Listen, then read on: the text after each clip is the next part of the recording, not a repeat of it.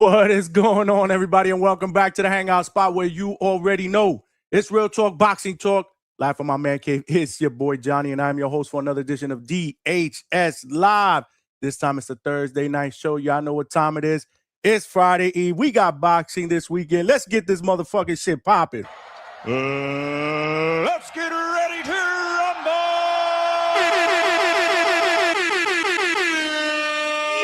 Yeah, what's going on, DHS, man? Salute to all of y'all, man. For real, man. Hope you guys had an excellent Thursday, man. We about to get shit popping tonight, man. It is Friday Eve. You know how we do, man.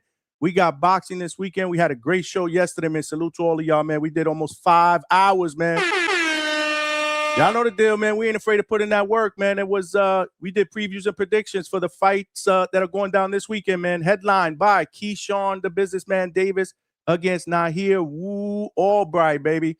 We did our previews and predictions, and we also broke down both that fight and the co-main event between my guy, the Assassin 2, Brian Norman Jr., who is making his return after that Devin Haney loss.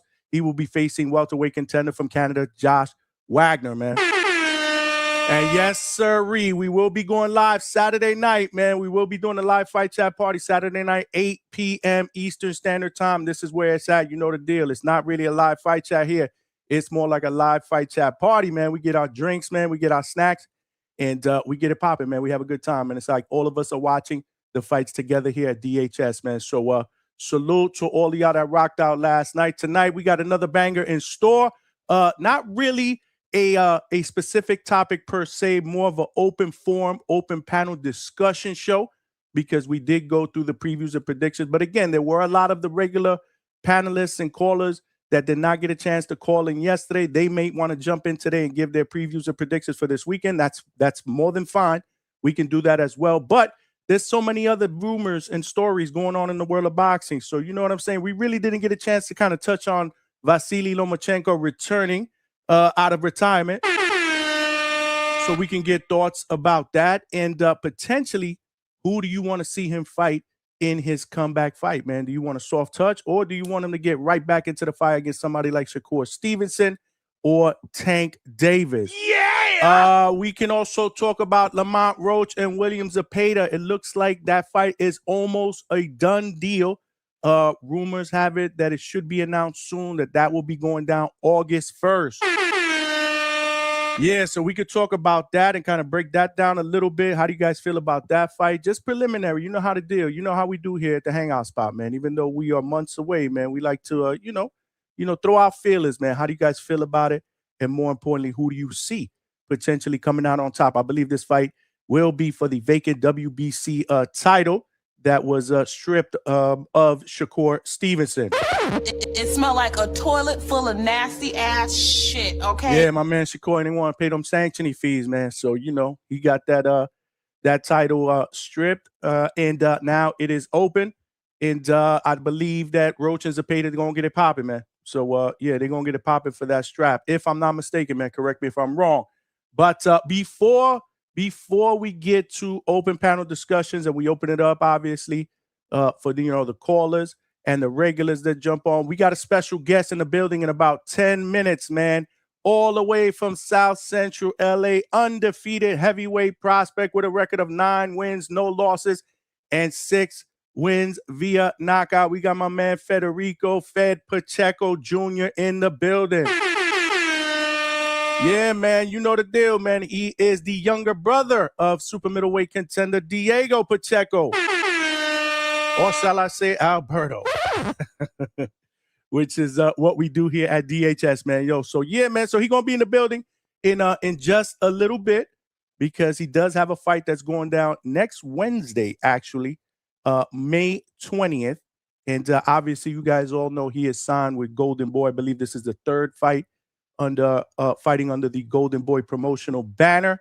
And we're going to get him in the ring, man. Talk about that fight and, get his story, man. Talk a little bit about his boxing journey, man. Him and his brother are both undefeated, man. So there's pedigree there, man. And man, Diego's one of my favorites out there. So salute, man. We'll get Fed up here in just a little bit. But before we get started, y'all know the deal. There are ground rules here at DHS. If you are watching this live on YouTube, you know the deal. smash that like button, man. Yeah! And help us get this show and this channel out into the homepage / algorithm of other true hardcore laid-back boxing fans. So then we rock out weeknights, 9 p.m. Eastern Standard Time. Yeah! Sunday nights, we do our recap show, 8 p.m. Eastern Standard Time. Yeah! And let's not forget, live fight chats are absolutely epic here at DHS because after the fights are over, the show doesn't stop. No. Yeah! The show gets better, man, because we open up the panel, we get immediate post-fight reactions, man. I don't think we've done a live fight chat that's been less than 6 hours. We ain't afraid to put in that work, man. We are the spot. We are the spot for the second shift and third shift overnight workers, man. The DHS family out there, y'all the real champs, man. The champ is here! The champ is here! The champ is here! Let's go, champ! Let's go, champ, man. So, yeah, smash the like button, man. You know the deal, man. We got to get at least 100 likes per minimum per show, man. Yesterday, we only got about 85 likes. That's not up to standards, man. Tonight, we got to do 100 likes, man. When we do 100 likes, man, YouTube cooks, man. YouTube does its job, and it gets the channel out there. Y'all see, man, hella new people in the chat. Some more new people that we've had that jumped on the panel. We got some weirdos, too, that be trying to jump on the panel. It smell like a toilet full of nasty ass shit. Okay? Hey, man, that tells me we getting popular, man. We popping, man. We moving in the right direction, man. We doing big things here in 2026. So let's smash the like button on the way in, man. So you guys don't forget, we also streaming live on X and on millions.co. Salute to my family on both platforms, man. Make sure you share the show on both platforms as we are trying to grow the DHS family on each of those platforms. But more importantly, it takes less than 5 seconds to come on over here to YouTube, smash the like button, participate in the chat, man. This is where it's at. And subscribe to the channel, man. Straight cash, homie. There are power in numbers. We're trying to do big things. We're trying to turn this train into a locomotive. In order for us to do that, we will need more passengers. That's where the subscribers come in. That's where the DHS family members come in. So we need less than 300 subscribers to get to 4,000. Let's help a brother get there. Y'all got friends and y'all got text messages on your cell phones, man. Text somebody, tell a friend to subscribe. Last but not least, the most important ground rule, as always, is the best boxing podcast chat out here on these YouTube streets. The DHS family, y'all got to cook tonight in the chat. Bring that energy, man. I need it, man. I feed off of it, man. We feed off of it. You can't have a great show without a great chat, and you guys bring it tonight. Should not be any different. But if you do have a question or a comment that you want to make sure it doesn't get missed, or a question for our guest, Fed Pacheco, man, again, I will be monitoring the chat, but I do miss questions or comments. Make sure you super chat them. That way they don't get missed. They come up as a star message. I'll see them, and I'll obviously show you some love. And in the process, it also provides your boy with a little bit of donation, and every penny counts because we are putting in the work. So whether it's Super Chat or Cash App or Zelle, QR codes are right here on the side of the screen. Those are all ways to donate to the channel, man. All donations go right back in and continue to provide you guys with the best boxing content out here on these YouTube streets, whether it's here at the studio or boots to ground. You know the deal. We ain't afraid to put in that work, man. Yeah, man. Salute. I'm actually going to put a 10 super chat goal, man, just to motivate you guys to put a little bit of color in the chat, man, because we working, man. We're going to do at least 4 or 5 hours tonight, man. So, yeah, man, if you want to help a brother get to that goal, it could be a super chat of any denomination. Support the late night grind here at DHS, man.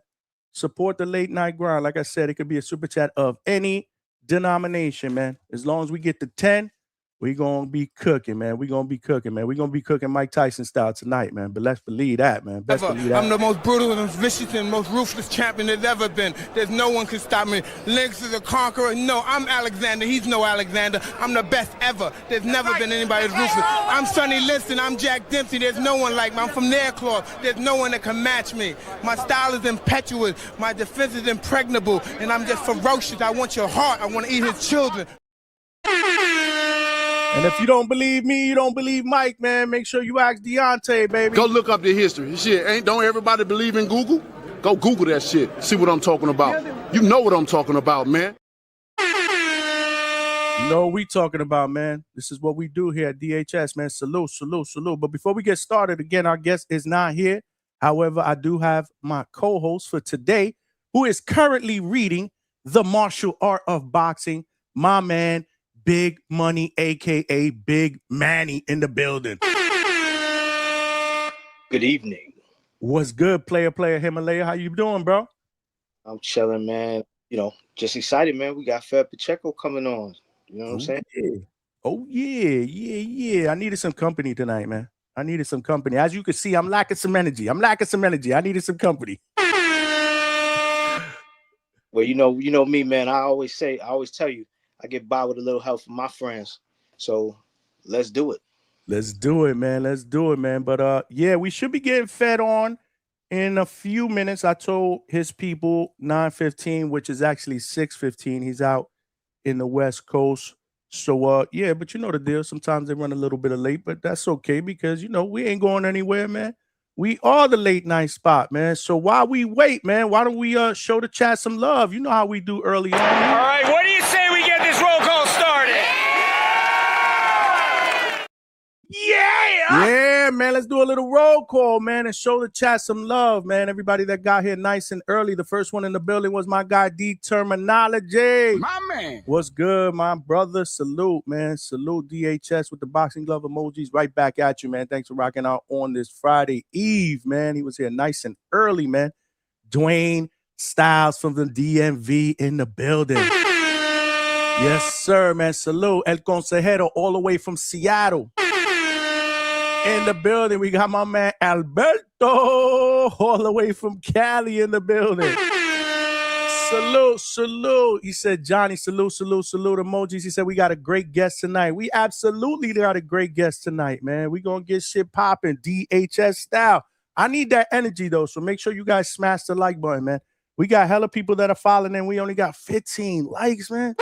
What's going on with y'all, man? What's going on with y'all? It smelled like a toilet full of nasty ass shit, okay? We're not doing 85 likes like we did last night. We getting 100. We getting 100 tonight. Anything less is unacceptable. Get them likes up. Get them likes up, man. For real.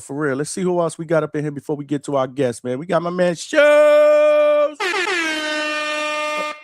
Yeah. We got to get them likes up, man. Salute. Michelangelo in the building. What's good? Yeah. All the way from Cali, man. What's good, man? You usually get in here late, man. That's what's up. My man Joaquin, Arizona in the building. My man. Salute, man. Salute, man. He said, Shows said Joaquin Sean looks so unmotivated today. Ticket sales got him hot. We're gonna get to that. We're gonna get to that later, man. After we get our guest up in here. We got the big boss Mandalorian in the building. What's good, champ? My man. Salute, Big Money holding the mic like he finna give us a rendition. Let's go, man. But yeah, man. Salute, man. Hit the like button. Like I said, if you do have a question or comment and you want to make sure it doesn't get missed, super chat is the best way to go. I'm just want to remind you guys again, the chat gonna be cooking. But without further ado, let's get our guest in here, Big Money. It looks like he's backstage.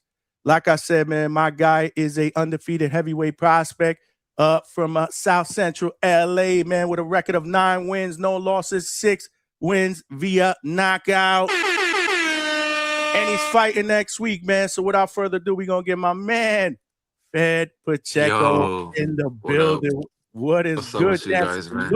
What up? Appreciate you guys having me, man. Welcome to the Hangout.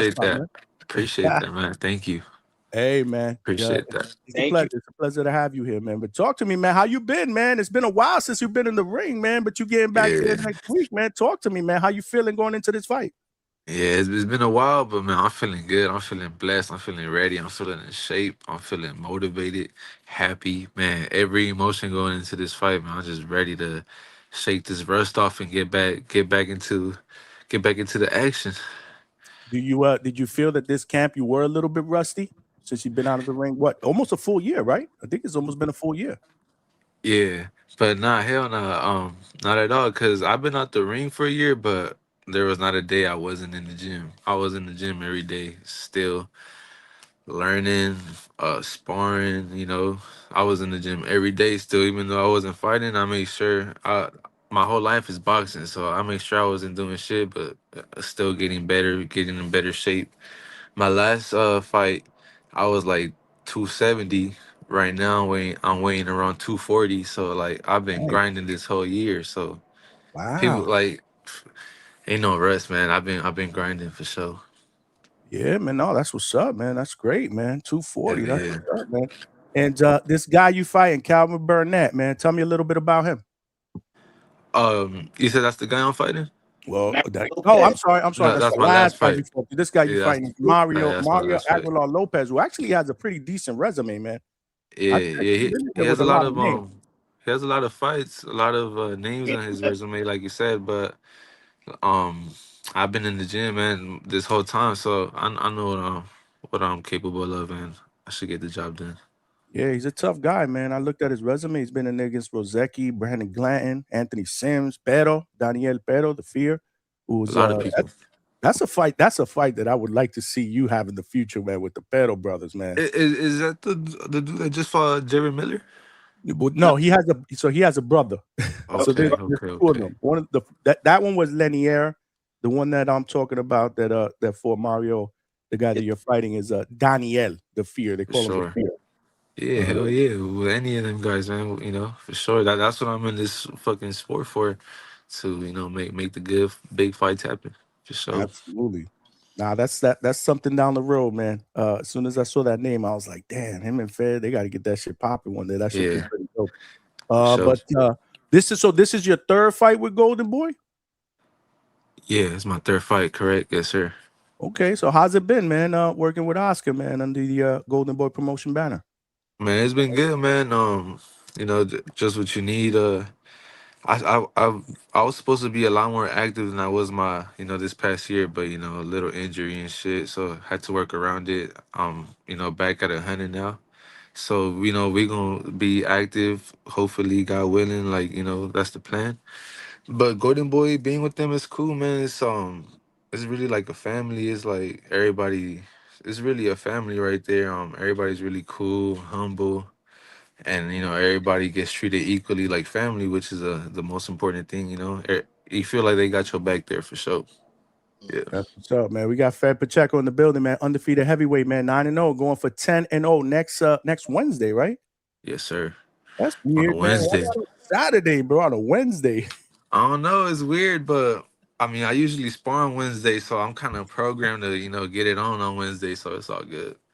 That's what's up, man. You take them as it comes. I hear that, man. I hear that. No, Yeah, I'm looking yeah. forward to that, man. I'm definitely looking forward to getting you back in the ring. That's what I was going to ask you. So was that layoff more business related, or was it something that you were going through physically that Nah, you need to recover from?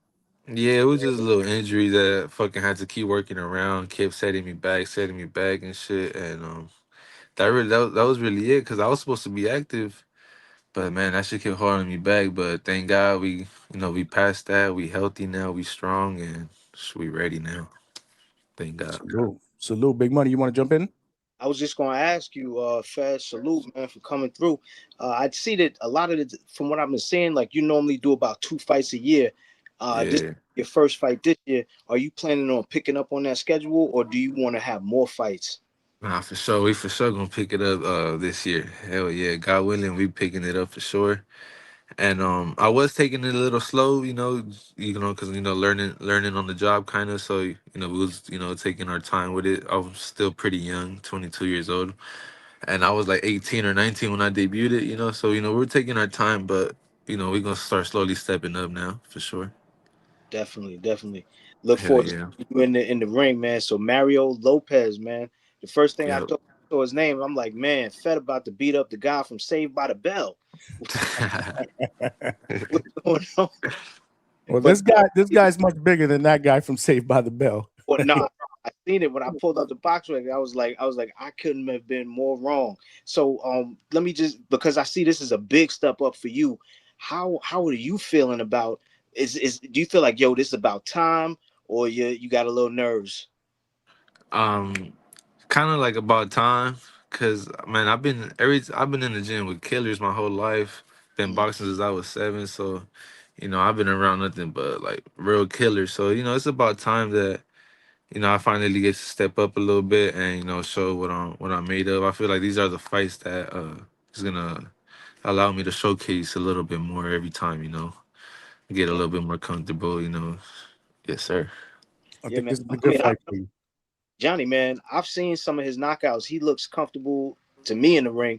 Like he'll walk a guy down, the guy throw back, he stays right in position, just balls out of the way and just keeps punching until the guy has to give up. So I know that he's got poise. So. Nah, Fed is a beast, man. He's a beast, and I think this is a good fight for you, man, because like I said, this guy got names on his resume. So Yeah, this, yeah. he's got Perfect. It's a fights, he's got wins. perfect fight. Yeah, no, this is a good step up fight for you to get that 10th one out of the way, man. Salute to you. But you mentioned that you started fighting when you were 7. That's when I wanted to kind of transition into, man. I wanted you to kind of Yep. talk to us, tell us about your boxing beginnings, like when you started and why, and more importantly, what inspired you to say, I want to do this for a living and be a professional fighter. Yep. I started boxing when I was 7. Me and my older brother Diego Pacheco were three. He's 3 years older than me. He was 10. I was 7 when we first got introduced into boxing, and really, my dad took us because we would just be outside with the kids on the block, riding our bikes, playing soccer from fucking morning to nighttime. So my dad was like, like that's cool, you guys are doing sports, but I want to put you guys somewhere else. So my dad's always been a big fan of boxing. He never boxed himself, but he always said, man, I would love for my kids to, be boxing or, even think about it. So he took us one day and we liked it, he just kept taking us, and little by little, me and my brother, well, me and him, we will fight a lot. So like that will help us get our anger out a little bit. We'll be competing in there, see who better and shit. And that was really it, man.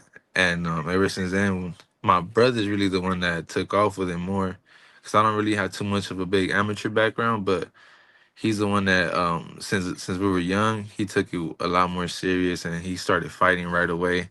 I was more of just a kid, just being in the gym.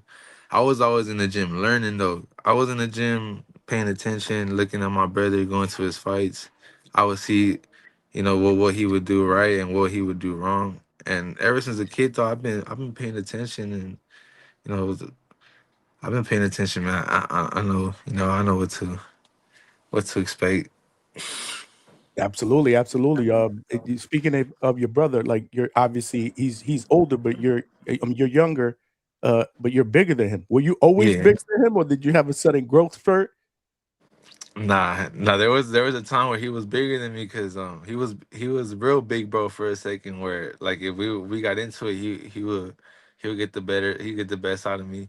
Right. And but then it was probably until I was like probably like 15, I probably grew to like 6'2", six You had a three, growth spurt, yeah. and he we're probably like the same, but I was like 180, 190. He was like 160. So Whoa. then that's when we stopped fighting, because like we're like, man, we too big, like we hurting ourselves now and shit, like we can't be fighting no more. Oh So wow. yeah, man, but yeah, that's my big bro for sure. Love him.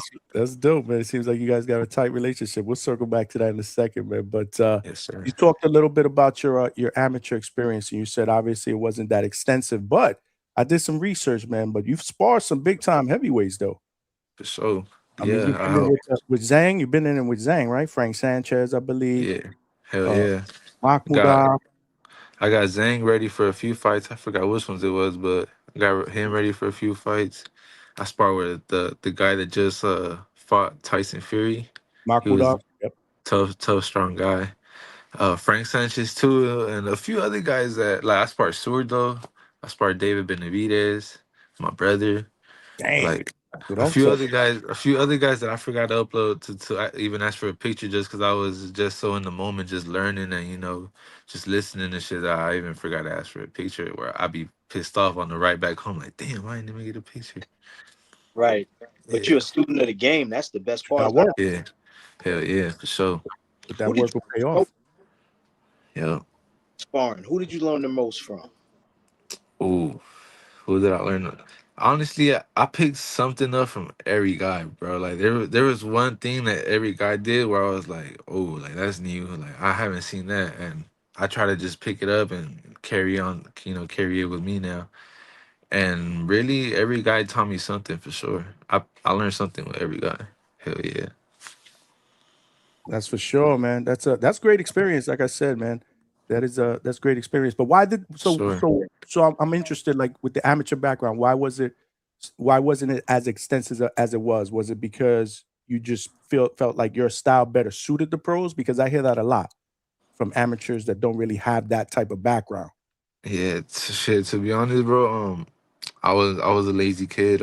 My coach, he would like try to take me to fights, Cause I would be in the gym every day, and I was telling you when I was 15, I grew to like 6'2", 6'3", 180, 190. I was 200 to, and then eventually 210, 220. I just kept growing, and I was always in the gym. So my coach, he would put me in there with all the heavyweights, all the with all the big guys, and I'll get the best out of all of them. And he'll be like, "Man, why the fuck you not fighting?" He'd be like, "How old are you? 15?" I'm like, "Yeah." He's like, "You gonna be 18 one day? You gonna be like, what's next?" And sure enough, that's basically what happened, bro. Like I was 17. I think nationals was like in December, and my birthday's in January. So I was like, "Damn, like shit's about to get real. I'm about to turn 18." So he comes up to me. He's like, "Nationals is next week. What you finna do?" I'm like, "Fuck it, sign me up." He signs me up. We go to nationals, and I fight the first day. I get the win. I advance to semifinals. Then I get matched up with a guy that's like 15-0. He's ranked number one at the time, and I beat him unanimous decision. And bro, at the time I was like 300 pounds, bro. I was so out of shape. I was like 6'4", hella out of shape. I'm telling you, we signed up to that tournament like a week prior to it starting, where I was like, "Fuck it, sign me up." So we went. And man, it was like I was winning all these fights. I'm like, shit, I'm motivated. And then the finals comes up. I think he was the number 4 ranked at the time. So the finals comes up and I lost split decision. I fell short, but man, I was hella big at the time, hella tired. I got outworked. And but I felt like me losing that final fight was probably like the best thing that could have happened to me, because if I would have went there and won every fight, I would have thought like, "Oh, this shit easy, man. I don't gotta train. Right. I just came here and whipped everybody. It's easy." So like that shit woke me up like hell nah, like because this guy was ranked number 4. He's been there before. He knew what to expect. I didn't. So that was a real wake up call, and I feel like that was the best thing that could have happened. And that's all my amateur experience right there. Just those 3 fights. Okay, that's what's up. And you've been a pro since 2022, 9 fights Yep. in. Yes, And sir. yeah, obviously this is the 10th. Hopefully, a couple more before the year is out. I think Hell uh, yeah. I think you're on a good pace so far. But tell me, so since your pro debut, right, 9 fights in, walk me through some of the biggest lessons that you've learned, in these first 9 fights going into this 10th one. Um, shit, man. Even going into my pro debut, I thought I knew it all. I would see everybody getting knockouts, like especially when it's their pro debut. I'm like, everybody gets a knockout on their pro debut. ABC, I didn't get a knockout in my pro debut, so I'm fighting some Mexican guy, and I'm in the weigh-ins. I'm like, ooh man, I'm about to go crazy tomorrow. I'm about to knock this guy out. And then the fight comes, and the guy takes me to the distance. Tough ass Mexican dude, my first fight, and that shit taught me a lot too. Like, oh yeah, like like the pros, it's a whole nother level. Like that taught me like, oh yeah, even if it's a fucking journeyman, like these guys is fucking swinging for their lives. Like that's just different in there. So Different. that showed me there's even a whole nother level in the pro. So though, that's why you guys see the 2 fights and shit, because I started taking it slow. I'm in the gym though. I was training with Jose Benavides for like 3 years. So I was in the gym with David, Rayo, my brother, Jose Benavides, and a whole bunch of other killers just in Seattle, like basically damn near isolated just in the gym every day for 3 years with them. That shit taught me like damn near everything. I went pro cause I was with them. Everybody's pro around me, and I'm fucking working like a pro now. So they're like, come on. And David Benavides, Rayo, they really don't got too much amateur experience either. So they're the ones that gave me that motivation to take that jump for sure. Yeah, man, and it's in the blood, obviously, older Hell brother yeah. Diego doing his thing, but, it looks like your relationship with him is very, very special, so again, you both came up together. How has Hell yeah. training how has training and competing alongside him influenced you and your mindset as a fighter? Man, competing next to him, we got to share a card one time, a Matchroom card before I was signed to Golden Boy. Matchroom did a show in Monterrey, I believe it was. I opened up the show and he was the main event. Man, that was probably at the time I didn't realize it, but like looking back at it, I'm like, damn, like that's big. Like that was pretty dope, man. Like I opened up the show, I got a knockout, then my brother got a knockout to close the show off. Like that's I'm never gonna forget that night. Like That so was the growing guy. up, yeah, the Gallegos when he fought Gallegos. That was a good ass fight, bro. That Mexican, he was tough, bro. Manuel No. Gallegos. I think after my brother fought him, he upsetted a few guys.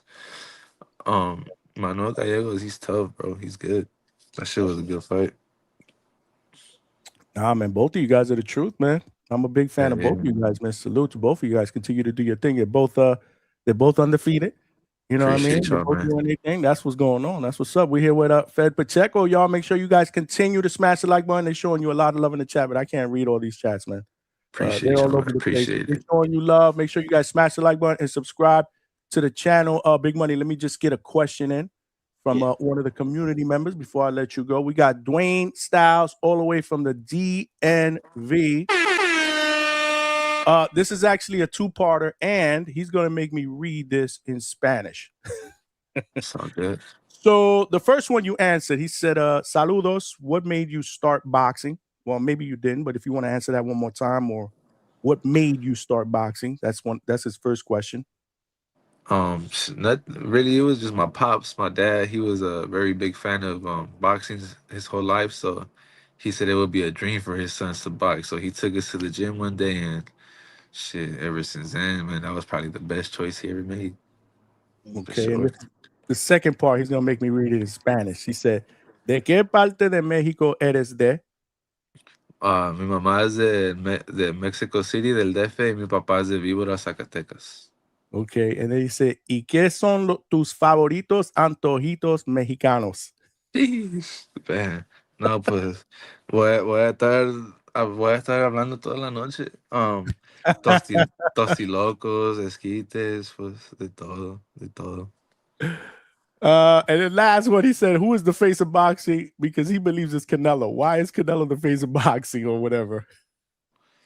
Hey, well, to him, it's Canelo. To a lot of people, it's Canelo. Shit, man, I really don't care. To me, it's my boy David Benavidez. Shit, he's stepping on shit right now. You know, he taking over, respectfully too. You know, and I think it's David Benavidez. Oh hell yeah, I fuck with that Mexican monster. Yeah, man. Yes, sir. David a Yeah, beast, man. This performance over Zurdo, man, we couldn't stop talking about it, man. I mean, man. Yeah, I went to the fight. That shit was crazy, man. shit was lit, right? That's what's up. I ain't gonna lie though, that's just what I expected from David, man. Like he always lives up to it too, man. He a beast. Salute. We got another question that just came in from Alberto, all the way in California. Not far from you. He says, salute with the salute emojis. Keep working and trust GPP and the matchmakers. It's a slow ladder to the top, and you don't want to rush the process and end up as it has been or could have been like Josue Vargas or Jared Anderson. You're our next great American heavyweight with the American flag, two muscle emojis. Wanted to show you love. Hell yeah, man. God willing, we're gonna take our time. You know, ain't no rush. We got a lot of time to get there. So appreciate that. Absolutely, man. Salute. Good questions, and keep showing up. Fed some love. You want to jump in there, Big Money? I got a few more after you. Yeah, definitely. Speaking about that night, man, you said you were there. You got to witness that kind of thing. That was history. How much does that motivate you to, show out when your fight comes up? Yeah, man. I ain't gonna lie. When it's one of my bros, like when it's either my brother or David or Benavidez or Rayo or any other of my close homies, man, that's just real motivating. But I ain't gonna lie, that sort of the fight, man, that whole stadium was packed, bro. Everybody's yelling out, "Monstro, Monstro!" Like I've been to a few of his fights, bro. That's probably the craziest. Like the whole crowd was with him, so like that shit was real motivating, man. Cause he's been working his ass off for sure. Like he's been working his ass off. So seeing everything play out the way it is like it's real motivating. It's like, oh yeah, this is possible for sure. Definitely. And one other thing I wanted to ask you, man, when it comes down to it, who deals with your niece better, you or your brother? It's probably me. I ain't gonna lie. She love me, and I love her. No, but she's a big daddy's girl though. Like she loved her dad too though. And that's a hard one. I don't know. I'm gonna say her dad, but yeah, she likes both of us for sure. She well taken care of with us right here. She gonna be straight. That's what's up. Humble, man. Yes, sir. That's what's up. That's what's up. So from fight number 1 to fight now, going into fight number 10, what do you think? What would you say is the one thing that you feel you've improved in the most, stylistically? Um, trying to think. I don't know, but going into this fight, I don't know why I'm like real confident. Like real, like man, I'm happy because I don't know because it's like a little step up fight. So it's man, I'm feeling good, bro. Like I can't say what I learned, but because I can't think of nothing, but I just know I'm feeling real good, bro. Like different from all those 9 fights, I would always be nervous, like second guessing myself, like damn, having all these thoughts and shit. But man, just clear mind, just ready to go this week. So I feel good, man. That's what's up. That's what's up. And the heavyweight division right now is there's a lot going on in the division right there. Yeah, it's I like to popping. say it's like in a transition phase because it's kind of stacked. We got some punchers, you got some veterans, you got some young guys.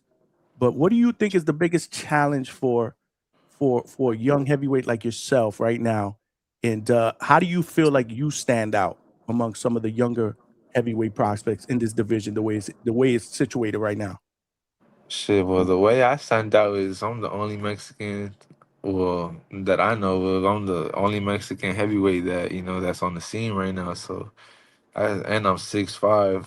I'm not a short fucking little Mexican. I'm 6'5". Fucking 240 now. Not in the best shape yet, but I'm still working to get there. So I feel like that's a big reason I stand out. But also, that's why I'm excited for this fight, man, because I'm excited to get back on the scene and man, and get these fucking knockouts and show them I'm here. Mm. No, that's what's up, man. And obviously you're undefeated, but does that carry any pressure for you? Like, how do you handle the mental side of that, right? Because I know again you're still in the prospect phase, so you're gonna want to continue Yeah, to represent and for keep that sure, always place. So how do you handle that? for sure. Yeah, obviously it's shit. I'm gonna try to stay undefeated as long as I can, but man, I got like I seen some of my closest friends taste defeat and then bounce back and be at the fucking top like Ryo. Bro, I seen him. I was at his fight when he got stopped by Edwin de los Santos. He took it hard, but he was like, "It's all good, bro. I'm gonna be back, training, training, training." Fought Chris Colbert. I think they robbed him the first fight, and bro, still like so. He thinks he's about to win. He loses again. He's like back down here. And I was training with him this whole time, bro. So he's like, "It's all good, bro. I'm gonna be back." Like I can see it in his face. He's like, he's fucked up, but he's like, "I'm gonna be back." Gets the Pitbull fight. Outclasses Pitbull. Now he's fucking world champion. Like so, obviously I'm gonna stay undefeated. But if it happens, there's hella great fighters that are not undefeated and still great, man. It's as long as you go out there and you fucking give your heart out, you please the fans, and you don't go out there and fucking go out on your knee or some bitch shit. I feel like as long as you go out on your shield, give it your all, the fans gonna want to keep seeing you, so the promoters is gonna bring you back. I want Absolutely, But that. man. but What, man, losing ain't on my mind and shit. Hell no. what it, Absolutely, you got to keep building. Go ahead, Big Money. Yeah. definitely, and not that it needs to be on your mind, but it just seems that you have a very unique set of circumstances with the people that are around you in your circle in boxing. Like you've got guys like David Benavidez who has had his troubles, but he's also risen to one of the highest levels. And then Yeah. you also have guys like how you just mentioned with El Rayo, and you got to see his experience. Do you think any of that gives you any real like some seasoning so that you know how to approach a lot of different situations when it comes to this world of boxing? For sure, bro. Hell yeah. Yeah, man. Like when Ryan lost, that shit humbled all of us, bro, because that was like the first loss the team took. So that shit humbled the fuck out of all of us, and we're like, hell no, like we gotta, we gotta work, like, cause he was scheduled to fight somebody, and then I forgot what happened, and De Los Santos was a late replacement. I think that like same fight week. Mm. So yeah, you just gotta be careful, like taking late replacements like that. And it's not because it's not because you're scared or anything. You didn't have the proper camp. Because I think he was even like he was supposed to fight a righty, and De Los Santos was a lefty, or vice versa, or something like that. It was like the complete opposite of what he was preparing to fight.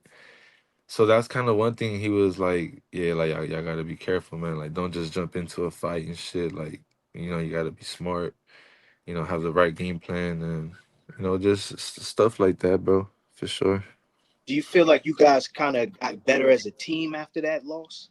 for sure. Hell yeah, cause telling you, we was on top of the world. Everybody's undefeated. Shit, we on top of the world, just knocking shit out, and then that happened. So hell yeah, man, like that that set us back and made us all work even harder and hold each other accountable more, and that shit helped us for sure, for And sure, bro, for sure. here's my last one because I know you at Golden Boy, and I wanted to circle back to this. Have you worked or sparred in any way with Joshua Edwards? Nah, I haven't sparred with him, but when we got signed together and we met, we were out here in LA, and I remember we said like, yeah, let's get some work, and it didn't happen. But if I told him I think we got each other's number or some shit. We were like, if I'm ever in your city, if you're ever back in here, we gonna tap in and get some work for sure. Nice, nice. Yeah, Well, good luck, man, on the fight coming, man. Very, appreciate very you. transparent, man. That was real. The Ryo shit was real, man. I salute to you for sharing that with us. And because yeah, Appreciate man, that. full circle, man. Now he about to get that get back. He got Hell De Los yeah, Santos rematch, man. hell yeah, for At the sure, end of June, so he get a for sure, chance to for get that sure. get back. That's what's up, man. Hell That's yeah, what's up. Salute. Fed Pacheco is in the building, y'all. Make sure you guys yes, continue to sir. show him love. He's fighting next week, next Wednesday. So a Next week, Wednesday. little bit less than a week away, May 20th, against a tough veteran opponent. We definitely gonna be tapped in. Before I Yes, let you sir. go though, like so what do you like to do when you're not boxing, man? Hobbies, things that you like to do to kind I of like I like to hoop, man. I like to play basketball. I'm either 24 LA Fizz just hooping everybody up. Me and my brother. We love to play basketball. My brother, he played varsity, but I only went to high school for freshman years, or else I would have been varsity too for sure. But we started pursuing boxing, so But we love to play basketball, man. And that's really it. Just hoop. If not, we just staying in shape, running. Just getting little workouts in, boxing. Really, bro, I'm just boxing. Oh, if not, I'm fucking playing the game. Warzone and shit. you still in war zone? I Waiting used for to do GTA 6 still. that. Right. Man, you might be world champion before that game come out. Hey, for real, man. That shit, that's funny. That shit ain't gonna come out, man. Years ago, I used to play Warzone with a couple of my boys, man, but that was a while ago. I don't have the time anymore, man, Yeah. or the Honestly, patience. I don't play as much as we did before, but yeah, I used to love Warzone, Rebirth Island and shit. That shit was nice. Dope, dope. Another one that just came to mind, man, because you come from a tough neighborhood. You know what Yeah, I for mean? sure. So for young kids, for young up Uh, and coming fighters that also are coming, that are in those tough neighborhoods. What's one piece of advice you wish you've heard earlier that you would like to give to that next generation, that's looking to get out of those rough surroundings and make something of themselves in the same fashion you did, possibly in the sport of boxing. I don't want to say that like I realized it too late, like, cause like I'm telling you, I really didn't start taking boxing serious until I was like 17, 18. But I would just say is don't think anything is impossible, because if that's just in your mind, it's possible, man. Like you just gotta set your mind and your heart to it. Be with God, and you're gonna get there, man. Nothing is impossible. Just hard work and just believe in yourself. That's really it, man. Just believe in yourself for sure. Trust in yourself, and yeah. And what do you inspire? Like, what do you want to get? What's the end game for you, Fed, in the sport of boxing? My end game is man. It's not my end game, but like a big goal is like Crenshaw just got fucking named neighborhood nip. Damn, I forgot what it was called. I think it's called like Nipsey Hustle Square now or something. Cause he be giving back to the hood a lot. So I just wanna get back to where I come from, man. Like I wanna have my mural at my old elementary and shit. Like, but I wanna go back and do stuff to my elementary, not just go and get a mural. Like I wanna give back and. That's really what I want to do, man. Is just show these kids it's possible right here in South Central. I'm still in South Central, man. Everybody sees me. No cap. Everybody right here, they're like, that's the champ right there. So like, I'll be motivating the kids and shit. I'll be running around the streets right here. I fucking run a Crenshaw back over here. So, it's love out here for sure. You're definitely a real one, man. I'll tell you one thing I want to see. I would love to see you and your brother champions at the same time. That shit would be amazing. That shit Man, would be amazing.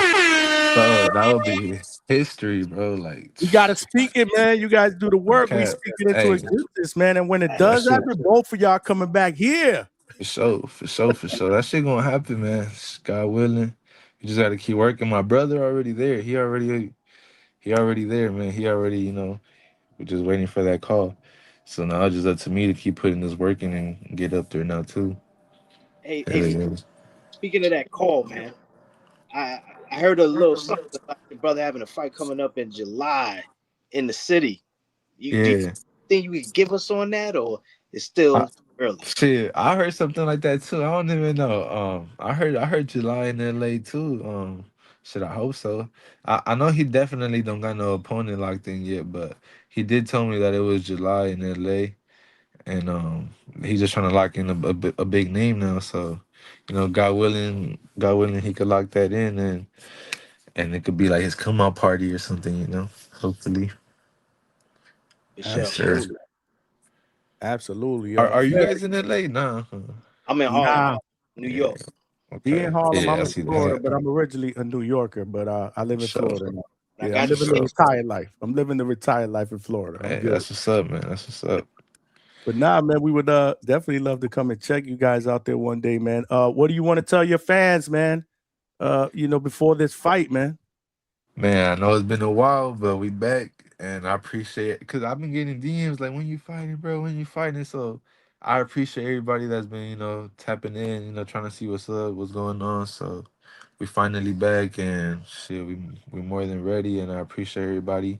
Just stay tuned, and this fight isn't open to the public. It's a private event. I don't know. I don't really know too much, so that's why I'm like, there's really not a lot of promotion going on. So my next fight, I'm gonna make sure I let everybody know where it's at, so everybody can pull up, you know, hand out some merch and shit. So hell Nice. yeah, everybody stay tuned.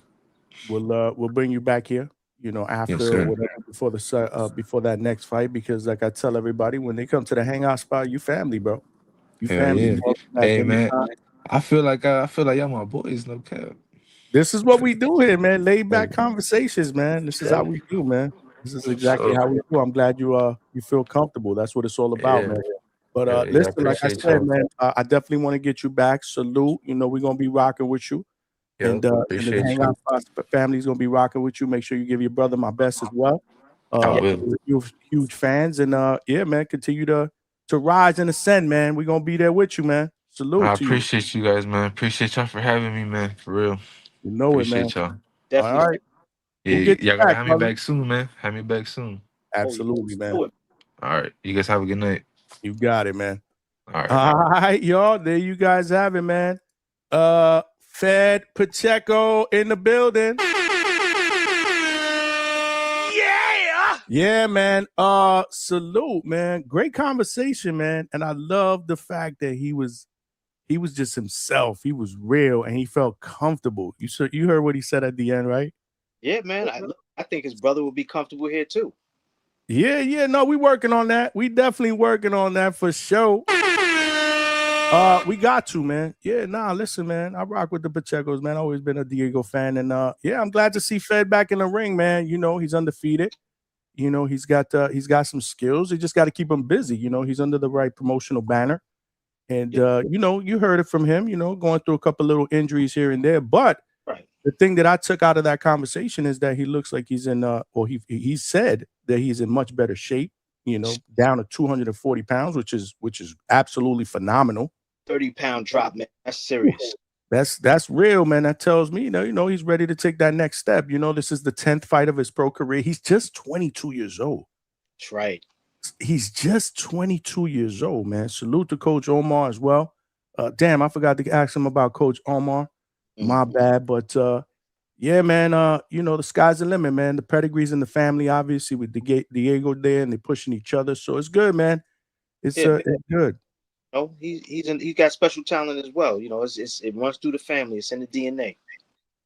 Absolutely, man. Absolutely, man. And shout out to you, man. Good job, man. Good job. Hey, I appreciate it. We working. Yeah, no, we definitely working, man. You guys need to work just a little bit harder hitting that fucking like button, though. Yeah! We got to get the likes up, man. We got over 60 people. We only got less than 30 likes. Like, what's going on, man? Y'all not appreciating the conversation, the content? Because I'm not even going to call it an interview, man. That was a nice little conversation with Fed, man. He's fighting next week. Yeah, he did mention the fact. I did see that. That is that's like a private event. So they're not really promoting it like that. Right. But the next one, obviously, hopefully, it'll be on a regular card, hopefully on a televised card, on a televised Golden Boy card where he can come up here and do a little bit more promotion, and then we can actually see it. I forgot to ask him, but I don't think that there was probably anywhere that he could probably. I don't even think he probably knew where we could probably see that. Yeah, it sounded like it was, to his point, it was private. I don't know that the turnaround could be that quick, but if his brother is actually fighting in July, and mind you, when I said I heard that, I probably should have been more clear. I heard it from Diego Pacheco himself. He said you didn't say that on the zone in July. So, like they caught him on the way out of the Benavidez fight. Yeah. Well, there was a bunch of people that were getting those interviews while he was walking out of the venue or something like that, like in the hallway and shit. But it was the same info. Like he got out of there, but he definitely dropped that little bomb and said he's got something coming on the zone. So I don't know how the turnaround is going to be. Maybe Fed puts this guy out quickly, and makes a quick show of it, and maybe they get him on the turnaround, and maybe he can be on that undercard too. But it is pretty close. It's pretty close. Damn, and I forgot. My bad, man. My bad. I did get a super chat that I forgot to read, man. That's my fault, man. I got caught up into this shit. My apologies. It was showing Fed love, man. He would have liked to hear that too. Attorney Bailey with the $5, man.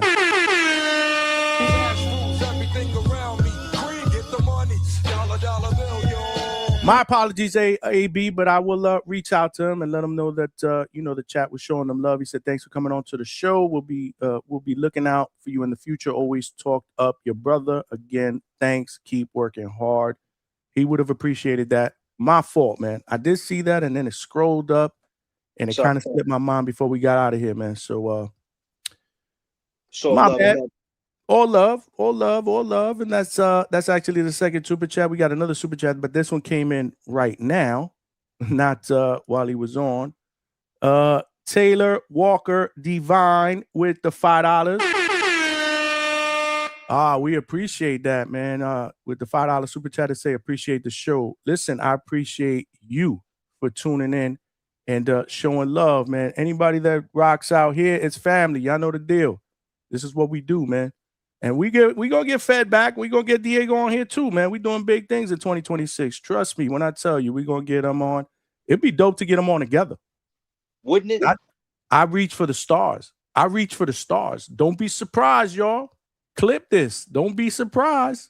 Don't be surprised. Is all I'm gonna tell you. Appreciate the super chats for real, man. Showing love. I see the chat cooking. I did throw the link out there. If y'all want to talk some boxing, you want to talk a little bit about this interview, or you just want to talk about anything and everything going on rumor-wise in the sport of boxing. Or real. We can do that. Or real, right? Because from what I'm hearing, I think Lamont Roach and Zepeda is pretty much close to a done deal. See, now there's some news. That is news. Vasily Lomachenko is coming back. That is news. I heard your criticism of Lomachenko during your TBV call. Did you now? I did. I ain't know you were gonna be that. I didn't know you were that critical of Lomachenko. I learned something during that call. I said, okay. Well, you know what it was, Jesse? That was out of the fact that I felt like I needed to remind people of exactly what happened, as opposed to what I thought happened and what they feel happened. You know, because our feelings sometimes they get in the way of our facts, and you know the facts were what the facts were. You know, I went over that on that call. Well, why don't you go over it here? There's people over there that didn't hear that call. I simply pointed out the fact that that man knew he lost, and he cried about it. You're saying that he knew he lost to who? Devin Haney? He lost to Devin Haney. You know, there's gonna be a lot of people that disagree with you, right? And that's the beautiful thing about opinions. You know what I'm saying? They have theirs the same way I can have mine. And you know, unless they can, I mean, and look, I'm open. You can always try and convince me what you think, but typically that's not how it goes. Normally it's just, you know, it's just hate. Wouldn't that be a perfect and most beautiful fight to be able to watch on a live together, all of us, if we didn't run the risk of getting flag? Damn. YouTube I don't know, man. It's not really YouTube. It's these you know, these promotion companies, man. They gotta whitelist you. You know, they gotta whitelist you. And they're just not doing that as often as they should. Especially what's crazy to me is that you would want to whitelist all these boxing podcasts, right? Because we're the ones that are talking boxing every single day out here on these YouTube streets. They're not talking fucking boxing on ESPN. Hell no. They're not talking boxing right now on Paramount Plus, even though they show us boxing when Zuffa's on there, but there's no real legit boxing show, you know, that's consistent on Paramount Plus or any major network for that matter. You want to talk boxing every day. Come out here to these YouTube streets and check out some of these podcasts. And we doing this shit. So, I mean, yeah, man, we the ones that are talking that shit. Let us get access to your content so that we can replay your shit. We can talk about your fighters. That's hard. That you have to be on the whitelist first before, you know, all we're doing is bringing more attention to the sport. Right. More eyes to the channel. Because obviously, if you're a good podcaster, you're going to call out the platform. Salute, you know, or you're going to have something on screen like I usually do that says video courtesy of whatever, you know, Top Rank or DAZN or whatever. But let me ask you, now that you could do that with DAZN and most of these guys are under DAZN, can you play any fights that you want or? I got to double check that. I might be able to. Actually, I had they sent me some shit. I just got to read through it thoroughly. I want to make sure that I don't cross the line. Right. You know what I mean? But yeah, I should be able to kind of replay shit on their archive because it would be really, really good, especially on the nights where we don't really have a topic to talk about. Let's break down a fight. Let's get Coach Bermudez up here, you know, and break down the fight. The only bad part about getting Coach Bermudez up here to break down a fight is that the fucking breakdown will be like 4 hours long. It'll be a fucking 4-hour breakdown if we're doing a 12-round fight. And I say that affectionately. I'm not saying that in a bad way. But how long did it take Coach Bermudez? Or I was thinking about this the other day, and I was laughing about it. How long did it take Coach Bermudez to give his takes on? Remember the show that we were breaking down the attributes, the key measurable attributes for I forget which two fighters. I think it was Devin and Shakur. Remember? Yeah, I remember. And I was breaking it down, you know, footwork, you know, speed, you know, defense. Remember that when we were going through the attributes, which I want to start doing on a regular basis when we're breaking down all these future fights. How long did it take him that I had to stop? Like I had to skip attributes. I think we ended the show before he even got through the whole list. Like he got 45 That minutes. shit is a 2-pack of ass. And then he caught me out there. He was like, yo, man, you skipped a couple, right? I was like, nah, I ain't skipped a couple. You answered them all. I did. I skipped like 1 or 2. He knew exactly what was going on. He like, you skipping shit. Hey, man, listen, we would have been there till like 8 o'clock in the morning. If he I'm had like, it, just give us your pick real quick and why. That's all. Well, then he'll pause for a little bit. That's what he does. but coach is a thinker, man. So you gotta give him grace, man, because he'll kick some shit. He got some bars, but you gotta let him cook. One of these days, I'm gonna do a coach breakdown for y'all. I'm working on it behind the scenes. I'm working on that shit. That shit gonna be epic. I'm gonna do a coach breakdown. Oh, I got you. You know, like I'm gonna do a coach breakdown. Hold on, y'all need to send some super chats. Hold on, y'all must have forgot, man. Someone send a super chat. Where Coach Bermuda's at, man? Where's Coach Bermuda's at, man? Where Coach Bermuda's at? Where he at? Oh man, I see the chat cooking. Michelangelo said Coach Bermuda's carrying Johnny. He ain't carrying nobody. Yeah, I gotta go because Coach is coming. It's gonna be time for me to go as soon as Coach get here. But yeah, as soon as I don't know, man. He might be doing this thing. You know how he does. He do his 1-2 until about till it's late, and then he get on like what, midnight, 1 a.m. Then he get on and start cooking. You know what I'm saying? So we gonna leave the light on for him. We gonna leave the door open. He gonna probably he's definitely a late bloomer. Yeah. The link is out there, Alberto. I ain't throw it out there. Oh shit! Hold on. Oh, actually, I did, but I didn't pin it. My bad. My bad. Let's get the link out there, man. Let's get some fucking boxing dialogue, some talk going on. It's Thursday night. It's Friday Eve, man. We got boxing this weekend. For those of you that didn't get a chance, the regulars, to call in and voice your previews and predictions for this weekend's fight card that's going down in Norfolk, Virginia. It is streaming on DAZN. Call in, man. Give me your takes, man. The link is in the chat now. Let me pin it. I am replacing the DAZN DHS link. If you guys want to get a subscription, use my link, man. You get a subscription, you get to see this fight, and you don't get to pay anything other than your subscription. This is not a pay-per-view fight that's going down on Saturday. And I think the card is solid, man. I think it's respectable. It's definitely respectable. There's intrigue, definitely in the main event. There was a press conference today. We talked about that yesterday. We did. Yes. There was a press conference today. Nothing, no fireworks, but some confidence. On Keyshawn's side, he was very, very adamant that he's going to stop Wu, and Wu was like, "Yeah, cool story. That ain't gonna happen." That they didn't talk about the incident. Happened. Like it's almost like they didn't want, not even Wu. It seemed like it was made to be like, look, Chris is gonna say a little something, but everybody else, shut up. I think Keyshawn got a little annoyed with Chris because he kept pushing it. He was like, bro, like he fought Frank Martin already after that shit. Like, why are we even going there? And then Chris was kind of pushing the envelope. Well, it's a part of the storyline. It's part of the storyline. Yeah, this is where you got to read the room. Definitely, but I think move the fuck on.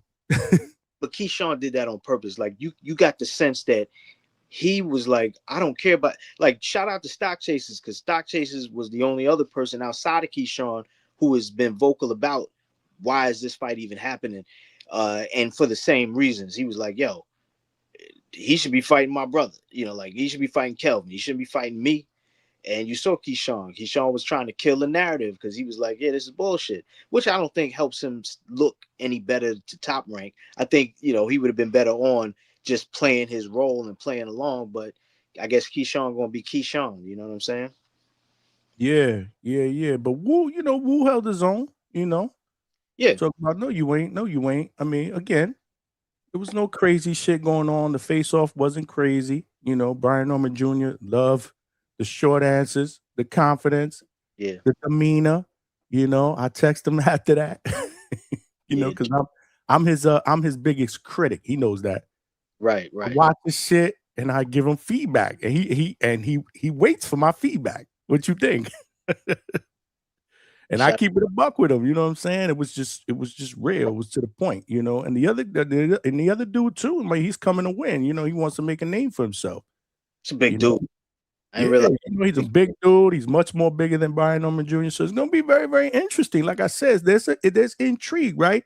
Me personally, I want to see, what different nuances potentially is going to be going on with Brian Norman Jr. in this fight. Obviously, with a new camp with Ronnie Shields, he's fighting against a taller, lankier opponent who Chad from Canada, and I believe Ryan from the 6 said on his show. Somebody told me that. That's a tough dude. You know, they know a lot more about him than I do. They from Canada. Right. You know, he in their backyard. So I take their word that the dude coming to fight. He a tough dude. You know what I mean? So so we'll see how that plays out. And again, very, very interested to see what's going on, because it's almost like Keyshawn just wants to get this fight out of the way and move on to bigger and better things. Yeah. He got a live body across from him that has also been in the ring with him. And I know you guys are picking Keyshawn by knockout. I'm picking Keyshawn to win the fight as well. I'm just throwing that out there. Wu coming to fight. Look, I don't put it past him, but I still got Key by stoppage. For sure.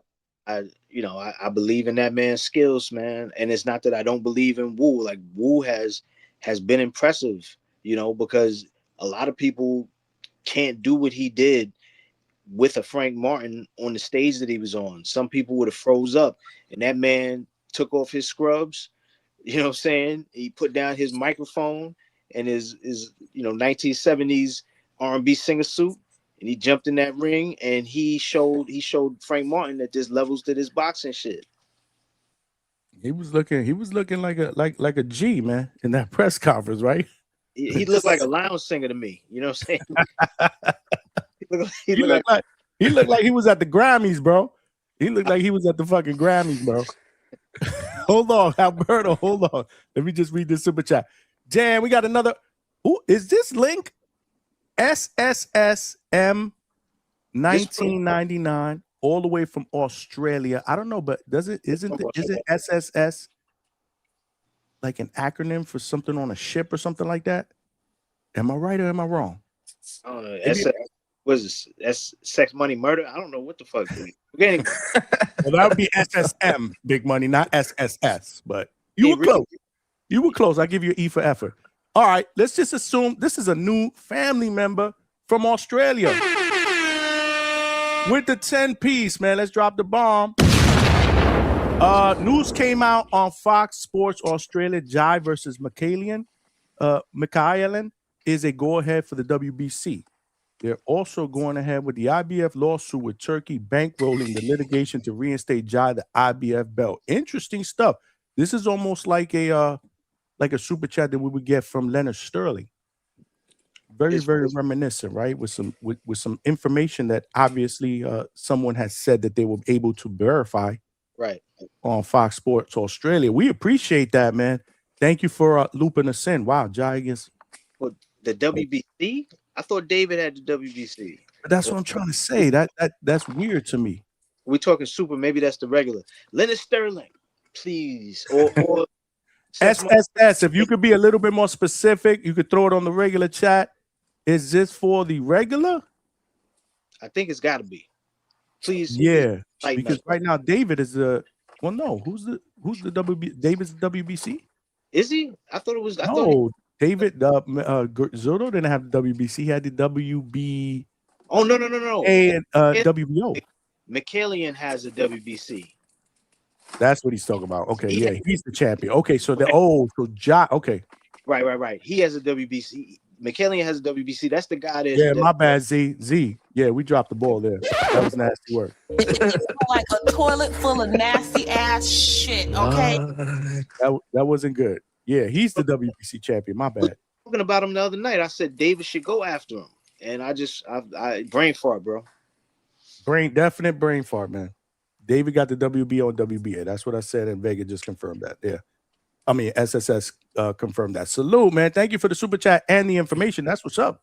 Wow. Okay. Breaking But I news. like the way they're shaping it up though, because if he can get that belt back and he can take this WBC belt from a guy who's not really a big puncher, yes, undisputed. Undisputed. Oh, Sign me up, man. Sign me up. That's what I'm talking about. I want David to stay at cruiser, man. Personally, that'd be my preference, man. Stop fucking with that 175, man. It looks like you filled out well. The hand speed was there. You got Jai there. You got a possible, shot at undisputed. Be the king of cruiserweight before you head out to heavyweight and pack up Usyk before he retire. Stay upstairs, man. Stay upstairs. That's just me personally, man. That's just my preference. Get that undisputed, then go up to heavyweight and pack up Usyk and you the face of Mexican boxing and possibly the face of boxing. What you think? Listen, I'm with you. I'm on the same page as you. I said so as much. But I like that idea. And I'm trying to remember if I said it, but I know I definitely was saying I thought David could go after him. But then I think I also said it would be nice if Jay could do it, because then he gets that. I didn't know about this. That would be interesting. Can you get a belt back off of a lawsuit? That would be insane. If he got that belt back off a lawsuit. No Devin Haney, please. Never say never in this wonderful sport of boxing in 2026. Vegas right though. Fuck undisputed. David versus Jai is a good fight with or without it. No, I get it. It would just add a little bit more seasoning. I like the steak of a belt. Yeah, it would add a little bit more salsa, a little bit more adobo, to the meal, man. If we can definitely do that. But sorry for the brain fart, y'all. We human. But again, this is why I say we got the best motherfucking boxing podcast chat out there, man. Because y'all out there, y'all on it. Y'all correcting us, man. We family. Alberto, I was waiting for this call. How did you like that interview with Lil Bro? Yeah. Nah, that was dope, man. I thoroughly enjoyed that conversation, right? Because we don't really got shit at heavyweight. Let's be real, man.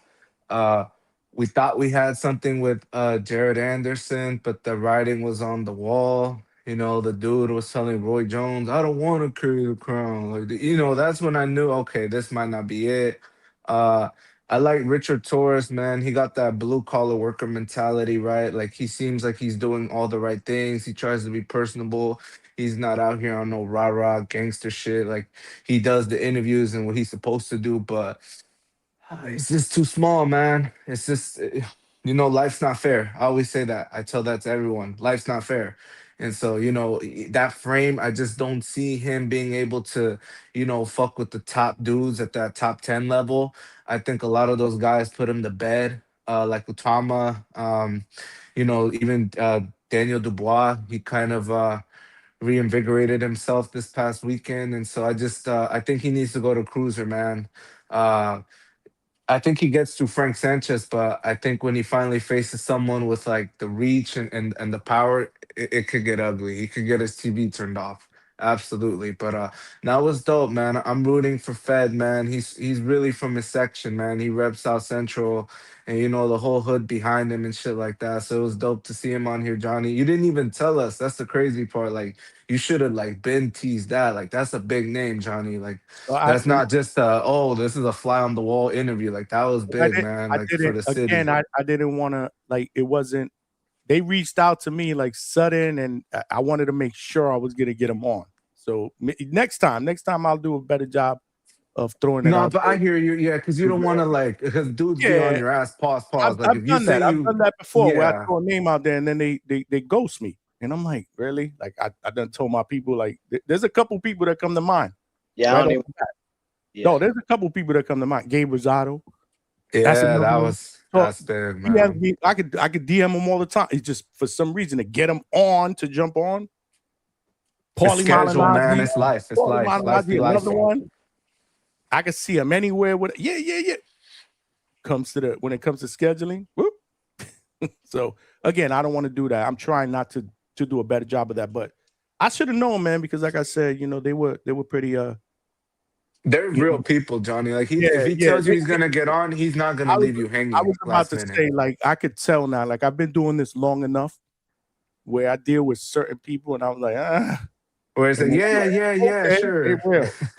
but I shout can out tell. to Gabe and Paulie, man. They, you know, shout No, out to they my peoples. I can see them anywhere. I mean, they my peoples. I'm just saying, I want to get them up here. Like I love their boxing taste. You know what I'm saying? Like we need to get them up here for no, the people so that we get we get the chat involved, ask questions. That's the whole point. And Gabe be podcasting. Y'all know he got the Migallo podcast. Like I'm subscribed. Like Gabe be So am dropping I. gems, man. So boxing, shout out to Gabe. boxing scene with Paulie and Chris. So, Mhm. Chris Algieri, that's another one. I can see him anywhere. Yeah. In and shout out fact, to AB ran into him. Attorney Bailey ran into him this weekend because he was calling the fights, the Salita fight. And AB was like, yeah, he got. And Chris Algieri, he told me, he was like, Chris Algieri said, yeah, Johnny got my number, whatever. I'm like, yeah, yeah, he got to respond though. Chris, come on the show, Chris. He got to respond. Yeah, I got to know. He know who I am. Chris, we putting the call out now. Come on to the show, man. This is the call. I like to get Chris Algieri too, man, because I love his breakdowns too. Chris, my dude. Absolutely. I talk to him all the time when I do the pro box cards and stuff like that. He's legit. I love his breakdowns. He's very, very articulate. So is Paulie, man. Boxing Scene times DHS. Let's go. Let's do it, man. Or better yet, why don't they get me on Boxing Scene? I'll make an appearance. If y'all don't want to meet me here, I'll meet y'all over there. That's no problem. Johnny will take the day off. I'll meet y'all over there. That's not a problem. That's not a fucking problem. I'll meet y'all over there. Just tell me what time and send me the link and we good. Or send me a plane ticket, wherever the fuck y'all at, and we good money. Johnny got the PTO. It's good. But let's go. Yeah, with that being said, though, man, I'm really behind Fed. He's doing what he's supposed to do. He didn't really have like an extensive amateur career. Like, Ryan and a lot of these other cats, they come in with like 150 fights out of the Ami. So, with Fed, it's a little different, right? Because that's what I said in the comments. Shout out to you for reading it, Johnny. I said, you gotta like, that proverbial ladder, like, it's no joke, man. Like you don't just bark up that tree. Like there's levels, right? And I think it's not too late. Like it's not like he's pushing 30 and he's still got training wheels on. Like he's right where he's supposed to be, in my opinion. Because heavyweight, that's the money division, the glamour division, and one punch it could change your whole career. And so I think he's doing it the right way, man. Shout out to Fed. He's putting on for the city for sure, for sure. And so I just wanted to show him love real quick. I hope he could spin back and maybe with Diego, like you said, Johnny, that'll be dope. But now, with that being said, I think I hope we could see his fight though. 'Cause I'd love to see because he sounds like he really buckled down. He dropped a lot of weight, and I want to see what he added to his toolbox. Show us that artillery.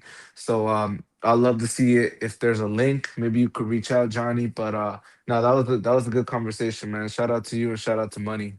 Yo, and you know what I took out of that too? That Divine loves him more than her daddy. That was a good question. Yeah. A little change of pace there. I was like, what? Shout out to baby Divine. Love him. It's that's right, Chevy. It's not an interview. It's a conversation spot. Because Low Nose Boxing then threw out like 25 different names for the hangout spot because this is what Low does, He looked the Chevy Red spot, the bucket hat spot. You mean the bucket hat spot with the snapback spot? I gotta make some of those, bro. Low is the send the link Johnny spot. The link is pinned to the chat. Low, every single show he asked me for the link is pinned to the chat. Come on, Lo, do better. You've been doing this too long, bro. You know it's pinned. You know on it's that pinned. red cup. Don't come up here on that red cup, bro. If you on that red cup, don't come up here, man. The Just link cool out. is pinned to the chat. You know what? I'm gonna throw it out there just for people like Low that are a little slow. And I'm gonna say it slow. The link is pinned to the chat. Now get on him, Johnny. Remember how he was getting on those workers when he was at work? Get on him the same way. He don't be having no empathy. Oh, that's my guy. Low is my dude. Low, my dude. Where he at? He up in here? But yeah, it was a good conversation, man. It was a good conversation. I enjoyed it. Yeah, I thought it was dope, man. Y'all did a hell of a job, and shout out to you, Johnny. I could tell you did your research, so it was dope, man. You had your shit like ready to go. You weren't kind of like second guessing yourself and stuff like that. So, let me just can I say something real quick, Johnny, before I get off? Absolutely, brother. The floor is Yeah. yours. Don't ask. The top rank, man, like the thing I want to talk about is that they're saying that, we all heard by now, right, that Lomachenko is coming out of retirement. And Yep. so some people said that he did that, he retired so he could get out his top rank contract. But now I'm seeing they're saying top rank got those airtight contracts to where even if you pull a stunt like this, it just elongates your contract. So he might still be under top rank. And I could see why he did it, right? Like, okay, let's sit back, let's use our thinking caps. He wants to make big fights. Like, he's not coming back. Like, I seen Floyd Schofield throw his name in the hat. I'm like, man, if you don't get your ass on, like, he's not coming back for you, bro. Like, he's coming back for the heavy hitters. He might come back for a Tank. That was rumored to have happened. I could see that happening, but he's not coming back for no Mason. Maybe for a Shakur even. Shakur's always teasing. He's not at 140. He's at 135. So he don't want that smoke up there. All right, let's get it on with Lomachenko. I'd love to see that fight. But I don't know if that contract situation could be a huge roadblock, right? Because if Top Rank's involved, it just makes it a little bit harder. Because I could see him definitely getting on those Saudi shows. That money's there. But, if Top Rank has to approve it with their matchmakers and they got to get their piece, and they're never going to put their guys in an unfavorable position. So I don't know. I just wanted to get your guys' thoughts. Like, you guys think that contract thing is like real deal, or because if the leash is off Loma and he's not with Top Rank, he has no more ties. That's dope, man. I could see him doing cross promotional fights now. Like, maybe he could get on like a PBC. Imagine Lomachenko on PBC. That's quality. And like I said, on a Saudi event, a Riyadh event. So I would love to see him, like, come back, because I think he definitely still has a little bit. Like, I don't think he's shot. I think he's definitely not the prime Loma, but he still has a lot to give a lot of these guys troubles, man. Like, I'm not saying I'll favor him against Shakur or Tank, but I don't think those are like 80-20, 70-30 fights. They're more closer to 50-50, if we're being real, even at 38. And I know he's coming off of that back injury, but I just think he's that special, man. Those Ukrainian fighters, they have to go through a lot to reach the top level. So I think he still has a lot to give to the sport. But I'm gonna pass it on. Salute, Lo. The drunk spot, the mafia spot. Yo, before I go further, yo, Chevy, should I retire the bucket hat? Let me know. Or should I trade it in and throw or should I throw in the dad hat? Which one? You know what I'm saying? Let me know in the chat. The dad hat looks better. I like the dad hat. Yeah. Anyway, right now it's black. Why you turn his camera back off? Why? Because I'm working out right now too. That's why it's black coffee night. I'm drinking my black coffee as my pre-workout. You know what I mean? But I want to talk about Lomachenko. I'm glad that Lomachenko is back in boxing. Hold on. Low. What'd you think about Fed though, man? We gotta show Fed love. He probably ain't even hear it. Nah, I just jumped on a few minutes ago, bro.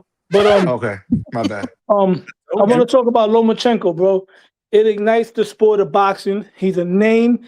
He's a common opponent. Excuse me, I'm over here sounding like I'm losing my words. Bad podcasting. He's a common opponent with Debo Devin and Slick Black Tio Lopez. You know what I'm saying? And with that being said, if Lomachenko is truly coming back for a big fight, no tune-up, it doesn't make sense to fight Little Macho, because Little Macho is coming off of an all-time high. He just whitewashed the guy that single-handedly beat Lomachenko, right, in Tio Lopez. So, with that being said, Devin Haney's at 147. The fight that makes the most sense for Lomachenko, and I'm going to take my time before I land the plane because I'm going to make a grand entrance right now. It might sound crazy. Gervonta Tank Davis is his best shot, and I'm going to tell you why. And it makes the most sense. These guys have been rivals for quite some time. The fight never happened, right? When Tank was calling for Lomachenko, after Tank put Frank Martin to sleep, a lot of people were crying, nah, it's too late. But guess what? Fast forward. 2 years later, Gervonta Davis is heading towards that inactivity. By the time they fight, it's going to be more than 2 years for both of them. Tank's last fight, he looked bad. He looked like he had mental chinks in his armor that fell apart when Frank Martin, or what's my man's name? Lamont Sanat made him go on his knee, right? And Lomachenko is coming off of a great performance. So the odds are a little bit better right now, bro. I'm not saying Lomachenko beats him, but that's the fight that makes sense for Loma. I'm thinking as a Loma, if I'm Loma's management, Tank is the bag. He's the cash cow. Tank don't got to go to Zuffa and all that. He don't got to go to Turkey. Tank is around his era. Tank is 34 years old. Lomachenko's 38, 39. Is Tank 35? I think Tank is, let's see. Tank is 31, Lo. You 31? adding a little bit. All right, all right. You're putting a little bit on the age. When you're 31 years old, right, and you've been in and out of boxing, and you out there living a reckless lifestyle that adds years to you. So with that being said, Gervonta Davis is the fight for Lomachenko. That's the fight he has the most shot to win, even though I got Tank winning that fight. That's the fight we need, bro. And whoever wins that fight, if it's definitively, is back on the top 10 pound for pound, even off inactivity. Because let's face it, Gervonta Davis is a pound for pound fighter. He just hasn't been active. Lomachenko has been one of the most consistent fighters in boxing. And I'm going to make a very controversial statement right now. And I got to keep it a beam. If you put Lomachenko, you put Devin Haney, and you put Teofimo Lopez, and all three of them retired today, and one of them had to go into the Hall of Fame, Lomachenko is going to go in over both them guys, even with the losses. Because Loma, unlike the two guys that beat him, has been top 3 pound for pound. Lomachenko has never been an inconsistent performer because Teo and Devin are inconsistent performers. You know what I'm saying? Both of them. So I got to keep it a beam. I'm not fanboy, so I know Stock, wherever he's at, he probably punching the wall right now, but I got to keep it 100. Debo's an inconsistent fighter too. So with that being said, Lomachenko versus Gervonta Davis, I'm shooting for that fight, bro. That's the fight we got to have, bro. That's the fight we got to have. Gervonta Davis versus Lomachenko. The Pitbull Cruz fight, we don't need that rematch. The Lamont Roach rematch is always going to be there, bro. I'm not all over the place, bro. I'm looking at the chat. I got my TV up, brother. Call in if you think I'm all over the place. I'm talking facts right now. Who you talking You know to? what I mean? I'm talking to 5 Boxing Fan 754, B. Shout out to you, but you call in and speak your mind, bro. On the Lomachenko topic. Yeah, he's Yeah, exactly. And I'm not a Lomachenko guy. Teo's my guy, but I'm keeping it a beam. Lomachenko is good for boxing, bro. Bring back the White Wolf. I don't have a problem with him coming back. Nah, a lot of people are hating though, you know what I mean? So what if you got losses? Hold up, Business 13. Hold up. So right now, the chat, Business 13 said Loma has losses. This is why these guys don't want to fight each other. Because people like you are going to be saying, oh, he got losses. Back in the day, these niggas had losses all the time. And they fought each other. Come on, man. We got to stop that shit. I think I got to step in. I was going to let you Link go. is pinned to the chat, 5 Boxing, if you want to come in and talk to Lo. Yeah, it's not a number. It's a link. You just hit it, and then it'll redirect you. You got to come in, but you got to put your camera on. I got to make sure you ain't trolling. Yeah, make sure you got and real quick, Lo, I was gonna let you go, right? Like I think, okay, when we saw Lomachenko's last fight against Kambosos, right? Lomachenko, he still had the angles, beautiful. His footwork's still there. His IQ's never gonna go. It looked like he still had some combination punches. I don't know if it's just because Kambosos is like a punching bag, but it looked like he could still let him go. His timing's still there. But let's be honest, man, that age, the inactivity, he's coming off an injury. He's not going to be as explosive. And he looked a little bit like his defense, like his head movement, like he used to not get hit as much. So I think we got to pump the brakes, man. Like he's 38 at the end of the day. I never said, let's get something straight. I never said Loma beats Tank. I'm not saying that. I think Loma is older. But this is his opportunity to add more layers to his greatness. Because what if he does pull the upset off? One thing we could say about Lomachenko, he gives it his all at the end of the day. He is an elite level fighter. What if this break healed up his body and allows him to come back and put up one more great performance? Now, I'm a historian, bro. I've seen this happen. I've seen this movie plenty of times in the past, brother. Anything can happen. This is boxing. Okay, name one where it worked out like that. Roberto Duran, brother. Roberto Duran, after taking the most distasteful loss in boxing against Sugar Ray Leonard, he said no mas, and then lost against Benitez, and then lost against a tune-up. Listen, he came back against a guy in the back. Hold on, is that you, 5 Boxing in the back? Yeah. And I'm not trying to argue neither. I'm talking boxing. I don't debate. I don't argue opinions, bro. But Yeah, like we're I not was gonna saying, be at the top of Why our lungs, boxing but wants to come in here and debate. yeah, I'm not Can doing. I don't debate. Debates for women in court. I don't do that. I'm talking boxing right now. But he wants to talk I boxing too, and his camera's on. I know that, but I'm not with that. This ain't no slandering shit. I'm just letting you know now. Go No, ahead. Glow, you setting the tone off kind of spicy. I ain't gonna lie, bro. Hey, exactly, what up, bro. Five? I gotta bring the energy, bro. That's all. You know what I mean? You bringing Yeah, it. you're checking temperatures. Nah, Five, you know what? damn, I ain't I'm even talking boxing. look. can't hear you. I ain't Can't hear even. you. I Oh, I didn't.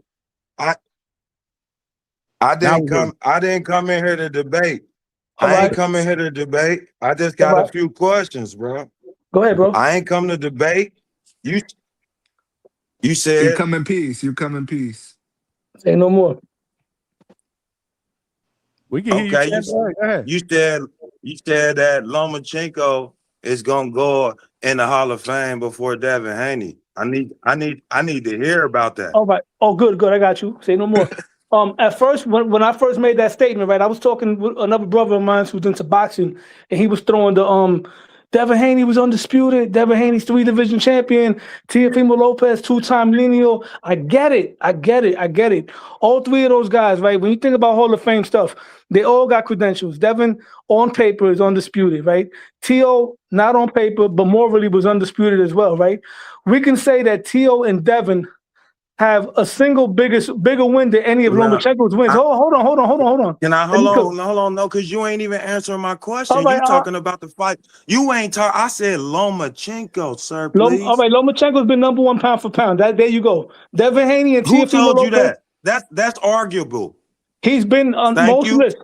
Who No. got a pound for pound list that is solidified, sir? On most lists, at the end of the day, every fighter considers Nah, people. that Hold on. okay. Here, Sugar Ray Robinson. let me do it for you. Hold on, let me do it for you then. Since you stumbling everywhere, historian, and look, I'll be sitting back listening. You got to be a real historian. Let me run this down to you right here. Lomachenko fought Corolla. Look, didn't he? He fought Corolla, Luke Campbell, huh? Devin Haney, Teofimo Lopez, Salida, Gary Russell Jr. Hold on. Yeah, I got you. Okay, I got you. But no, it's cool. You good, Hangout. I was just trying to he's saying he a historian. You ain't running to me nothing that Lomachenko did. Now I asked about Lomachenko. But I'll tell you what you did. Hold on, watch this. Nah, it's cool. I gave you your chance. Let me cook. Now I'm gonna cook you, flip the skillet, and then go to sleep. Cause I was about to go to sleep. You see, I turned my light on. I got up. I don't even be calling in no more. Look, Hangout know I called in once. And that was when Devin fought Brian Norman Jr. Yes, before he brought Brian Norman Jr. I called. Hold on, please let me cook, bro. I called in and I told him this is how this gonna happen. I be in the background. Look, I listen to all boxing talk all day. Look, I go from boxing voice to just do. You hear me? To everybody. And then look, I tune into this at night. I'm always listening. Here go. Look, Devin Haney. You telling me Lomachenko going in before guys like this? You talking about a three-weight champion. A three-weight champion, my brother. The first undisputed lightweight champion to go defend it twice out of this turf. I'm talking about over there. Hold on. Took the slave contract and everything. Do we need to say more? He put the United States on his back, my guy. You cannot say Lomachenko. And guess what? He beat Lomachenko up. He beat Lomachenko up, man. And that's debatable. I won't lie to you. Hold on. I'm not finished cooking, bro. I gave you your chance. You were stumbling. You started talking about, I asked about Lomachenko. You said nothing about Lomachenko. So it's my turn now. Let me hold on. Because you can't, we got a lot of people listening. This is why I'm calling in. It's other people listening in here that need to be educated, bro. And you throwing them up for a loop. Hold on, you throwing them for a loop saying retarded stuff like that. Lomachenko, hold on. How many fights Lomachenko got? Lomachenko did all that in less fights. How many fights? In 7. How many fights I don't care how many fights he got. What I do know is that in less. Hold on. In less fights. In less fights, he got more world champions under his belt than Devin Haney and Teofimo Lopez. And once again, Lomachenko has been. No, he don't. No, he don't. You keep saying. Like I said, you keep saying retarded stuff. Name the champions. Bro. Name the champions. Name the champions. Name the champions. I'm Gary listening. Russell Jr. One. Gary Russell Jr. Jose Pedraza. Guillermo Rigondeaux. The Puerto Rican kid. Rocky Martinez. He wasn't no champion. He wasn't no champion. Yes, he was. No champion. Yes, he was. Mikey Garcia took his belt. Yes, he was. Nicholas Walters. Jason Sosa. Who else? Richard Comey. George Kambosos Jr. Hey, look. You know what I'm saying? I'm gonna give you that. He beat all these dudes. What? Hold on. He beat all his opponents. And that's cool. Listen. You said you said some champions, right? I'm gonna give you that respectfully because you're right. But watch this though. In less fights, them bro. guys. Who did them guys beat? See, we're not doing that. We're not. See, right now, what you're doing is devaluing fighters, bro. You can't tell nobody what we ain't doing. Lomachenko beat Linares when Linares was in his prime. Hold on. And he stopped him. In his prime when Linares was at his best. After Lomachenko, and I don't want to yell because I don't like talking about it, but you yelling. Now watch this. He stopped Linares. All them guys he beat. All them guys he beat is under 130 pounds. We're not talking about these guys. You changing the goalposts, bro. Can you just? It don't matter. I'm about to tell you how many champions Devin Haney beat. He beat more than that. Devin Haney didn't have a run, bro. He didn't have a run. You're a historian. If you're a historian, then we don't even got to talk about it. You know Devin Haney beat more champions than that. Yeah, am I right? All right, check it out. Am I right? Why do you think? Am I right? I gotta count them. All I can tell you is this. Lomachenko had a run, right? When Devin Haney became champion, he held the belt for a little while and then fumbled and got beat by Ryan Garcia. He became a champion again 2 fights later. Lomachenko had a run where he was considered top 3 pound for pound in less than 20 fights. And pound for pound means something. That's why people consider Bud Crawford who he is, because Bud Crawford reigned as pound for pound. That is something. In there with I'm just trying to tell you, most people had Lomachenko top 3 pound for pound. You're talking about the GOAT, Devin Haney's not even on every pound for pound list, bro. Teofimo, my guy, Teo, is not on the pound for pound list. Because that means something, bro. That means something. Can we say something? How do it mean something if it's not a single list that has the same? How do it mean something? The majority of the list, that's why. Can I finish or should I hang up? Can I finish or should I hang up, I gotta let each other finish though, one by one. I did just let him. I just let him. Let him go a minute. Yeah, go ahead, finish, man. All right, all right. You're right.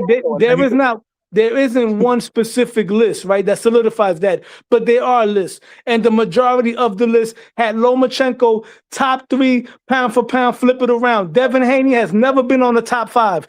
Teofimo Lopez has never been on the top 5 pound for pound. Those guys never had a run. Teo had his belt and then lost to Kambosos, had a shit performance and beat fucking Josh Taylor, had a shit performance and beat Barbosa and then got whitewashed. Devin Haney had a belt that he was emailed at lightweight, eventually became a champion, defended it against Lomachenko and Kambosos, went to 140, beat Regis. That was a good win. Then got his ass whipped by Ryan Garcia and then came back and ran for his life against Jose Ramirez and then came back and beat Brian Norman. That's not a run, bro. Lomachenko had a run in less than fucking 5 fights. I don't mean to curse because I don't like cursing. Lomachenko was a champion in less than 5 fights and was running through shit. He was wiping shit, making dudes quit, bro. Elite level fighters, bro. Yeah, they want the only thing Loma don't got a young, hungry lion under his belt because he lost to Teo. He lost to Devin on paper. But Lomachenko was top 3 pound for pound. That means something. All the fighters that are fighter of the decade in boxing have all been #1 pound for pound at some point, bro. And I'm swinging after the belt, Johnny, my man. Go ahead. Swinging after the belt. Now you got to go ahead. Go ahead, Five.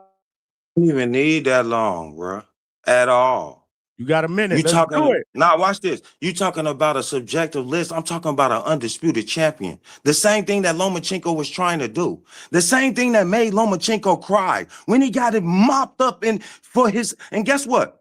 Here, let me help you. Let me go a little faster. Lomachenko ran from Devin Haney when he had to fight Devin Haney for the WBC. He ran and wrote a letter. Look, you talking about you know something. He wrote a letter to get in front of Devin Haney to fight Luke Campbell. Yes, he did. And guess what? Devin Haney had to go get Undisputed, come back and give him an opportunity. And why was Lomachenko crying in the background? Because he lost his chance at Undisputed, and Devin was the only person that gave it to him, but he ducked Devin in the first place.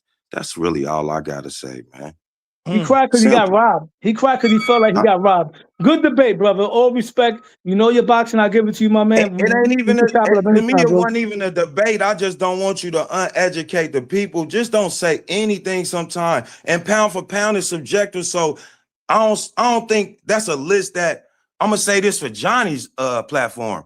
I don't think that's a list that we should throw around on a place where we got people that's starting to listen and learn about boxing. We want to educate them the right way. That's the only reason I got on. Look, I'm finna go right back to bed, bro. I live in Ohio. I work in Michigan. I'm being honest. I live in Ohio, work in Michigan. I got 5 kids at home and a wife.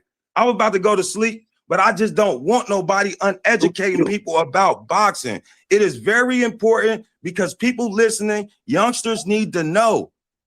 And it ain't a debate. It's just we don't want to throw around a made up list because everybody on this platform got their own pound for pound list. Yeah, but everybody on this platform, hold on, Just, one more thing. Hold on.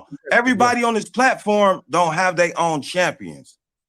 Everybody on this platform got the same champions. That's all I wanted to say. Everybody on the panel. Blessings. Peace to you too, bro. And everybody thanks for letting me come on, bro. Five, you got to come on more often, man. What's Five, real quick. Hey, I will. I promised I will too, because I don't do nothing, bro. I just change batteries. I work in Michigan. I just change batteries and I chill and I listen to boxing. I love it. Real quick. Anytime you family, go ahead, Lo. I don't mean to. Hold on, Five. I want to tell you something real quick, Five. Everybody does have a top 10. Everybody does have a top 10 pound for pound list, but I can guarantee you that the majority of people have the same top 5, maybe not in the same order. The top 5 is really the pound for pound list because anything under 5 could be subjective. And Lomachenko, guess what, was on the top 5, brother. Somewhere where Teofimo Lopez and Devin Haney never been. And you have a great night, and God bless you and your family. We welcome to chop it up anytime. You can follow me as well. I don't have a pound for pound list. That's the crazy part, because it ain't no pound for pound with me. Ain't no pound for pound. It's Bud Crawford, and then it's the crowd. Oh man, here we go. You all right? Good night, fellas. Good night, brother. Good night, fellas. Good night, man. Salute, Five. Good night, Five. Yeah. Salute, fellas. Good night, man. Salute, my guy. Peace. That was good. That was good. You know, I had to come from behind. That's a 10-10 round. That's a 10-10 round. Five jumped in and caught me while I was stuck, you know, because I stutter sometimes. I'm over here working. I'm doing my push-ups. So he had a fast start. He came through one of the first 3 rounds, sort of like Zab. So I like your Floyd. second win, Lo. But then I went back to my corner. I regrouped. I said, wait a minute. He keeps using the high guard. Let me stick him to the stomach. And after that, I wiped him from round 4 all the way to 12. Cooked him, man. That's how you come back. We need to put a poll up. Who y'all think won that debate? That was actually that's a 10-10 round. What y'all think, man? That was good. We gonna have to throw out a live poll, man. That was good. What's up, Big Buddy? What you gonna say? Good. That was real good. Man. I don't know who they said Lo met his match. Very entertaining. No, I won that. There we go. Unanimous. The only one that went against me is Trini, man. Come on, Trini. You going against the grain, bro. We both equals, bro. Hold on. We gotta come on, man. We gonna put a poll out there, man. Yo, Trini, you're not on cold, bro. Come on, man. Wait, now they're saying 5, Lo. It's all good, man. 5 did a good job, but I did a better job. You know what I mean? He's a tremendous fighter. He's one hell of a fighter. He's a tremendous fighter. But I've been on top for a long time. We gonna let the people speak, man. Who won? Hey, we got content, Lo. We're gonna let Tone decide. Vote in the chat. We got the poll up. Someone gonna send it to him. Is up. Yeah, that's my nigga. We got close to 100 people up in here live on YouTube only. Y'all gotta vote, man. And if y'all watching on millions.co on X, come on over here to YouTube, man. Y'all can't comment over here. Join the party, man. Salute, man. That was good. That was good. He knows his stuff, but I'm gonna tell you where he lost that. When he started going on the fanboy, Devin Loma ducked him. That's not the debate, brother. We're not talking about who you ducked. Because Sugar Ray ducked Tommy Hearns, but when they fought, he packed him up. Come on, man. This is good stuff. Chevy, Chevy, I'm disappointed with you, Chevy. And I remember Chevy, you the homie. Chevy was violating a little bit. Wow. He went in. It's all good. Brian Norman. I remember. And ultimately, you know, he was right. You know, Brian lost, but I remember I do remember when he called in now. Yep. Dwayne knows his stuff. Dwayne, I can't even see it right now. Dwayne. Right now, Dwayne Styles, 642, my nigga. 40 so far. Get them votes in, y'all. Get them votes in. We got hella people up here. Everybody got to vote. 9-3. Yeah, 117, 111, low nose boxing, baby, in the building. Let me put the bucket hat on. Hold on. Let me put the bucket hat back on. Bucket hat on. You reading the chat. You got to look at the poll, man. I'm looking at the chat, man. They count, bro. Hey, put that bucket hat on, low. Got the bucket hat back on. Came back on top. Hold on. Hold on. Let me show you how we carry real quick. I got a rep. Where my flag at, bro? You got to vote. You got to vote. I know you guys are talking in the chat, but I can't keep up with all these damn. Yo, this is for 20, my boy. Brother, look. Coming out with the Hibaro hat, para que tú lo sepas, puñeta, Puerto Rico. You know what I mean? Man. Get the fuck out of here, man. Low. You got the What up? hat, yo. When you going to the Low Mansion? What's up? When you gonna let us see the Low Mansion? I know you a low life. Oh yeah, I'm sitting right here, man. Look, I'm in the crib right now. Got the little bar set up. Got the little 60-inch screen. Got the bucket hat. You know what I mean? Mm-hmm. Got beautiful art in the city right here. This is a picture of my mom, rest in peace. My man Oskino from Philly State Property. He made this joint for me right here. Lou, man, rest in peace, Mom Dukes, man. Yeah, man. Salute, man. That's for sure, man. But that was good talk, though. Homeboy knows what he's talking about. Nah, that was good. That was a good back and forth, man. I enjoyed it, man. I really did. I sat back. I was like, yeah, I just wanted y'all to not talk over each other because it's good. Yeah, it's a good back and forth. So I want to hear both sides. I was just hoping that he wasn't going to be one of them dudes that just going there to devalue. Because one time I had a similar conversation with somebody. He was just debating about devaluing people's resumes. And like I said, I don't argue, man. Arguing and debating is for women, bro. I'm a man. You got home turf advantage. That's why you're winning because people like you more. That's what he said. I love it. I've been cooked on your fucking chat plenty of times, so you know what I mean. So I don't know about that. No, let me tell you something. Five, they done cooked them here in the chat plenty of time, a couple of times actually. I only get cooked when I'm on the red cup, though. When I'm sober, I'm a beast. Oh Lord. And Low, by the way, I appreciate everything you showed us, but I was talking about your Ralph Lauren pieces, aka I was talking about your Ralph Lauren pieces. Oh, I got some shit too. Yeah, I got some shit. Talking about when I said your Low Mansion, you know what I'm saying? Yeah. Look, I got the Ralph Lauren. And he cut himself off. Hey, Low, we can't hear you, Low. I gotta get. Yeah, I used to have. I got the dad hat, Ralph Lauren. I used to have one of those. I gotta get another. I had more of it back in the days because that's how I got that nickname when I was younger and shit. I used to hang around the polo niggas and all that. Thanks. I was never a part of that, but I had a lot of friends that was into that. You know what I mean? Yeah, I do too. Mm-hmm. Yeah. Let me read a couple of super chats. Polo Buck with the $2. He called you Low Storian. I never got cooked by Lisa Baumgartner. Lisa acknowledged me, man. I don't know what the hell you talking about. No, I'm talking about shit because Chevy said I got cooked. Let me tell you something. Rejection is just redirection. That's all that is. That might be too aggressive, Low. Let's not put that out there. That might be a little too aggressive. Hold on. My man Birdman with the $5 super chat. Just rewatched that Fed interview when Dwayne asked him his name to name his favorite Mexican snacks. He said he's gonna be here talking all night. LOL. He did say that. He said it in Spanish. Speaking of that, how did you guys like my Spanish interpretation? That shit was smooth. I ain't gonna lie. That shit was getting better, Johnny. That was great. 8 out of 10. Y'all gotta start giving a brother credit because y'all criticized me, but that was pretty good. I think I did that shit it was seamless. It came out of the mouth a little awkward. Pause. It's just a little bit awkward, I would say. Manny's just a hater. That's all it is. I'm already used to Manny, Big Manny. He's just a hater. Yo, Johnny, where's Coach Bermudez, man? I want to hear his input on it. I haven't seen him in the chat, so maybe I'm thinking this is just a guess. Maybe he's traveling because again, he's going to be working some of the corners on Saturday. I seen him, bro. He was on the panel. He jumped off. It said Coach Bermudez. Oh, he was on here? Yeah. Either that was him or that probably was Vega. You know, Vega be fucking around with the names and shit. No, that was Vega. Yeah, that was Vega. Yeah, nah, I didn't see him. I ain't see him. Usually you see him and Yeah, he'll be critical. He'll definitely be critical. That's probably Vegas. The animated face on the thing looked like Vegas. That probably was Vegas. Mike Likes TV, my guy with the $5.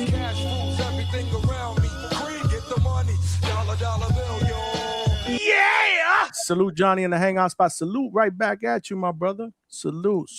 Polo Buck with the $2. We need that low meme Alicia, baby. we ain't doing that, bro. We ain't doing that. You had to retire that meme, bro. Yo, Johnny, let me tell you what happened, Johnny. I jumped up. I was on Marco's panel, right? And a similar situation happened. Some dude, he was thirsty to try to go in there and cook me. He got on and just started slang. He was doing it the wrong way. So you know me, I kicked the internet wire off and he jumped off that joint. I ain't got no time for that, man. Mm-hmm. That's what Tone said you should have done when you were around one had that fucking sit down. He was like, if I was Johnny should have kicked the wire off and cut the internet off. I shut my shit off. The nigga started running his mouth. I'm not going back and forth with you, bro. If I can't see you hands on, I don't want to talk all that crazy shit. I just jumped off the live, bro. I hear you. Dwayne Styles is giving me props for my Spanish. Salute. That shit was good. And you know what? I think I agree. Birdman said Johnny talks better Mexican Spanish than Boricua because I had that little Mexican. That's accent. a fact. I don't know if you guys noticed that. I try to throw a little Mexican action into that. Yeah, the Mexicans put like the little F at the end of their words. They be like, ¿Cómo estás? ¿Qué pasas contigo? Big Money. Why you can't just give a brother credit? Give you credit for what? Oh shit! I'm about to pack Big Money up for free. Good night, folks. Yo, Johnny, what's up? You getting the peptides? I heard you caught a stray on TBV, man. Yeah, I was. Yeah, exactly for no reason, but not the fucking this nigga Brandon. I never even talk about that, and I catch strays. That's crazy, bro. Nah, salute to my guy. He doing his thing, man. He said the peptide boys against the pair boys. He said some shit. Is that what he said? Nothing. Brandon Maurice was instigating that shit, man. Shout out to Brandon, man. I got nothing. I never say anything about that, but of course. Nigga said you were too tone. He said you were tone weigh 1,000 pounds. He said. Who said that? Fucking Ness and Brandon. That's all right. I don't remember.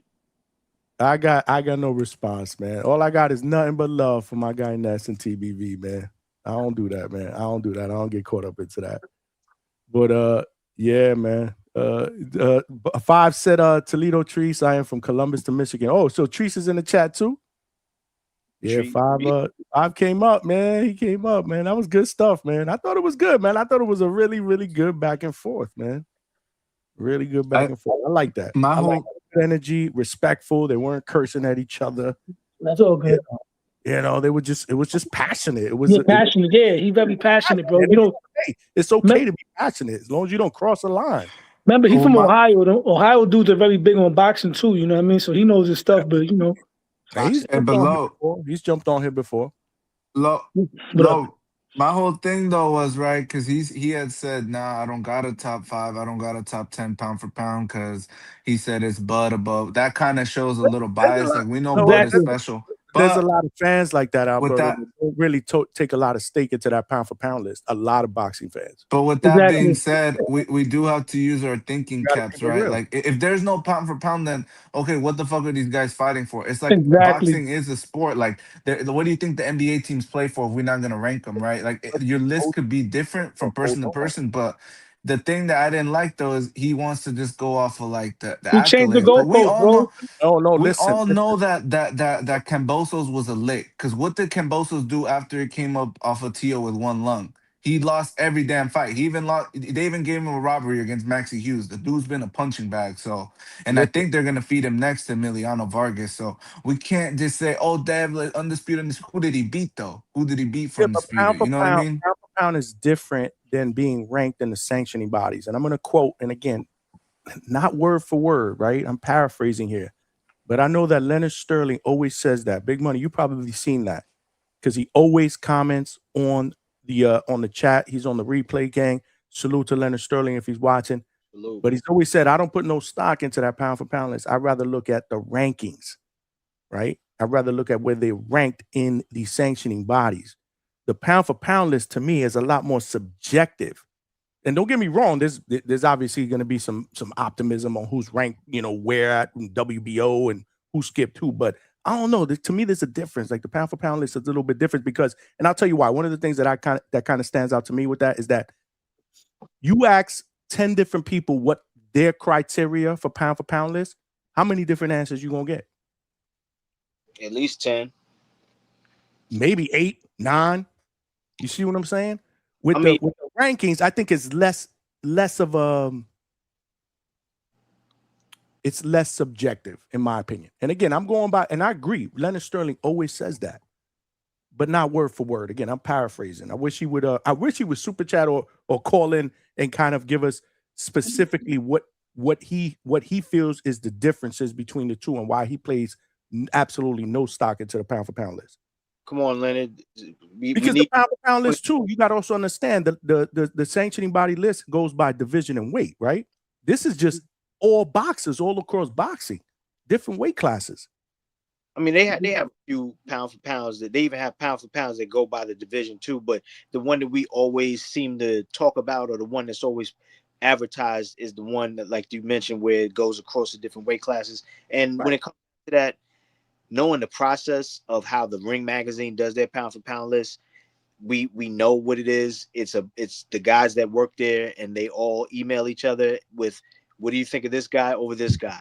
So it's kind of like they're doing it by committee, but it's all of their opinions roll into one. As far as the sanctioning bodies, I mean, it's kind of the same thing, man. What we're doing is we want to trust in these people who are cultivating the sport that we love, and in the fact that they have enough knowledge to judge each individual boxer against the other one, to be able to create a list that not only that makes sense and is fair. The biggest problem with that is it's not always going to be fair, because politics will come into play in some way, shape, or form, whether it's the ring list, whether it's the sanctioning bodies, where I might be better than the guy that's number 4 and they have me at number 6, but because I'm able to schmooze or to speak my point, or better yet, I just know the avenue to take so that I can actually argue my position. That's politics. Even if it makes sense, that's still politics that gets me boosted up, as opposed to my performance against the last 2-3 guys compared to your performance against the last 2-3 guys that you fought. So I may be a better boxer, but if I haven't proved it yet, and I have the right, and I know who to talk to, and I know when to do it at the when the committees do their big gala events or whatever it is that they do, then yeah, I'm going to get a better position. It works the same way if you don't know me and I'm able to speak and talk up my position, or speak for this fighter and talk up his position. And you might be like, man, but we worked so hard. How did he get in that position? It's the politics. So we're always going to deal with that. And I think the only thing we can do is we can do our own research on these fighters so that we can actually formulate an opinion. Because if the best we got is to say, well, I don't know who the fuck that is, then that just goes to show that we need to inform ourselves a little bit better so that we can have a firm argument as to why he doesn't need to be on the list, or why he should be in a lower position. So with me, I feel like that's a lot of fucking work. And I don't know that I don't know that I want to do all that. I mean, hell, it's ridiculous to having to argue that Collazo should be on the list. That is subjective. This is what it is. Hey, so, but, once again, what you said about listening. I'm gonna get off. I'm sorry about that. I'm gonna get off right now, so my bad. I'm gonna keep listening though. Y'all keep doing your thing. Hey, salute Money, salute Johnny, salute Low, the drunk spot, Mafia spot. I'm out. I'm gonna get off too. I just want to we rebuttal my boy Big Money, right?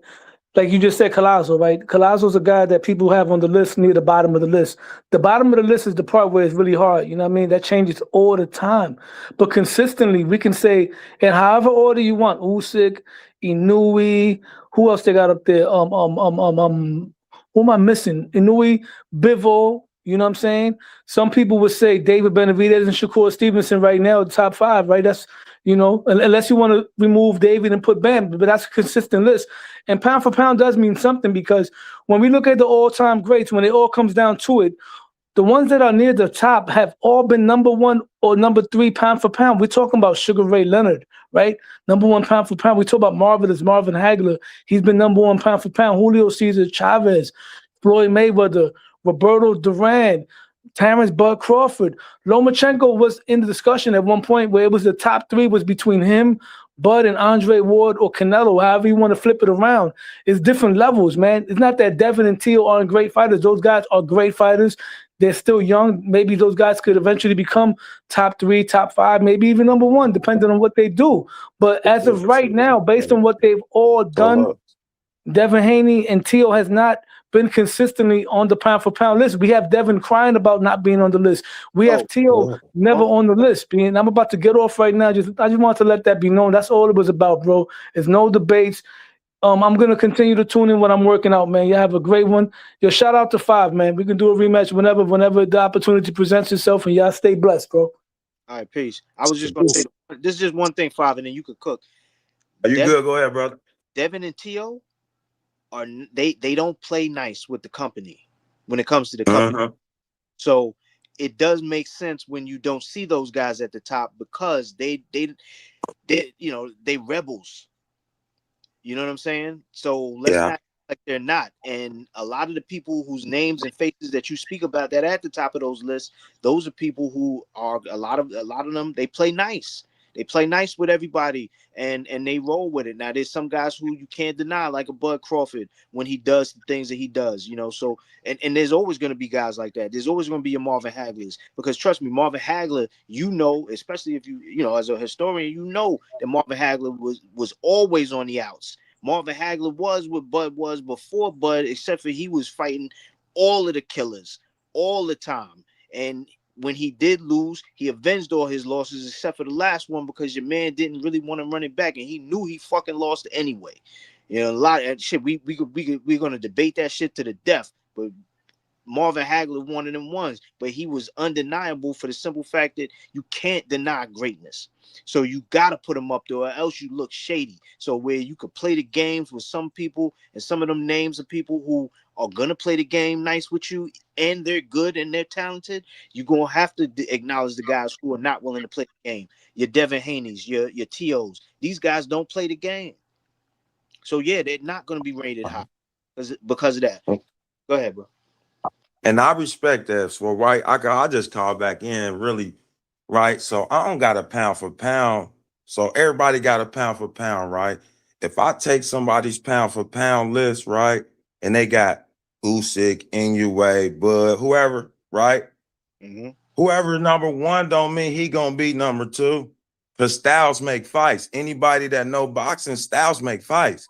So I don't even know how one can be ahead of, you see what I'm saying? That's why I don't got a list, to be honest with y'all, because how do you, we could put 10 good fighters, but how do we know if they ain't gonna fight each other?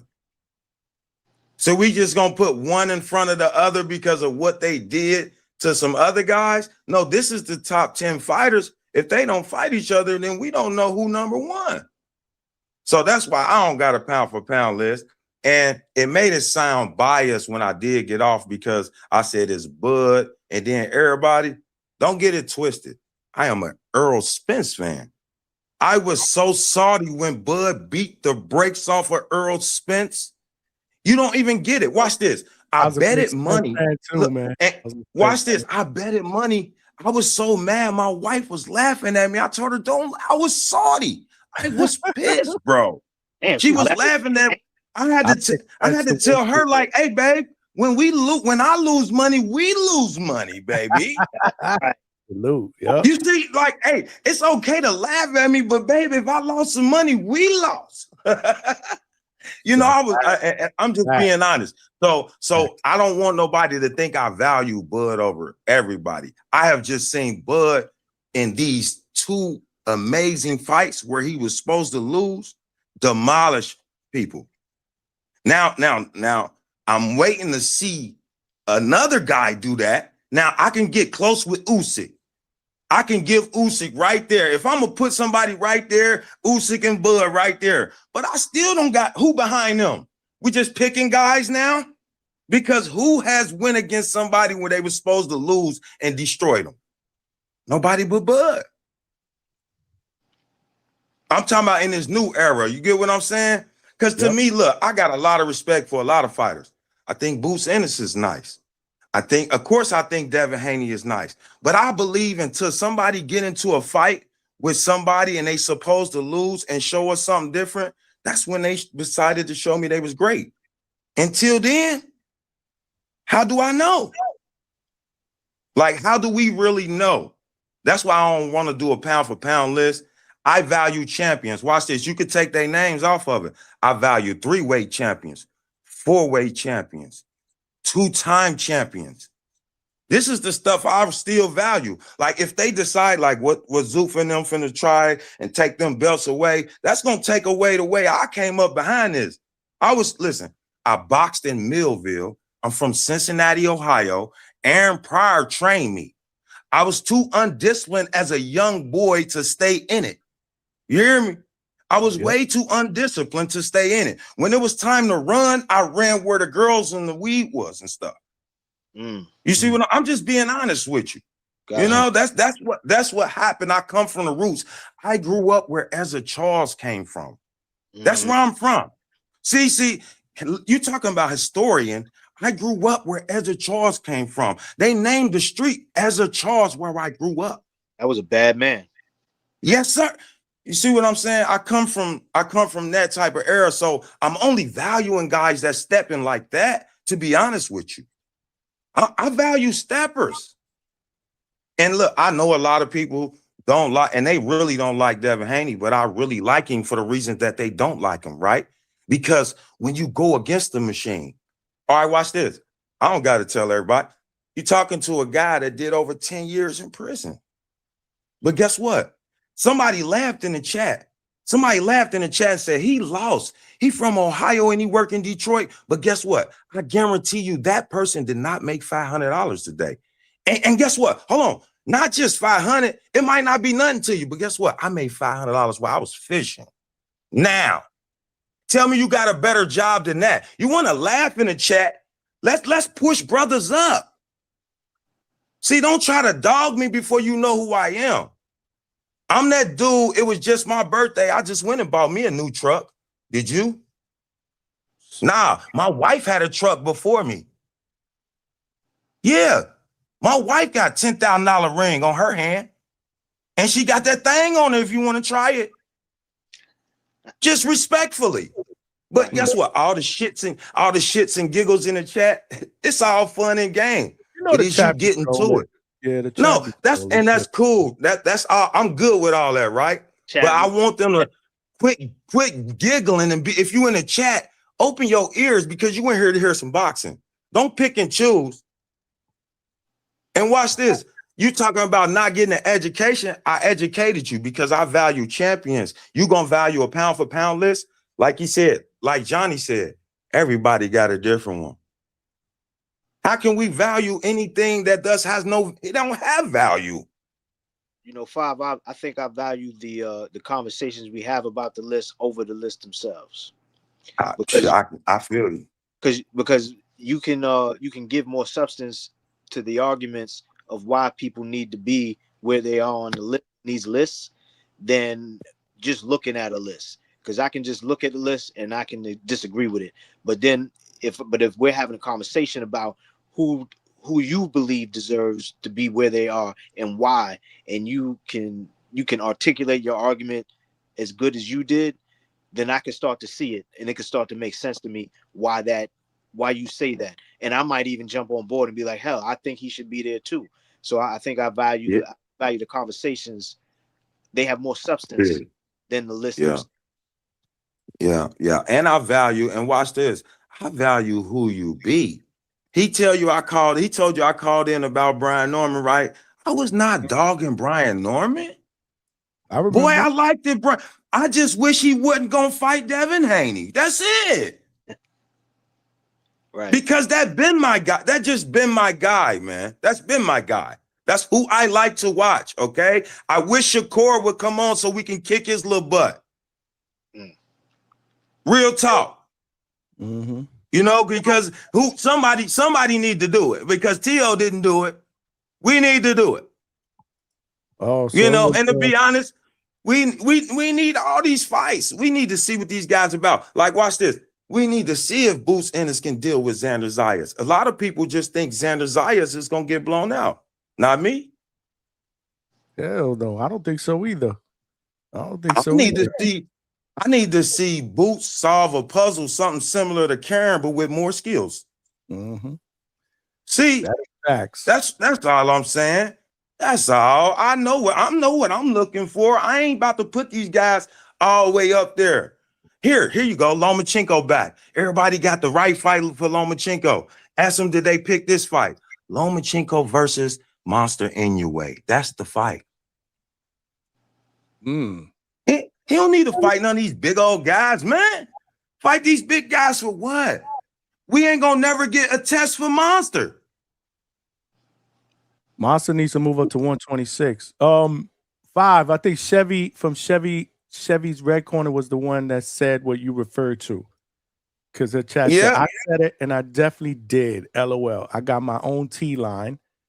I'm a sister. I said that because of the Ohio-Michigan rivalry. Oh, I apologize for the young lady. I need a hug. I apologize. I got 4 daughters. I apologize, ma'am. No problem. I'm sorry. And happy belated Mother's Day. Yeah, she a real one, man. Stuff like that. I apologize, ma'am. No big deal. Yeah, she a real one. No beef. Yeah, no beef. She yelled at me. Read my damn comment, Johnny. Shaking my head. I ain't see it. The chat is cooking. What the fuck? Yeah. I'm sorry. And all positivity with me. I might be a little passionate, but I mean nothing but good. I'm not into nothing, man. I'm cool. Just boxing. That's all. That's it. I love boxing. That's it. I'm supposed to be asleep, but I'm listening to boxing because Keyshawn and them fight this week, and I want to know what we talking about on the Hangout. I want to know if Coach Bermudez came through. See, I'll be listening. Right. Okay. Definitely. I'm trying to see if Coach brought one of his prospects and opened the door up. And come on, man. I'm listening, brothers. Hey, I appreciate y'all letting me rock through, man. I'm gonna listen to you fellas. Y'all have a blessed night. Welcome. You always welcome, champ. You know the deal. On it. Yes, sir. I'll be through to check y'all out. Blessings. All right. 1, man. All right. 5 in the building, man. Provided us with some really, really good content, really good takes, man. I don't disagree. Again, the pound for pound list is very subjective, man. I mean, some people vibe it, some people don't. And like I said, I always fall back to what Leonard Sterling says. He'd rather go by sanctioning body list per division because it goes by weight class, whereas the pound for pound list is just who's your top 10 fighters.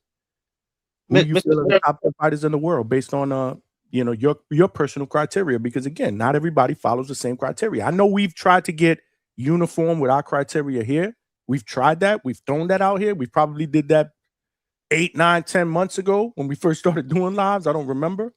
But the fact of the matter is everybody has their own personal criteria. That's what it is. That's what the pound for pound list is. I fuck with it because it's good dialogue, to Big Money's point. I just like to hear everybody's take on it. It's speaking of takes, Mr. Sterling, we have already gone past the first quarter of the year. Sir, could you kindly call in at least the quarter? Is he in the chat? You said that because he's in the chat? Listen, bro, he's lurking somewhere. He's somewhere. Yeah. Oh, he's probably listening. And if he's not, he's gonna watch the playback, and I guarantee he's gonna comment at least 3 times on 3 different topics. We appreciate his attention on the show. I love it, man. I appreciate it. It's not that, we definitely appreciate it, man. We got certain people that are playback captains. Leonard Sterling, my man Malcolm on the panel. If he misses a show, he'll watch the playback, he'll comment, he'll give feedback. That's a real one, man. Those are real ones, man. Salute. Malcolm, what's good, bro? Hey, man, whatever I missed on a playback, that last call, I'm going to fucking completely skip. God damn, man. Holy shit. Nah, man, I just felt like I was listening to a BET audiobook. That shit was crazy. Why you look, man, all I'm going to tell y'all, Loma, Loma, that Loma Inoue fight is some of the nastiest shit I ever heard. Respect to that man though, but no, the nigga can't make 130 at all. I don't know. I've seen that shit on Twitter. People want to make that fight happen. Nah, it can't happen. The nigga can't make 130. He's better off fighting Tank. You know, as much as I don't like Tank, I think that Shakur, that ship already sailed. It's not an even fight. You know, he's way too old. But Loma's coming off what? It's a win, and I think like 2-year inactivity. Yeah. And for fucking Tank, you're coming off of a draw, and then you got like a year off. You know what I'm saying? Like you got a whole year off, and you going through all these legal issues. So low key, I look at it like a tune-up. That's an easy contest. Don't forget about that. Tank, about what? Contest because the girl ran away. Remember? Oh yeah, and then that one too. Another one. There you go. But yeah, that's easy pickings, man. I think Tank beats him. You get that. You get a pretty much a future Hall of Famer under your resume. But Loma Inoue just makes zero sense to me. You know. Now, granted, if Loma was younger, I'd like the fight, and I think Loma would curb stomp him. I'll confidently say that, especially at 126. If it was a 126 Loma, he'd whip Inoue's ass at that weight class for sure. I'm not even gonna hesitate on that. Because Loma was always better when he had the size advantage. It's like once he moved up and everybody at 135 was bigger, that's when it became too much of an issue. But yeah, that's really it, man. I'm gonna catch everything else that I heard on the replay. But Malcolm, look, Trini BX with the 2-piece. He said, I call that Malcolm calling. LOL, salute. He must have put it in the chat. He's like, yo, I bet you Malcolm go call in. Yeah, he I guess you were active in the chat. He knew I was gonna say that. He knew I was gonna call in. But nah, I'll just be back in the chat, man. I'm gonna just catch the rest of the show. Appreciate y'all. Malcolm gonna fall back, man. Salute to my guy, man. I miss him calling in every day, man. But you know, he's busy. He's a busy man these days, man. Respect to him, man. Got things to do. He putting that work in, man. That's all I'm gonna say. I'm gonna leave it at that. He putting that work in, and I'm riding with him, man. I'm riding with him. He know the deal. He know what I'm talking about. I'm riding with him. I'm riding with him till the wheels fall off. Just like I ride with all of y'all in the chat, man. Y'all cooking, man. Salute, salute. Where Vega at? Vega got a lot to say in the chat, but he don't jump on the panel. And you know what? He did come up. Yeah, but I don't know why he does that. He does that on purpose because Vega comes on when there's a back and forth debate. So I bring him up, and you know damn well he don't have the patience for it. He doesn't like it. So why would you come up just to leave? That's what he does. Maybe he's hoping against hope that this time be different. No, there's a method behind that madness. I just haven't figured it out yet. I mean, I don't know what it is. He did say he was gonna dislike the show. That's what Vega does. I mean, it could be that he's tired and he's cranky and he just wants to say what he got to say before bed. Because right now he'd be in bed. He might be done. Vega don't need to be tired to be cranky. Vega's cranky in the morning, in the afternoon, at night. There's no tired. That's my guy though, man. Call in, Vega. Where you at? You at? You had a lot to say in the chat, man. Talking shit, man. I listen, man. I've been hella entertained. I like the conversation. I love the back and forth, man. This is what it's all about. Yeah, I thought that was pretty good, man. Chevy got an apology because I guess Chevy, you started that beef with 5. Yo, Johnny, I was wondering who he's talking about. In the chat. Can you play that? Can you play that clip she made? Which one? The clip that she made that we've been going on about. With the Norman one? Come on, bro. Which clip you talking about? That shit for the last 3 days straight. Oh, this one? Made. You talking about this one? Listen, play with your booty hole, not me. Is that the one you talking about? Polo Buck. I'm talking about the one she made when we won. Right, I don't have that one, Big Money. I don't have that one. You don't have that? No, I haven't played that. I can find it. I mean, it's on her IG page, but I don't have that. They didn't send that to me. They got to send that to me. Somebody send that to me, and I'll put it on rotation. Hell, go to it's on my IG. It's on my IG. I made a post of it. Oh, that clip. Okay. I thought you were talking about the the AI clip that Polo Buck put with her, Brian Norman Sr. and Coach. Nah, the one Actually, I want that clip too. I want to put that on rotation. That shit is fucking epic. That one. I gotta find that one too. Oh, that's the one you talk about. Okay, yeah. I gotta get it. Hold on. Salute. I was like, what? I can't stop. I put that shit on. Yo, you can put that shit on and it'll make you smile when you feel like frowning. Hold on, let me up. You know what? I've been watching it on IG. I gotta upload it though. Yeah, I've been watching it on IG because that's what they sent it to me on. Well, y'all smash the like button and y'all, you want to call in. Now is the time. The link is pinned to the chat. Don't be like Low Nose Boxing. The link is pinned to the chat. Johnny, throw the link out there. Yo, it's pinned to the chat. Shout out to Low. He did not give anybody a nickname. Nope. Nah, Low was cooking. Low was cooking. They were both cooking. They were good. All that for me because he was making some. I think they both made some really solid points, man. Absolutely. It's a good back and forth. I do agree with that. Good back. I'm looking at box rec while they talking, and I'm like, damn, this one made a point, and I'm looking at it, and this one makes a point, and I'm looking at that. And I'm like, man, these guys know they boxing. That's one thing. I definitely fuck with that type of back and forth. Yeah, man. Those are the best. Those are the best. We get to see, how the opinions collide. Whose opinion? Did you hear my background? I don't hear anything. Okay, perfect. All right, let me save it. I'm trying to save it, and we got to get that into the rotation. Oh hell yeah! Shout out to Chef. I know that normally she'd be in the park collecting leaves and branches and sticks to make that tea or weed or whatever it is that she's selling. And I know that, that sometimes she spends time here trolling us. But shout out to her, man. She's very creative, and she's I just say welcome to the creature spot, man. That's all. Welcome to the creature spot. Welcome to the creature spot. Did you put that? You put that on your IG? I did, yeah. Okay, so it might be easier for me. I'm having issues here. Yeah. Sometimes I'm a little slow. Let me just pull up Big Money's IG, man. It's the last one. It's the last one. I was like, you know what? Why am I leaving this as just a reel? Because the reel disappears. This needs to be stamped. This needs to be solidified. Yeah, but you can't make it bigger there. That's crazy. Oh, yeah. You're just gonna hear it. Or you could do the zoom in 100, 200% or something. Nah. They don't have not on IG. Oh, I thought you downloaded it. Okay, I got you. Nah, it's giving me an issue. I don't know. It's not playing off the download. Again, I got to figure it out. What I got to do is I got to transform it into MP4.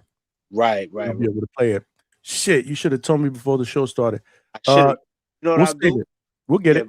What I do is because you can screen record it, because that's most of the time what I'll do. I'll screen record something, and then that makes it easier to deal with. You know what I'm saying? As opposed to trying to figure out how do I get it from this source to the one that I want.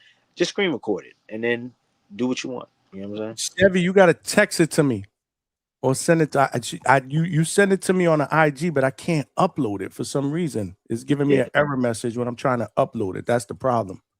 So you can send it to me, but if you could text it to me, then I can upload, or then I can save it into my photos and I can play it there. Yeah. Sure. That's what you need to do. So if you're watching, Chevy, just make sure these guys are all right in the hospital. Make sure you're hearing the beep. Step out of the room. Make sure nobody's on life support, and just text it to me. Take you a minute, and then we could play it. But that shit had me fucking dying. That shit had me dying. Hysterical. What up, y'all? Let's go. Let's talk, man. What do you guys think about Lomachenko coming back? What do you guys think is next for Lomachenko? Do you think it's good to have him back? I think it's fine, man. I mean, I think it's fine. And sometimes at that age, what is he, 37? You guys said he's 37, 38, or he'll be 38, if I'm not mistaken. maybe maybe the little bit of rest did him good. You know, maybe a little bit of a rest at this point in his career did him good. I mean, we are talking about a guy with what? I don't know, 20 some odd pro fights, but about 400 amateur fights in his boxing career. Probably the most at least one of the top 3 most decorated amateur fighters in boxing history. Did he only lose 1 amateur fight in like 395, if I'm not mistaken? You know, I'm something like that. I'm over here trying to pull him up on BoxRec. I got him up on BoxRec, but I don't know if it says his age. Okay, there you go. Cause yeah, it doesn't say his age though. Oh damn.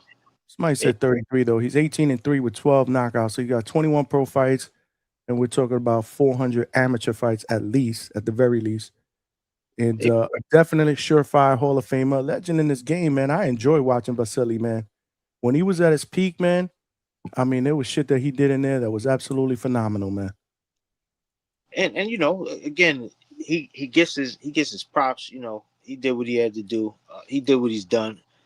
Maybe he comes back and he's fighting for a title, or he's fighting because he wants to, you know, he wants to become a champion again, or he wants to unify, or he wants to undisputed. I don't know what exactly his goals are. I wouldn't think that it would be undisputed. I'm not even sure if it's to get a belt. It might just be to make whatever the biggest fights he can make, because, you know, he's getting into the twilight years of his career, and he just wants to, you know, he got maybe 2 or 3 left, and he's like, let's make them the best that they possibly could be. So let's go for the big fights. And if that's what he's doing, cool. But, you know, I think I said it before, man. I rather, it's hard for me to speculate with him. It's hard for me to speculate with guys like him, because, you know, when we talk about, we're going to be talking about fights that we wanted, like the Tank fight. And it's like, well, we never got the Tank fight. And I know that that's not all on him. You know, I know that part of that was Tank's side too. You know, there was a time Tank was like, I don't want to do it. And then when he was like, let's do it, all of a sudden, Lomachenko was pulling the Tank on Tank. Like, yeah, you know, now I'm not doing it. So, you know, and then when he did that retire move, I said, oh man, here he goes. I guess we just not gonna get that fight.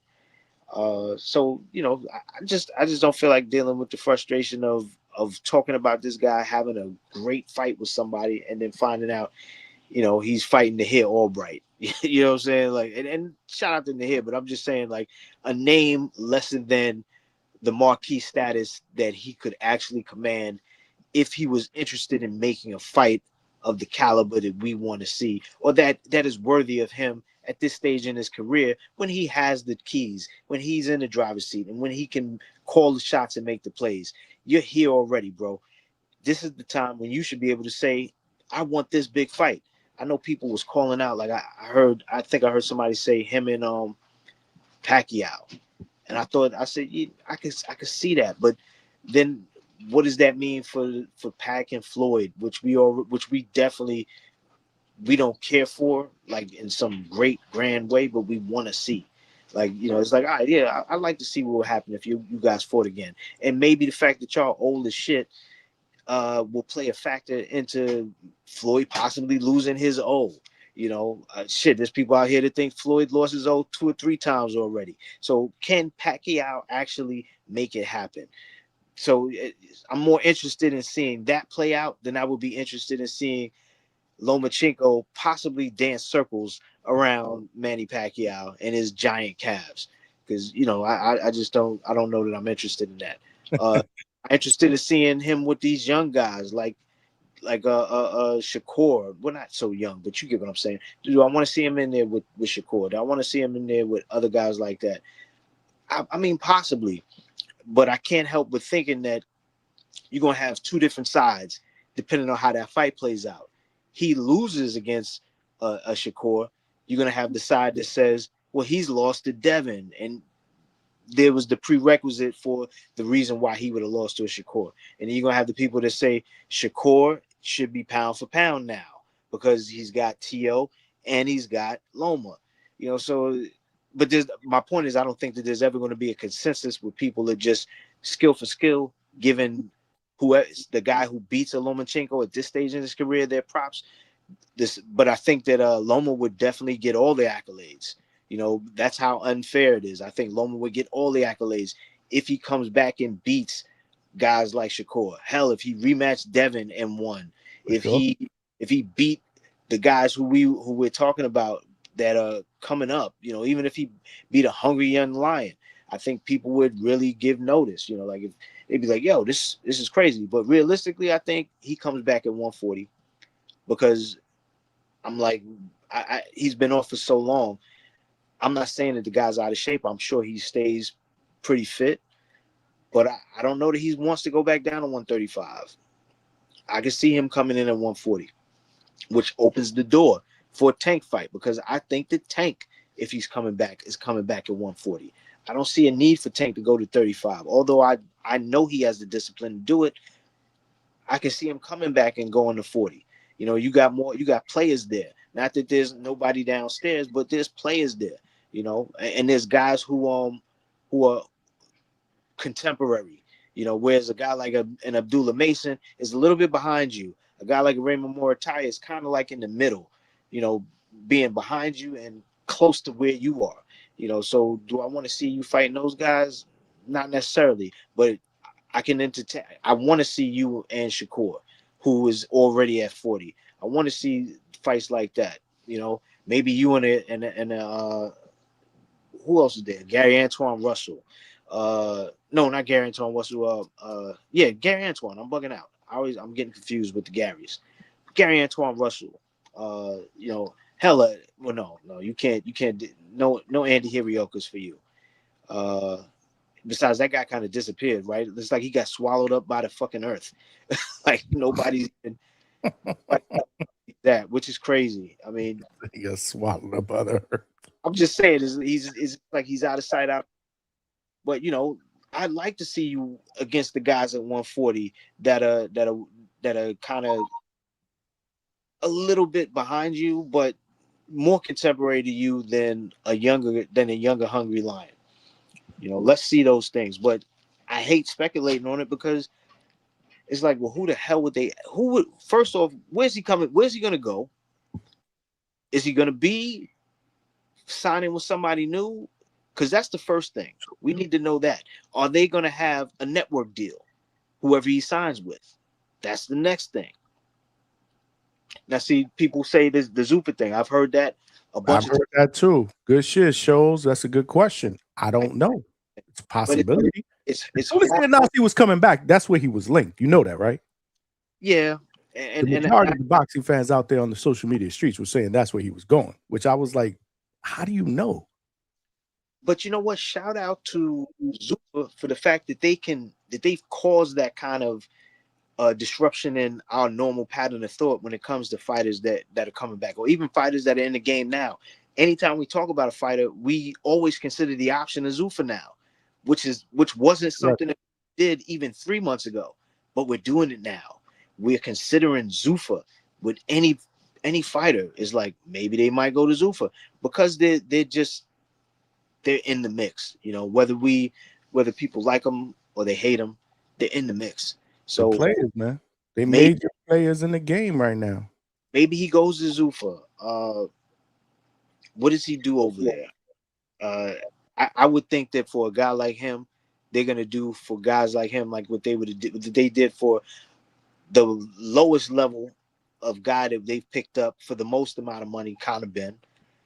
I would think that they would make a fight for him with whoever outside of their umbrella, because Regis Prograis is still, unless we hear that he signed a contract too, because we definitely heard right after the fact that Conor Ben signed a new contract, but we didn't hear nothing about Regis signing any new contract. And I'm just saying, I get that he mentioned he was going to fight bare knuckle or some stupid shit, but I'm just saying, I can see them getting a guy outside of the umbrella of Zufa for him to fight and making it a big fight and putting it on a ring card, but signing him to Zufa the same way. But again, the question is going to be who? Who? Is it just a big fight? Is it Turkey trying to get him destroyed? Because, you know, Turkey likes to fuck guys up, man. He doesn't want you in there unless he's entertained, you know? So there's that question, you know, or does Loma say, I'm going to go with whoever offers me the most comfiest ride possible. You know, and if that's one of the regular promoters that are non-Zuffa and they want to, you know, put me on a nice cushion, but let me have a decent fight, go for it. Yeah, man. Yeah, you said a lot there. One of the things that I did want to circle back on, and I do have a super chat that I need to read, and I got some content. Might be a good time too, because the chat is buzzing. I don't know if you're reading the chat. I'm not reading the chat. They buzzing back and forth with Chevy. I just was trying to give you time so you could download that shit. You the man, champ. I think it way back in the beginning when you talked about why he potentially could be coming back is I think he feels like, I agree with you. I think he feels like he got a couple of good ones left in him. I don't think it's necessarily for no undisputed, no straps. I mean, he's been there, done that.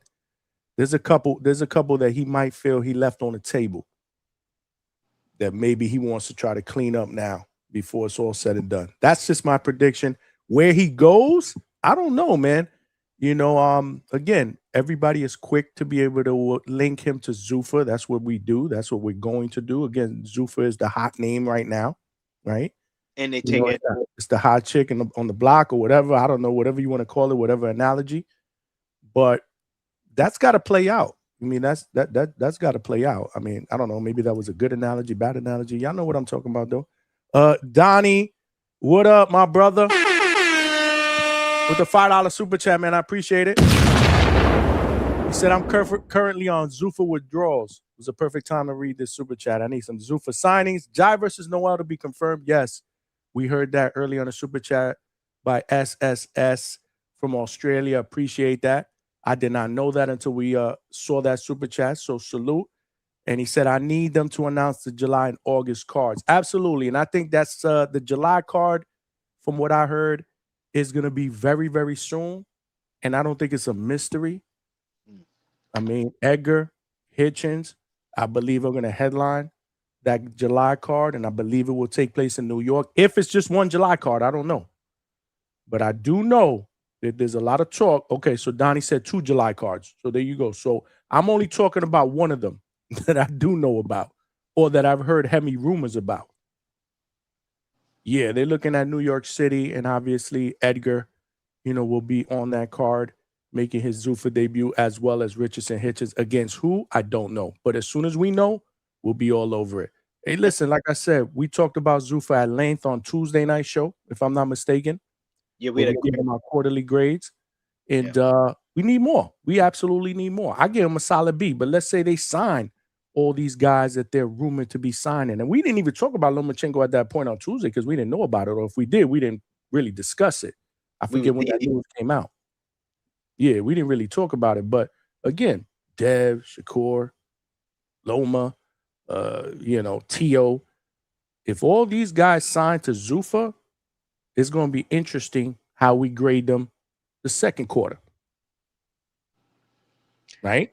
We talked about how if by December they have these guys, that they would have had a hell of a fucking year. Hell yeah. Absolutely. Probably the best run for a promoter, I think, ever at that point. Absolutely. I wouldn't disagree on that. I wouldn't disagree. Appreciate the super chat. Great super chat. Like I said, listen, man, the more boxing, the better, man. I like these Zuffa cards. And I also love the fact that they put them on Sundays. Somebody told me that they're going to be putting one on a Saturday afternoon. Was that today or was that last night's show? I fucking forget. It might be the UK card. So it might be the next one. I don't know if the next one is on a Sunday. I think that one is on an afternoon because that's from the UK. That's who's on that? Chris Billam Smith against who's Rozecki? Yeah, against Rozecki. So that's a UK Zuffa card. So I doubt that's going to be on Sunday night. So that's probably when they were talking about it's going to be in the afternoon. I got to check the time on that. Somebody chatted it on last night's show. But yeah, man, the more the better. Trini, what's good, Trini? Salute. What up, Big Money? What up, Johnny? Chilling. Yo, the youngins out there, man. Zuffa crack is whack. You must be talking about Juan De Lo Mio, bro. Yeah, man, but I'm glad to have him back. I'm glad he pulled back up though. He was He brought zoofied. that fucking energy, bro. He brought Yeah, that man. energy. They was hating on him, man. Don't be hating on my man Juan. Yeah, I was talking a little shit about his peptide mic. Well, listen, I don't even think it was the mic, bro. I just think it's Juan. Nah, but Joe, he got his respect because it is Juan, and you seen him put the effort to tone it down when the Queen came on. So enough respect to him for that. Yeah, man. You heard the effort when Rachel came on. You heard him tone it down. He was fighting himself. You know what I'm saying? So you know he can't help himself. That's what's up, man. They had to mute him one time though. Yeah, that's what's up. Yeah. Nah, for sure, for sure. I was warning him in the chat. I was like, yo, when she pull up, fall back a little. You know what I'm saying? So you can get the heads up. Because I seen that she asked for the link. It's not often that she jump on there. When she jump on, she won't kick that knowledge. We got to let her get her space, man. Salute. And at the same note, it's not often y'all get Trinity talking shit for free, but it is Jaguar hunting season, and the Jaguar back. And remember, man, Wagner spent time with Ryan's pops. We know Ryan pops got an elite mind.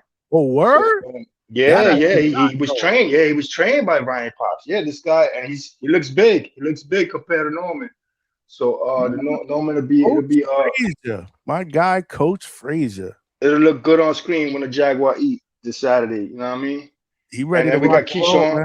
He ready to rock. Salute to the debate too earlier, man. Salute to Low, man. But yo, that Puerto Rican shit, I had Chavez beating Camacho, man. My older cousins beat me up for that. So with a Puerto Rican flag, you know what I mean? You can't wave that with me. I call it like I see it. A shout out to Five for pulling back up. He came up and cooked me on the Norman shit. You know, I was talking about Norman shit. He had Dev on that fight. You was on the panel when he jumped on that day? Either on or just got off. Okay. Or I bring him on with my shit talking. You know what I mean? Because I was talking that, punch him in the shoulder and break his ankle shit. You know what I mean? Stay tuned. That's coming. Yeah. And Then I see Malcolm was gonna pull up. That's why I was like, Malcolm pulling up in 3, 2, 1, and look, he pulled out. That was cool. That's funny. Yo, just to touch on the debate too with the coach, man, because the coach debate with Brian, bringing in help and all that. Coach broke it down good with him saying, yeah, go back to your pops and all that. But we got to keep in mind, Senior himself admitted that Junior's boxing mind bypassed his. Help was going to eventually be brought to that corner. I just wish it would have been a mutual agreement and like you just add on to it. You know what I mean? But also, if you hear him in the Ring Magazine interview, he like, nah, I'm running back to Senior with everything I'm hearing over here. So like they got an open forum over there. So it's just building the team. I could see them joining back up and doing the world tour and bringing in other coaching and absorbing that knowledge. I mean, I think we agree with that statement there. Yeah. Word. But I just wanted to tune in and shit. We got a good boxing coming up, and I'll check that Sunday, right? We'll be live. Oh, you actually calling the Keyshawn fight though, right? Yep. 8 o'clock. Oh, that's what's up, man. Y'all hold me down at work then. Yep. Salute, y'all. Stay up. Y'all be safe out there, chat. Respect. Peace. All right. Trini, man, holding it down, man. Trying to duck and dodge HR. You on the clock, Trini, or he logged off? He said HR sleep, man. HR. Like my man Tree says, they on that ass like a diaper rash. Where Tree's at? Where the Tree's at? See, you doing that shit again. The Tree's looking all mean in that shit. He look like Timu Luke Cage. He looking all mean like he gonna fight somebody. I think that was the ATL border. I think he called out. Who did he call out? Did he call out CYP? I think that if there's an interview on Mark Nash's channel where that comes from, because it was him and I think Jonathan Sims, they was interviewing Mark Nash was interviewing both of them. Oh, word. I don't know why, but he was talking to them, and Trini was, and not Trini, and the two of them were there, and I think that was that backdrop because it looked like it. It looks like that. It was right outside the. That was right outside the gym. Right. That was right outside the gym. Yeah. Right. But they also did one, and when Treese jumps on, correct me if I'm wrong, they also did one in the parking lot where we did the after party. It was him, Sims, somebody else. It was like at night or something. It was at night. It was in the parking lot of where we did the after party where we watched the fight. That's when Virgil fought Lubin that night. There's a couple of interviews with them floating around. You Yes. gotta search for them, but We gotta get that. We gotta get that content. Speaking of content, I just want to show y'all something real quick. Hold on a second, because this is what Big Money was talking about earlier. Is that it? Nope, that's not it. What the fuck? Where is it? No chat. Hold on, let me find this bad boy. I just finished uploading it. See if I can get this bitch on here. please send a super chat. Is this what you talking about? Smash the like button. He said, I can't see the link, Johnny. The link is pinned to the chat, my brother. Hold on. No man should be envious of a talented woman. This is a shout out to Chevy Ray. You're very talented. And we understand your value. You matter. You're a creature from the Creator.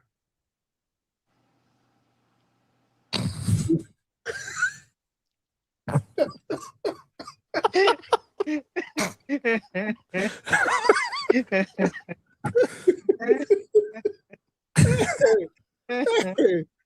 what happened? I don't even know what the fuck to say. What happened there? Who are you? Say, who are you? You're different. Coach, you different. You just different.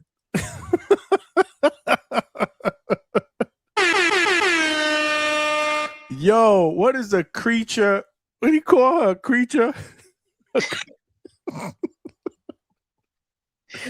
Like what that he said creature, but it was the dramatic pause. Like it's like, yo. I saw you laughing. I was just like, I just couldn't hold it no more. He said she's a creature. He came out of nowhere. Coach certainly has a way with words. That's for sure.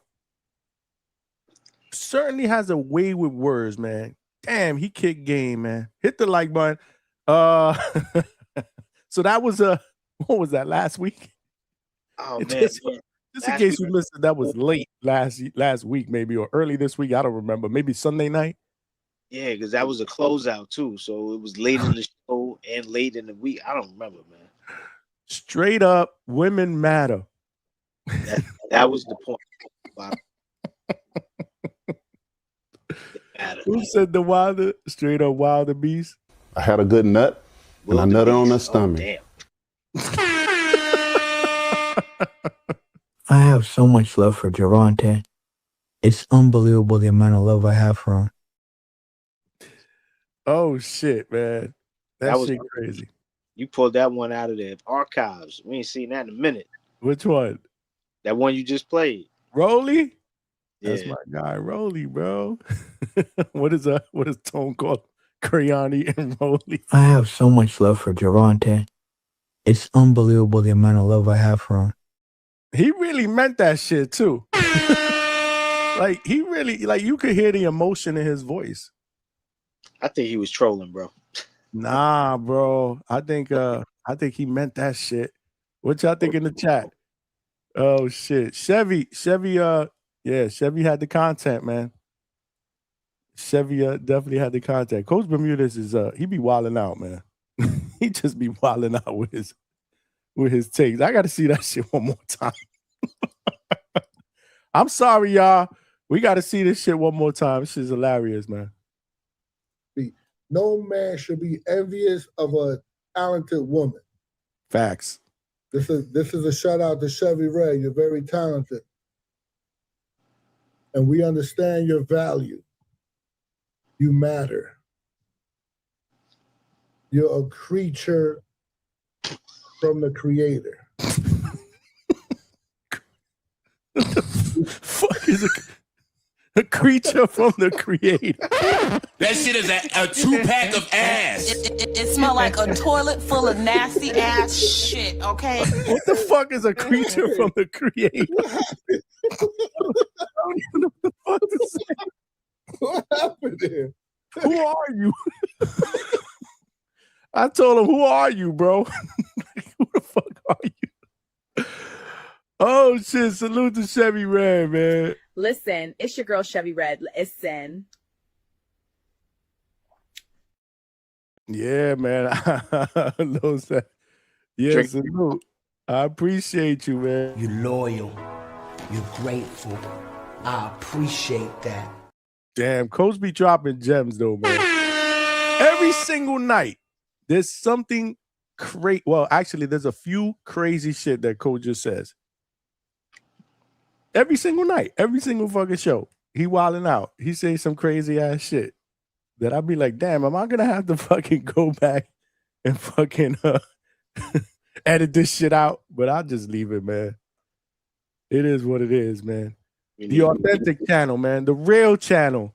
The real spot, man. The real spot, man. Reach a spot. Yep. Whoever was asking for the link, it is pinned to the chat. Last call, man. Last call, man. Because we do got boxing this weekend. And we will be live for that. Like I said, 8 p.m. Eastern Standard Time will be live. If you have a DAZN subscription, you don't have to pay anything else. There's no pay-per-view for this card. And it could be the basic or it could be the ultimate. If you don't have a subscription and you are contemplating getting one, hey, all I ask is that you use my link, man. We're trying to open up some doors, man. We're trying to get some good perks for the DHS family down the road, man. You gotta crawl before you walk. So I'm gonna throw the DAZN DHS link out there. Salute to my guy Mike Leon. They even got him here. Sign up to DAZN and be the first to get your pay-per-view on demand. Use discount code DHS. He said pay-per-view. That shit is a 2-pack of ass. Man, Polo Buck is diabolical, bro. Lord have mercy, man. There you have it. I just put the link in the chat. Hit that link up, man, and sign up to a subscription, man. Whether it be Ultimate or the basic. If you do the Ultimate, man, you get all the pay-per-views. And let's not forget, there's a hefty lineup, man, for the rest of the year. Whether you like it or not, it might be worth your investment. I'm just saying, throwing it out there. Not forcing it on anybody. I'm just throwing it out there. That's all. Salute to y'all. Come on, you thieving heathens. When Coach was talking about Brian Norman Sr. yesterday, I was so tempted to throw this AI meme out while he was talking, but I didn't want to cut him off. Because I did that one time, and I hit the button too quick before he finished his statement. I was like, oh! I was trying to time it. Because usually he'll stop, he'll pause, he'll think, and then he just. So I was thinking, I'm gonna get him during the pause, and I thought I had that shit timed, and he kept going. I'm like, fuck, man, fuck. But yeah, man, they got Brian Norman Sr. out here too, man. We got a call to check this address. Let me see your ID. Hell nah, sir. Calm down. Get out. He said, get out. Yo, why? You ever notice that in the AI, like he's talking to the cop, but he's looking back the other way. Oh, it's all jacked the fuck up, but that's what makes it the most funny to me. The shit that makes it hilarious. Oh shit, that's what makes it hilarious because it's all fucked up. It's all jacked up. That's makes it fucking funny. Oh, they got me too on that shit, man. Yeah, y'all gotta hold on. Oh shit, we got Tavon Burns with the $10.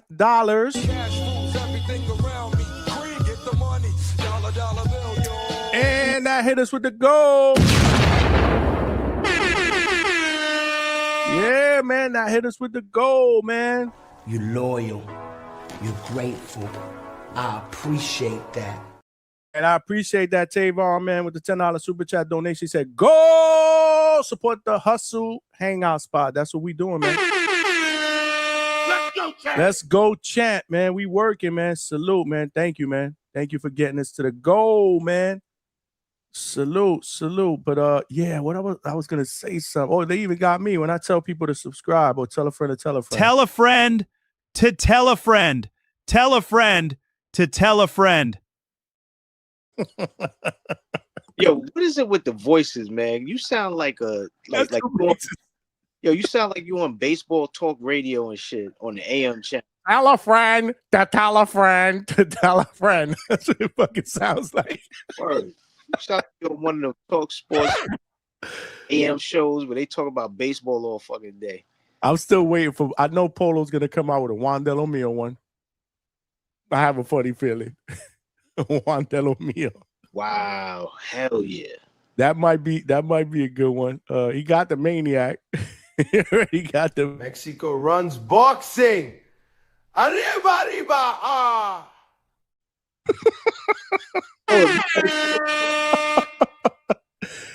What's good, man? We got Canvas up in here. What's good, Canvas? What's up, Johnny, man? What's up, Big Money? Hey, man. What's good? What's popping, man? You outside on them streets? Yeah, man. I just got done with the gym, man. So, but nah, honestly, I was hearing 5 and low. What you think? I thought 5 came out swinging, man. It was like Ron Lyle and George Foreman. I was watching your comments in the chat. That's yeah. Nah, I had low. I thought not smoked him at the end, but I'm going to give 5 his credit. But I think Low left out Jose Pedraza in the resume aspect. Jose Pedraza, 2-division champion. The only person, he took a belt off of Raimundo Beltran, the same Raimundo Beltran that Crawford beat. You know what I mean? So it's just different things. Like Jose Pedraza been in the ring with Tank too. So I just think that, when they were talking about the resumes with Loma, and Devin, I think it's pretty close. I don't think it's as wide as 5 was saying, but in Devin's credit, he has a win over Loma, and he went undisputed, and he went to Australia. So, and he washed Regis, not just beat him, went up and washed him, dropped him, won every round. Regis probably landed I think it was a CompuBox stat up until Shakur and De Los Santos, where a fighter landed the lowest amount of punches in a 12-round fight in the CompuBox era. That's correct. So I just think that for that, when you look at, what Devin did and then beating Brian Norman, I think by the time the fight happened, he was a slight underdog or so. So when you look at that, that's another thing that gives Devin credit, because they're both 3-division champions, and beating Gary Russell, that's a big deal, because Gary Russell, didn't lose until he fought Maxeo and got that loss with the arm. He beat Gary Russell in his prime. Beat Gary Russell in his prime. And Gary Russell was on that Olympic team with Andre and them, and people thought Gary Russell was going to medal. Facts. And then he beat a two-time Olympic gold medalist in Guillermo Rigondeaux, the same Guillermo Rigondeaux that beat Nonito in his prime. So, it's arguments for both. I think Devin, Devin definitely beating, Brian Norman after everybody was saying the storm. You know what I mean? It was, Brian had a hype. That Santillan win was a brutal fight, and he outdogged Santillan. So I give him a lot of credit for Norman. And your boy Regis had beat Chan Zepeda, and he had a really close fight with Josh Taylor overseas. A lot of people thought it could have went either way. I scored it for Josh, but he gave a great effort. And Josh, after he beat Jose Ramirez, people had him on the pound-for-pound list. So that's a big deal, man. So shout out to Devin too. So yeah, but I just think Low came back. 5 came out swinging like Hagler and Hearns. It was one of them type of debates. So shout out to them though, man. And yeah, I've been talking shit in the chat. Yeah, Johnny, I've been talking shit in the chat. I've been seeing you. But that's Sims out there being messy, man. Shout out to Sims. I see y'all talking that messy shit too. Nah, I ain't saying nothing. I just said, man, don't be lying on the woman, man. I don't know what it is, but me, I'm not gonna lie on nobody. I don't know the truth. So me, I don't speak on it. Shout out to you, Chevy. You know what I'm saying? If you see me in the chat writing Sims, man, I don't know. But that little pat on the shoulder, that shit on the acting was You know, I ain't trying to diss the Tubi movie, but the little pat on the shoulder, that right there. I know y'all had to do that about 10 times. That shit, I would have been dying laughing if I was the cameraman. They got Chevy on the movie too. Hold on. On that old ass Nokia phone that she stole from the bar. Take some peptides.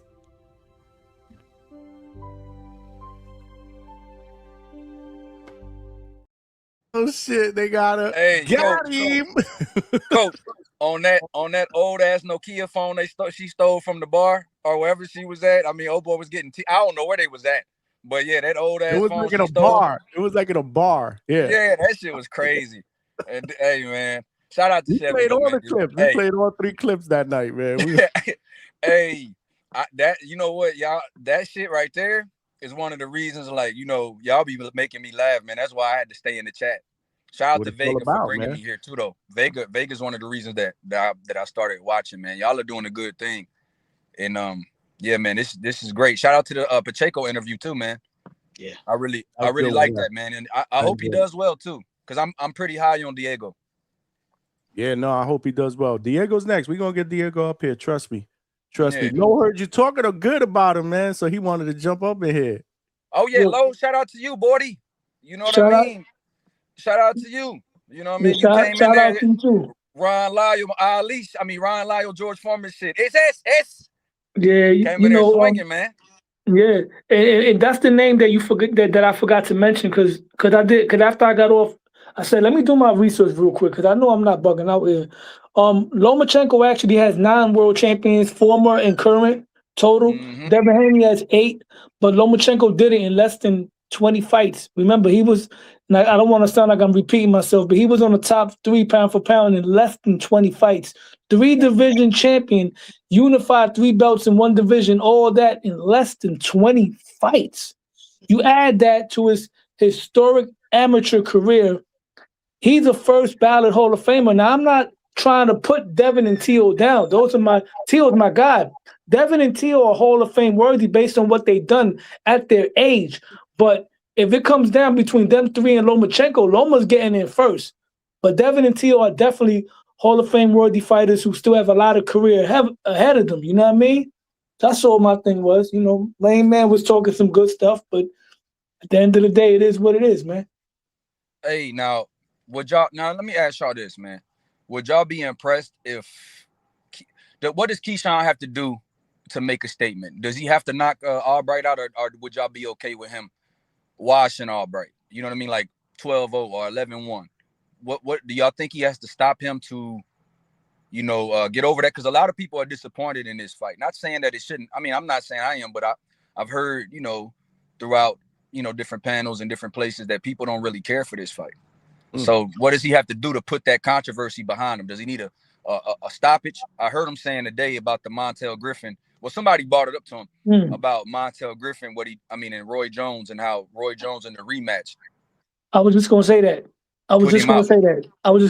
Like, let me get into my historian bag. A lot of times in the past when we had fights where it was controversy or it was close, the great ones came back and made a statement. You know what I'm saying? We can go back from Deontay Wilder. He had a decision against Jermaine Stavern, came back, put him to sleep. Roy Jones had that controversy finish against Montel Griffin, came back, put him to sleep. You know, and I'm not going to think of more, but it happens. So based on what Keyshawn Davis did, he raised the bar for the expectations of his future performances. With what he did when he went in there and stopped Jermaine Ortiz, who's one hell of a fighter, a guy that gave Lomachenko life and death in a close fight. That was the only Loma win where it was tight. He went in there and gave Teo a close fight. So we're not going to say Jermaine was a bum. He's not. He's a good fighter. Not the top, but he's a good fighter. And Keyshawn Davis made a statement. So Keyshawn, this is what I talk about, guys having a run, being consistent. That's why I mentioned about Loma. Loma was smoking everything. Devin had wins, he had hiccups. Same with Teo. Let's see if Keyshawn Davis can follow up with that eye-catching performance by stopping Jahad Albright. I'm butchering his name right now. He has to do that. He raised the bar. Just call him Woo. Just call him Woo. Totally off. Not here, Albright. Nahir Albright, if he has to go in there and make a statement, and it's a big statement if he does, because Nahir Albright's stock raised. In his last fight, he should have gotten that win over Frank Martin. So yes, he has to go in there and make a statement. Stop him. Nah, Okay. you get that, man. From Salido to Tio, that was what, from 2014 to 2020. That's a run. And then, like you said, he beat Linares. You know, when Linares was an active champion, I believe Linares was a champion at the He time. was, and So, that was so he was a current champion. And you know, Linares is what, a 3-4 division champion. yeah, and that was the peak of Linares' career. Like Linares had ups and downs, but that was at the point where Linares had his best run at that time. And Lomachenko, mind you, he stopped Linares as a little guy moving up. Devin ain't stop him.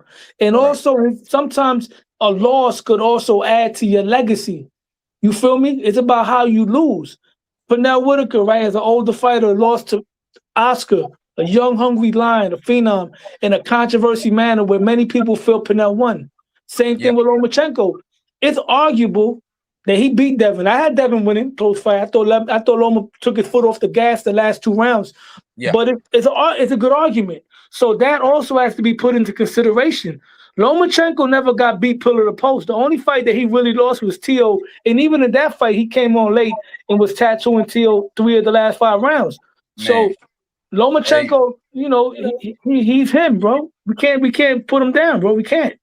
Nah, you know, watching him, like I always thought I think Bud was number 1 pound for pound since he became undisputed at 40. I think Bud has been undisputed. I mean, been number 1 for the past 7-8 years. You know, to me, when Andre Ward and Kovalev fought, and Andre Ward beat Kovalev in the second fight, I think it was up for grabs with them. And then remember that era when they had Chocolatito and they had Triple G high. Yeah. You get what I'm saying? But up until when Floyd retired, I think Terrence Crawford was the next in line as far as the best fighter in the world. And I think he's continued and stayed that way until he retired, in my opinion. I think his reign and then Errol Spence and the way he demolished Spence and then going up there and beating Canelo in the clean fashion, you know what I mean? Only solidified those things that people already thought about him. But like Inoue, what Inoue's doing, because remember, Johnny, remember I was saying about the Bam stuff. Hey man, that's a reality now. If Bam beats this guy, my boy Vargas, Antonio Vargas at 118 in June, that Bam and Inoue fight is pretty close. I mean, the money that Turkey's offering, I don't know how they turn it down. You would think it should happen. Yeah, you would think it should happen. I mean, how many smaller guys in that weight division make splitting $31 million guaranteed? That's rare. You know what I'm saying? That's a rare situation. That's a mega fight. Absolutely fact. By the way, we got Antonio Vargas, I believe, next week or the week after. Yeah, he gonna come on the show. Oh, you got Antonio? Yeah, that's a good interview, man. I've had him on here before, Antonio Vargas, but yeah, he jumping on. He jumping on probably the week after. I'm thinking. I don't know about next week. I got to reach out to him again. And you made a great point, like with that pound for pound list before, right? Because when Floyd retired, right after Floyd retired, I believe Andre Ward became number 1 pound for pound, and then when Bud Crawford became undisputed, so it was moving around between them two. Then Andre Ward retired, Bud took over, and then when Canelo became undisputed, was having that run, Canelo was number 1 pound for pound, and then some people eventually put Usyk at pound for pound after Canelo had lost to Bivol, and then Bud Crawford stamped it again. Usyk took it, Bud Crawford got it again. And I say that to say this: even though I was, fighting for Lomachenko, me personally, I never had Lomachenko number 1 pound for pound. He always was hovering between 1, 2, and 3, sometimes 4 and 5. But there was a lot of people, a lot of credible magazines and rating systems that did have him at number 1 pound for pound. Because a lot of times everybody doesn't always have the same guy, but it's always usually the same 3 or 4. Like you said, at one point, you had Triple G in the top 5. You had Chocolatito. In every generation, we always got a smaller guy on that list. Like right now, it's Inouye. Before that, it was Chocolatito. Before that, it was Donaire, until Rigo beat him. Before that, we had Ricardo Finito Lopez. You know what I'm saying? So it's always been that way. Always been that way. Yep. I got you, man. I got you. Donnie said Bam said today he is done 115. Malcolm said he'd rather see Inoue go up to 126 because he said it's cool, but Inoue beats him, man. The size will play a factor. Again, Bam is moving up another weight class if that fight were to go down because this one is at 118, right? I think this one with Vargas is at 118, so he's going to have to move up to 122.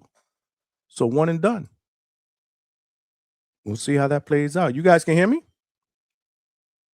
I got you. You're good. You're good. Oh, okay. Yeah, I just wanted to make sure. Yeah, so, man, it's going to be interesting, man. Like I said, it's going to be interesting. When is that Bam Vargas fight? That's in June, right? next month. Yeah, I got to check the schedule. Yeah, okay. You saw what I sent you in your IG DMs too, right? Today? Yeah, when Jordan had a public Yes. Yes. So what happened? He sent me a message and he said, "You seen the face off?" I said, "Yeah, we gonna get Jordan on too, by the way." Of course. Yeah, he gonna let me know. He definitely wants to jump back on. That's gonna be a good fight. That's on the same card, right?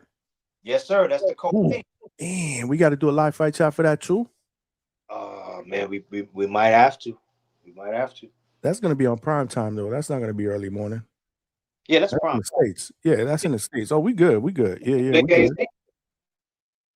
AZ, right? Yep. Yeah. Y'all cutting on. Yeah, we can hear you now. Yeah, that's in Big AZ, man. So that's gonna be the card, man. Pull up the fucking schedule. I usually have the schedule up, the zone schedule. I got to put it on my favorite so I can just pop it up whenever I want. The updated one. They always send us an updated one with content, with assets, all that stuff. Shit is dope. Yeah, I spoke to Coach Allen and I spoke to his brother, his older brother, Big Dog Jim. I was like, yo, I see this dude pulled up. He pulled up, yep. Makes a good promotion, man. Makes a really good promotion. Oh, hell yeah. We could show that too, right? Because that's the zone. Well, actually, no, that's not even the zone. We could show that because that's just stuff on the internet. But yeah, that was lit. That was lit. I was like, oh, okay. That shit got spicy. I like it. I like my my little press conferences, my little public workouts, whatever it is. I like when it gets a little spicy. What's dope? You know what's dope about that too, Johnny? That because he's in LA, right? He's normally at RGBA. So yeah. he made the trek. Like he knew pulled up. That's what I call pulling up. He pulled up. So okay. Shout out to him for making that move, but shit. He need to make sure he pull up on fight night because Jordan gonna be ready. Hell yeah. Jordan is gonna be ready. I seen the work that he's putting in. Yeah, man. Definitely gonna be ready. And again, he going in there with a chip on his shoulder, man. We ain't trying to go to the scorecards this time. That's a fact. Fuck all that, man. We ain't trying to go to the scorecards, man. It's time. Where did Canvas go? Canvas dropped off? Yo, Johnny. What up, bro? What boxer needs to have a boxing biopic movie next? A retired boxer? It doesn't matter. Whoever you pick, bro. Personally, I would love to see a Marvin Hagler one. What about you? What about you, Big Money? Sign me the fuck up. See, that's the thing, Lo. Me and Johnny share the same favorite fucking fighter. So all right. Another good one. Trini just brought out Camacho. Trini, that's what I was gonna say, Trini. I swear to everything, bro. That's what I was gonna say, bro. That will be the most entertaining one out of all of them. Because first of all, the movie's gonna be set in the 80s, right? Growing up in the 70s, Camacho was Camacho came from Puerto Rico and he was doing, he was doing that white girl since he was young. And I ain't talking about the girl, I'm talking about the girl, in his nose. He was doing that joint since he was a teenager. I seen it on the Showtime documentary. He was a Golden Glove champion, became pro as a phenom. Then they're gonna have to document. It's gonna be a sad movie too. It's gonna be funny because Camacho was a character, It's gonna have a lot of 80s nostalgia, a lot of 80s music in it. If they You do know it, what I mean? Yeah, they gotta do it right. You gotta do it right. I'd rather see that one before Hagler. Yeah, you gotta do it right. It's gonna be a sad movie because at the end of the day, bro, he gets killed, bro. You know what I'm saying? And you know, Camacho is one of those guys that for me, he's a great fighter. He's beyond Hall of Fame. And he was so gifted, he could have been even better, bro. He could have been I don't got him as an all-time. I got him as a great. But in his prime, 130 Camacho, 135 Camacho would give anybody, would beat many guys in those divisions. Like, you got to just understand to have been there to watch it in his prime or watch videos, bro. That dude was moving on his feet. He would plant his feet and let off. Like, you know how people see David Benavidez, Camacho was doing that as well, letting off 5, 6, 7 punch combinations and getting up out of dodge. And he never was out of distance. And he was throwing these shots at the right distance, bro. Camacho was a phenom, super athletic, had swag. He was swagger before swagger, bro. He was Edgar Berlanga before Edgar Berlanga, but he was the truth. Wearing the gold chains, going to the hood, outside, no bodyguards, no nothing. Yeah, but he also had the accolades. He had the accolades. That's what I'm saying. That's what I mean. This man was bro. 130 pounders, like you said, man. This man was that shit would be epic. That's a great one, man. They can't drop the ball on that movie like they did with the Tupac movie. They can't drop the ball. We got to get that. What you think about that? Talking about Macho.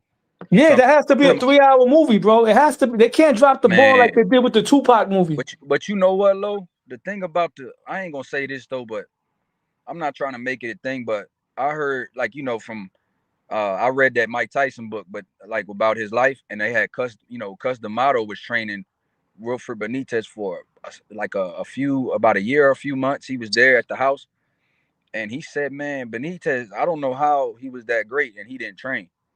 Let me tell you a story about Benitez people don't know about, right? This is some real history shit. Benitez was trained by his father, Gregorio Benitez, right? And Gregorio Benitez, you know, Wilfredo Benitez, we all know that he beat Durant at 154, right? Yeah. Gregorio Benitez, prior to training his son to be a pro and a champion, he trained another Puerto Rican by the name of Esteban de Jesus, who was the first and the only guy to beat Durant at 135. They had a trilogy for the undisputed lightweight belt. Gregorio Benitez knew how to beat Durant. He trained Esteban de Jesus, who beat Durant, and Benitez was just a kid sparring with these guys. Because mind you, Benitez was a world champion as a YN at 17 years old, bro. Then he beat Cervantes, right? He beat Antonio Cervantes, who's also a Hall of Fame, who's considered top 5, one of the greatest junior welterweights of all time from Colombia. Colombian dude, right? From Palenque. Yeah, he's an Afro-Colombian. Bombole, that's what they called him. Yep, Palenque. So it's not like Benitez beat some regular guy with a belt. He beat a fucking Hall of Famer. Bro, Ray Leonard said, like, I'm glad he didn't train. You know what I mean? Like, Ray Leonard said he was the hardest dude he fought the hardest guy to hit that he ever fought. He was cracking Ray Leonard's sister, too. And I thought that was a lie because my uncle, rest in peace, we thought he was one of them old school biased Puerto Ricans where he made an excuse for every Puerto Rican that lost. He said B-Hop pushed him and was on steroids. And then he said Benitez threw the fight because he was cracking Ray Leonard's sister. I'm like, damn, you got to be bugging out. I did my research, and on the documentary, Benitez was actually dating Ray Leonard's sister. I'm not saying he threw the fight, but he was really dating Ray Leonard's sister. He had a lot of, Benitez was one of them dudes that he had a lot of, you know, he had a lot of women, man. We all have uncles like that too. Like my Lo, man we all said have cracking his uncles sister like crazy, Yo, man. if my uncle would have been alive for the Cotto Margarito, because my uncle passed away before that. My uncle to this day, not to this day ain't around, but back then he swore Chavez had bricks in his hands when he beat Meldrick Taylor. Yeah. Hey, now speaking on Meldrick Taylor, man, I know you out in Philly, man. That dude, like natural hand speed, that boy, man, Meldrick Taylor was one of them. He was a beast, man. Man, natural hand speed and natural talent. He could have been as good as he was. He could have been greater than what he was, man. Meldrick Taylor. Yeah. You know, but like, Lo, you made a point earlier about pound for pound list and how a lot of those guys that's been at the top on everybody's list usually make the Hall of Fame are Hall of Famers. And you think about it, even, you know, you go back to Mosley, you go back to Roy, you go back to B-Hop, you go back to Marquez. They just being on the list, top 5. You know what I mean? Donaire, first ballot Hall of Famer. Some guys made it without being on the list, though. Arturo Gotti was not on the list, but once again, the Hall of Fame, and I understand what Five was saying. Like sometimes the Hall of Fame could be a little off because remember, it's the Hall of Fame, it's not the Hall of Accolades. Sometimes it's weird. You got guys like Arturo Gotti, who I don't mean to shit on. You have him on the Hall of Fame, but you don't got Diego Corrales on the Hall of Fame. Yeah, Diego Corrales was a better fighter than Arturo Gotti. I think Corrales didn't make it, or maybe he just did. I don't know. It might be wrong. If I'm wrong, I'm whatever. But is Corrales a Hall of Famer? Let me check that out. That's a good do one. your Google. Look it on Google. Hey man, H-Town said we know where you got your bias from, man. That's fucked up, man. H-Town, my nigga.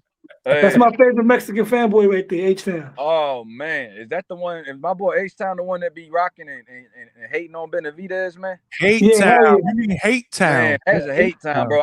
Look, I got the Houston hat on, the Texans, man. He make Houston look like we full of haters, man.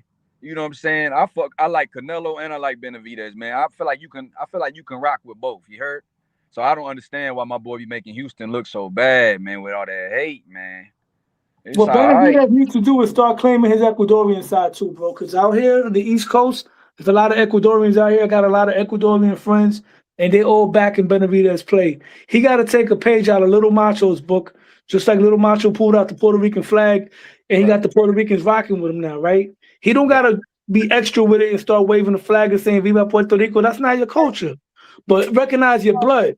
That's why the Ricans are rocking with him. Benavidez got to pull that Ecuadorian flag out, bro. Wear it on the side of your trunks. That's all you got to do. It's not like you jumping ship. You still Latino, bro. Rep your Ecuadorian side because he looks, in terms of his structure, Ecuadorian dudes, most of my Ecuadorian guys, they tall, bro. They're not short like Mexicans. And I'm not trying to put Mexicans in the short list, but Ecuadorians are really tall dudes, you know what I'm saying? And especially Ecuadorian Americans. And Benavidez needs to start repping that because they rocking with them on the East Coast with that, you know what I mean? But Corrales was inducted into the International Boxing Hall of Fame in 2024. Recently. Okay. Shout out to Corrales. And rightfully so. Rightfully so. One hell of a fucking Gotti fighter. got in there, then Corrales deserves it. Yeah, absolutely. Absolutely. Yeah. Corrales was a bad dude, man. Hell yeah. Correct. Hey man, but Coach, now Johnny and Lowe and Big Manny. Sorry, Big Manny. That's a Dominican dude, man. He called you B.I.G. He called you Rachel. Big Manny. Rachel. Hey man, that dude came with the energy though, man. That's yeah. We needed Zuffa that need shit, to cut man. my man a check. You heard? Zuffa need to cut my man a damn check, man. De lo mio. Don't be surprised. Don't be surprised one day. They was hating on him in the chat, bro. He was bringing that energy. I was like, keep it going. He was the cutoff king until Rachel came on, though. You know, I mean, yeah, that's the only thing. I was like, Coach a hard time, man. He was like, Coach, so why Yeah. Rohan Polaco and Coach trying to explain, and he got so much energy. You know what I mean? It's just some people that love boxing that much, man. Boxing bring that out of you, though. That Shout out passion, man. with Joel. That's where he's at. Yeah, Big Manny, That's where man. he goes. He's over there, right, bro? Joe? He's usually over Shout out there. to my dog, Big Manny, man. But now, Big Manny was fucking hilarious, bro. So, hey, I got a serious question, man. What do y'all think Benavidez is the course of action for Benavidez? Do y'all think you stay at cruiserweight, try to get Jai, or you go back to get Bivol and better BF before they, age out or retire? You know what I mean? What do you think Benavidez should do?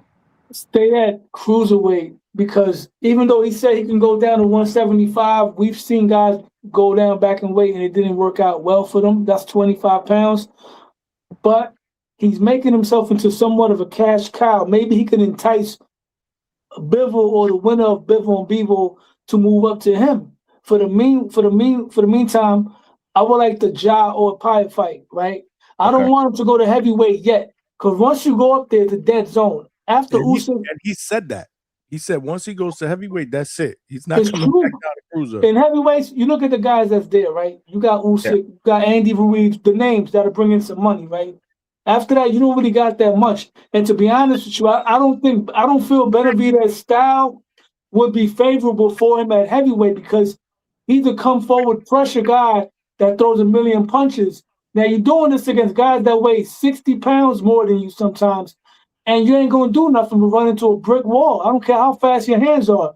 When you move up to those type of weight classes, you have to have a certain type of style, like a James Toney, Roy Jones, real slick boxer with defense and movement to fluster the bigger guys. He's still big enough to beat up guys at 195 and maybe even 200.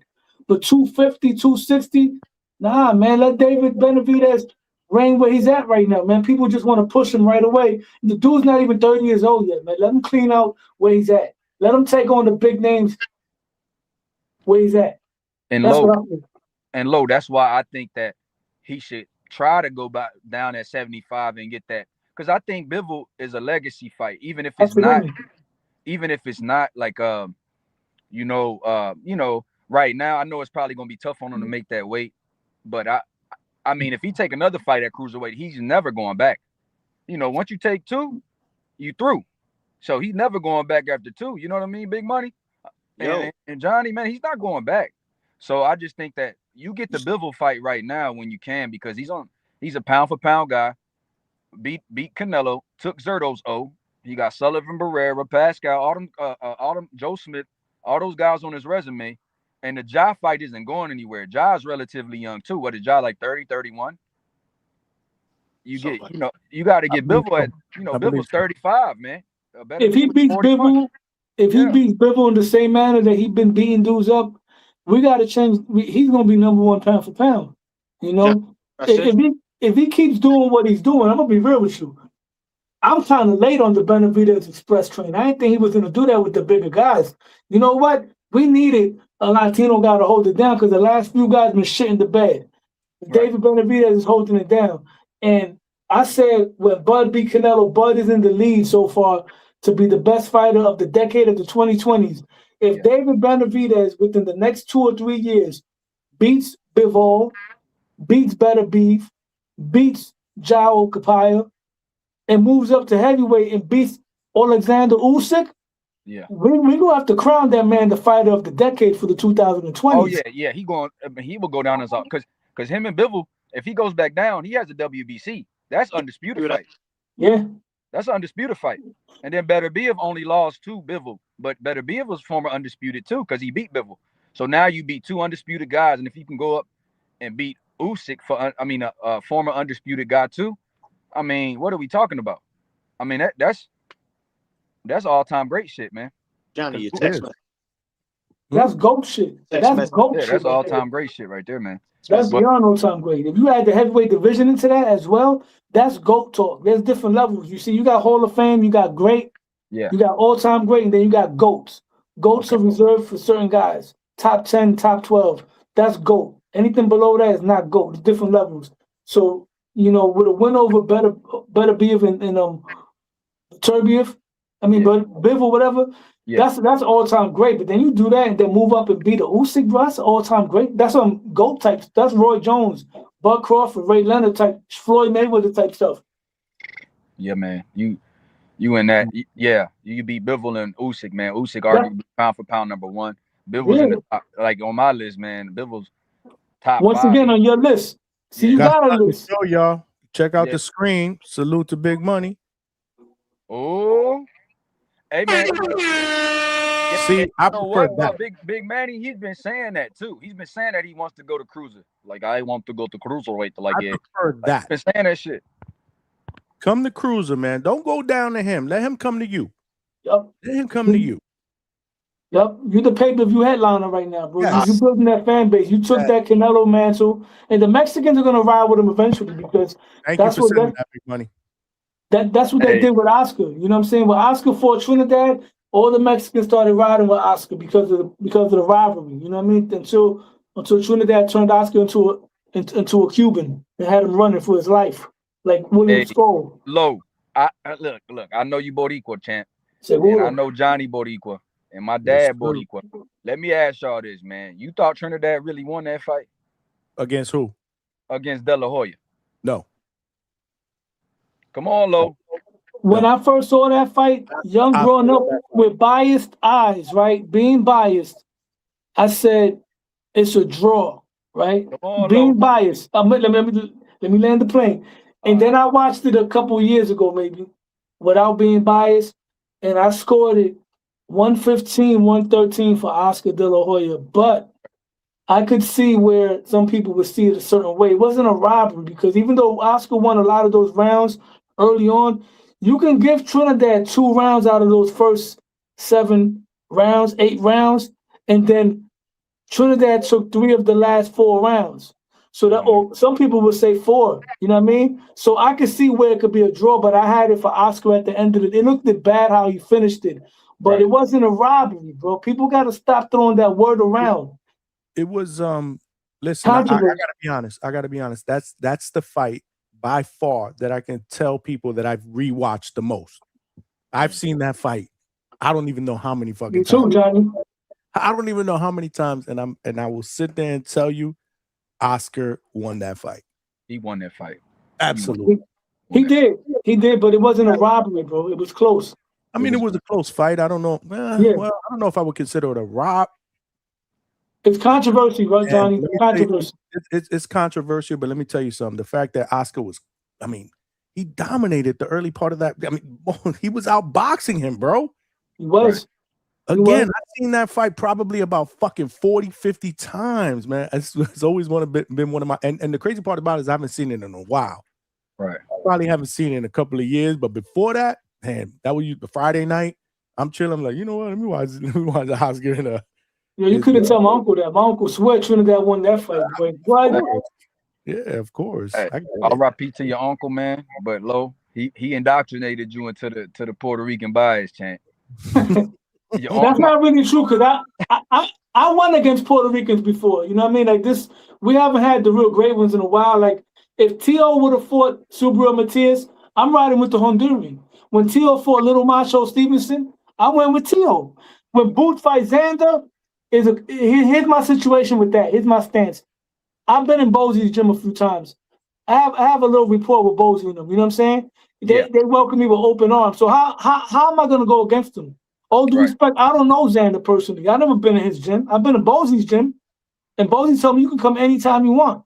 Now for Xander, I'll be happy for him if he does win because it will be a real legit Puerto Rican champion in the glamour division. So we do got champions. Shout out to Oscar Collazo and Amanda Serrano. But it will be a known champion in the glamour. You forget Renee Santiago. Renee Santiago. Fight champion. He fights at the lower weight classes. Come on. But like I said, I will be happy for the island of Puerto Rico and for Xander Zayas. But if Boots beats him, I'm not going to be like the way I was when Trinidad lost. I'm going to be like, fuck it, my nigga. Boots is finally getting the recognition he deserves. So that's where I'm at. Who I pick, I'm going to be real with you. I pick with logic. I got Boots winning that fight. Very competitive fight. But I think the special effects, the athleticism, the combination of speed and power, somehow, some way, it's gonna creep his way through, and that's gonna make the difference in that fight. I got Boots by decision. Man, I got Boots too. And you know, a lot of people, people. I want to know, Johnny, you got Boots or you got Xander? I ain't making my prediction until fight week. Okay.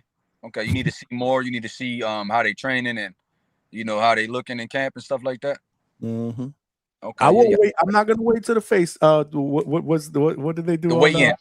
No, I'm not gonna do that. No, I'm not gonna do that. I'm not gonna do that either. I think that's cheesy to do. Week up. Yeah, I don't like that. I'm just not a fan of that. Yeah, I'm not doing that at all. That shit is corny. To me, if you're waiting for the weigh-in, you're trying to convince yourself that the guy that you want to win has a chance to win. Like that's my logic behind it. That's me personally. Right. Like I will make a pick the week of. Yeah, absolutely. I think it's a 60-40 fight Boots, man. But like I understand though. I mean, I will wait too. I do want to see more because Xander's a big dude, man. I didn't realize the chat is crazy. That's all I gotta say. Nah, I can't. That shit is bullshit. Waiting until the weigh-in, man. I'm not doing that. I don't like that shit either. I think that's come on, man. Saying I know what I'm picking. Pick your guy, exactly. Pick your guy, but I'm not gonna do that. And I want to wait. I want to see, man. Wait to the end of the fight. Yeah, I'm one of those that I like to see the cams, the little. When they do these call me cheesy if you want, right? They do the little clips where they show him and his cab and him and his, like, I don't know, man. That's just me. Documentary. Yeah, I'm into the 24/7. Yeah, that's just me. I got a good question for you, Johnny, and for everybody on the panel, right? First off, everybody here has been watching boxing, right? When you started watching boxing, Johnny, what decade? The 90s, right? 80s? No, in the 80s. All right, everybody here had a decade. So everybody had at least one fighter that you would never pick, that you would never root against. Not pick against, root against, right? Everybody had a lot of favorite fighters. So Johnny, starting with you, and we're gonna go down the line from the 80s. Who was your one fighter that you would never root against, that you always root for during the 80s? Camacho. All right. The 90s.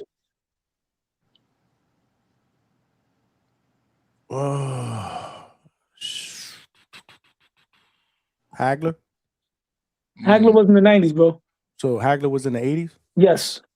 Damn. So give me some names in the 90s. Again, I don't have a list. See, you gotta I got you. I got you. I got you, brother. I got you. Names out there. Roy. Tito. Was Tito in the 90s? Tito was in the 90s. Tito's my guy for the 90s. Yeah, but go ahead, Johnny. I'm gonna go with you. You said Tito, Oscar. You said Roy. Who else? James Toney was there. Chavez was there. Pernell was there. Evander. A lot of guys were there. Johnny, come on, man. I know, but Tyson was still popping in the 90s. Tyson was still there. And Tyson was one of those. Tyson's got to be up there. Oscar. One guy, bro. One guy that you would never root against. That's it. Mike Tyson. Okay. 2000s. Give me That's some names. 2000s. Again, I had 2000s. You had Floyd. You had Cotto. You had Roy still. You had B-Hop. Pacquiao. Okay. I was a Pacquiao fan. 2010s. You had Floyd. You got that was just recently. Andre Ward, Bud Crawford. Give me some more. There's got to be Danny some Garcia. Keith Thurman. All them guys, man. Yeah, the PBC run. You know what's crazy? I love Danny Garcia. Okay. I can never root against Danny Garcia. The only way I would have rooted against Danny Garcia is if he would have fought Miguel Cotto, but Cotto was already on his way out when Danny had his real run. It's just everything about Danny. You know what I'm saying? The way he carried himself. Yeah, no, I agree with you. He wasn't the most. He didn't do anything great, but he did everything good, or he was solid. You know what I mean? Yeah, man, like a lunch pail. And then the 2020s, we're gonna say Brian Norman Jr., right, Johnny? Hangout spot, the Norman spot. You got to, man. Johnny. Hell yeah, I'm never rooting against Brian Norman Jr. You're absolutely right. What about you? But again, I know him though. He's like a friend. That's different. I respect. All right. Outside of Norman, okay. So yeah, let's exclude him out of that. All right, exclude Norman. Yeah. Throw some names out there again, bro. Damn, Johnny, come on, man. Damn, we got Uzi, we got Bam, we got Inoue. But you gotta understand, I'm also trying to be what I'm doing. I'm also trying to be like not biased. Like I want to be like, okay. So you especially now with the channel or whatever. So I'm trying not to do that anymore. Ryan, I'm really not trying to do that anymore. Okay, well, I want to be as objective as possible. Okay, well, so that's not a fair question for me right now. Okay. Hey, Johnny, that's respectful. I mean, I'm gonna say Norman because that's your friend. You know what I mean? And it's okay. I guess you could probably say Norman. Yeah, it's okay to have friends though, Johnny. You know what I'm saying? Like, bro, friend of the show, friends, conversations, it's different. It's you different. probably know more about him than most people do. You know, outside the ring. You know what I'm saying? Personal stuff. He take advice from. You know what I'm saying? He asks you We stuff talk that's personal stuff. Johnny, it's okay to have a favorite fighter, Johnny, as long as you call it straight down the middle. That's all that matters, bro. You can have a favorite fighter. Doesn't mean nothing bad. As long as God's honest truth. I'm a fan of. I have a lot of favorite fighters. Like David Benavidez. All right. Respect. I would say David Benavidez. That's a tough question. I guess you know. I don't know if I ever root against David Benavidez. So Hey, David look, Benavidez. I'm interested to hear Big Money's, man. Oh man, y'all name pretty That's much. a great fucking question. That might be a fucking show topic. Hey man, what you got in the 80s, Big Manny? Low always does that. He brings up good shit. Big Money, starting with the 80s, Big Money, because I'm assuming you've been watching the boxing since the 80s too, right? Macho. All right. You rock with Macho too? The 90s. 90s would have been Tyson. 2000s. That would have been Roy. 2010s. Probably Floyd. 2020s, which is now. That'd have been Spence. Okay, and you too, and you go next. All right. Well, shit, I can't say the 80s. 90s. Man, everybody loved Tyson, Mike Tyson. 2000s. Floyd. Pretty boy. 2010s. Terrence Crawford. 2020s. Well, no. I take that back. Terrence Crawford, I felt like he would beat everybody, even though Now who you feel could be everybody? Who's your favorite? Who was my favorite? That you would never root. It was 2010s. That you would never root In the against. 2010s, it was Terrence. Good. The question is good. That's what I'm saying. Yeah. In the 2010s, it was Terrence. Terrence was my favorite, then Andre Ward. Okay, this is my list. Oh, you say you're 2020? My bad. And then 2020s. Yeah. Right now, that's tough.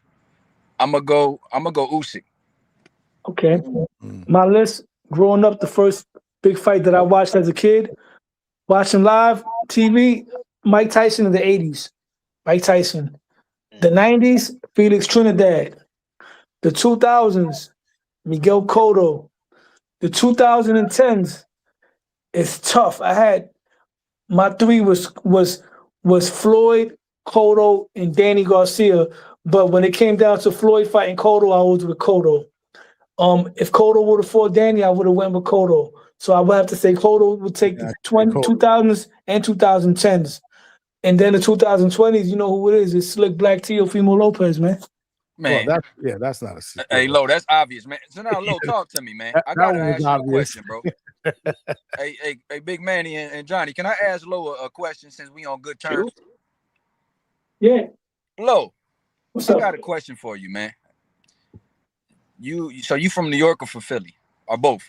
I'm from New York, but I grew up in Philly, and I've been back and forth since I was a kid. Okay. Well, Now he got the New York aura. Yeah, yes. Okay, Lo. Now, what did you see in T.O. versus Shakur? T.O. versus Shakur, Teofimo got whitewashed. I gave T.O. maybe 1 round, maybe 2 rounds the most. That's what I saw. So, okay, before the fight, when you were like, okay, let's say you picked him, did you honestly think he was gonna win, or did you pick him because he was your favorite? No, I picked him because I really thought he was gonna win. I seen how he performed at his best in his biggest fights. He looked spectacular. You know, the way he mixed up his speed, his power, his athleticism, everything was all on all cylinders. The way he beat Lomachenko, like he literally handcuffed him for the first 7 rounds and shut him down 9 rounds to 3. Right? Yeah. I've seen what he did with Josh Taylor. I seen how he whitewashed what's his name? Barbosa. And I watched Theo from the beginning of his career. I thought he was Puerto Rican when I first saw him fight. When he knocked out Mason Menard, he knocked him out with that right hand. And I remember they kept playing the DJ in the arena. They kept playing that Puerto Rico, oh. And then I heard his father talking. He said he sounded like the old heads, the old Puerto Rican old heads. You know what I mean? So I thought he was Puerto Rican. Found out he was Honduran, but it was too late. I was rooting for him. And I really felt he could beat Shakur. And I felt like if he would have boxed and mixed up being aggressive, if he would have mixed in aggression with boxing, taking different angles, let Shakur take a step forward, hit him with a good shot, and then try to come forward by cutting the ring off using different angles, I felt he could have won that fight. He kept leaning to his right. You don't do that against a southpaw. You got to move to your left. You know what I'm saying? You got to get away from that left hand. Even though Shakur wasn't landing the left, he was landing the jab. But Teal was standing in front of him, leaning to his right with his lead hand down. He fought a stupid fight. He looked like he didn't put no mustard behind his punches. He looked like he wasn't punching with any type of speed. But I'm not going to go with the conspiracies. I'm not going with the excuses right now. I'm disappointed in how he's carrying it right now. How he's carrying it. He's not taking accountability. And if you don't take accountability, you don't get better. I'm hoping he wakes up from that and he takes accountability and does what he got to do to make himself the best version that he could be. You know what I'm saying? That's what I say. But maybe he need time like you did, because I remember that night you said it was the Illuminati. I was trolling, bro. I was trolling, man.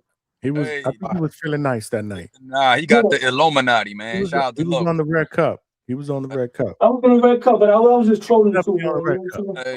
Listen, he didn't make any excuses though. So those defense really didn't make any excuses. You know, he came out. You know, he took it on the chin. He said, you know, I was wrong. You know, he got cooked. Whatever. There were a lot of people though, Canvas, that believed that fight was going to be a lot closer than what it was, based on again prior. I did too, Johnny. Skill level, the fact that he has rised, you know, to the occasion based on the competition level. So to Loz's point, there were a lot of people that were making a strong case that they thought that Tio was going to win. Now, of course, after that, those people disappeared.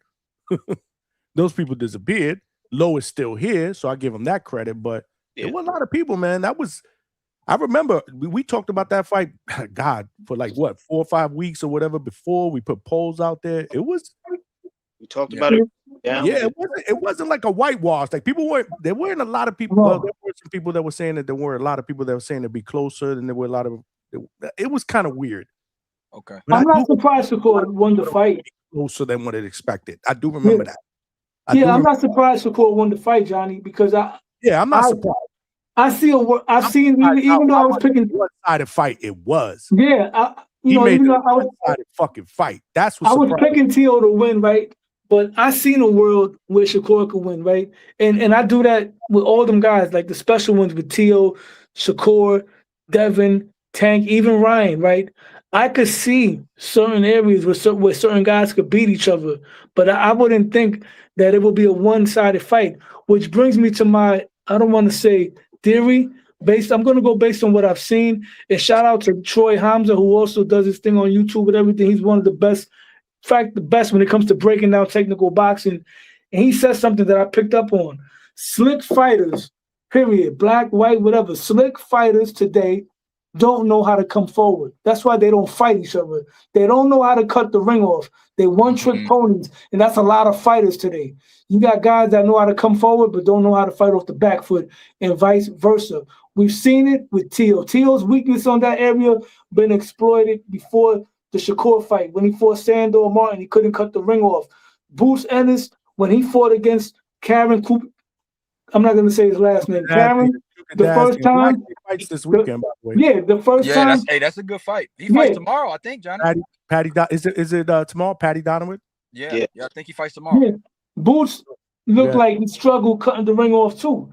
And that brings me to why the other guys ain't fighting each other. That's why you don't see Shakur fighting Keyshawn Davis. Well, not Keyshawn, Devin Haney and Richardson Hitchens. Because one of those guys is going to have to come forward. And whichever one, and I'm not saying they don't know how to do it, but until I see you do it, you don't know how to do it in my eyes.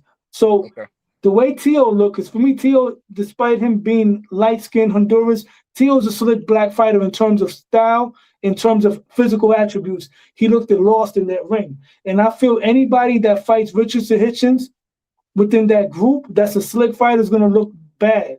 Because Richardson Hitchens is 5 feet 11 tall guy with a jab that can move around the ring, control distance, and can box. What are you going to do? You're going to cut the ring off with a little bit of power that you got? No. Hitchens loses to guys. Hitchens, for me, is this era's Vernon Forrest, from what I see. He has trouble with guys that come forward with volume. That's why he didn't fight Subriel Matias, right? But styles make fights, because you put Subriel Matias in there with Teofimo Lopez, he's going to chop him up like a blender. You know what I mean? You put him in there with Devin Haney going to whitewash him. But for some reason, Hitchens looked like he struggled with that type of style. But you put Hitchens in there with Devin, Tio, and Shakur, I'm going with Hitchens all day. Wow. Okay. All right. Trees. Oh, shit. Trees in the building. You doing that shit again. I'm out. Yow. What up? What up, Joe? What up, Joe? You got to jump in here, man. I wanted left? to come in. Damn, Low I'm sorry, my nigga Low left. I wanted to come in and get parts of that question, man. That was a nice question that he had asked. That was a really good question. I'm thinking about making that a show topic, man. When we need a topic, man. It's good. It's good for dialogue, man. I like it. It made me think. But again, I like to be prepared for it. He just threw it at me. Because I already knew who I was fucking with off the top. Like, you know, I wasn't born in the 80s, but you know, we rocking with Aaron Pryor. When my pops put me on to this shit, we was fucking with Aaron Pryor. The 90s. The 90s, I was the Hawk. Yeah, man. 90s, I was a James Toney guy. We fucked with James Toney the long way. I fucked with him the long way. In the 2000s, I'm not gonna lie, I like Jermaine Taylor. That was my fucking guy. Wow. I used to love Jermaine Taylor. Him. Gold medalist. I liked him too, gold medal. man. That's really what, like, when I was, because that's who my I liked pops. him too.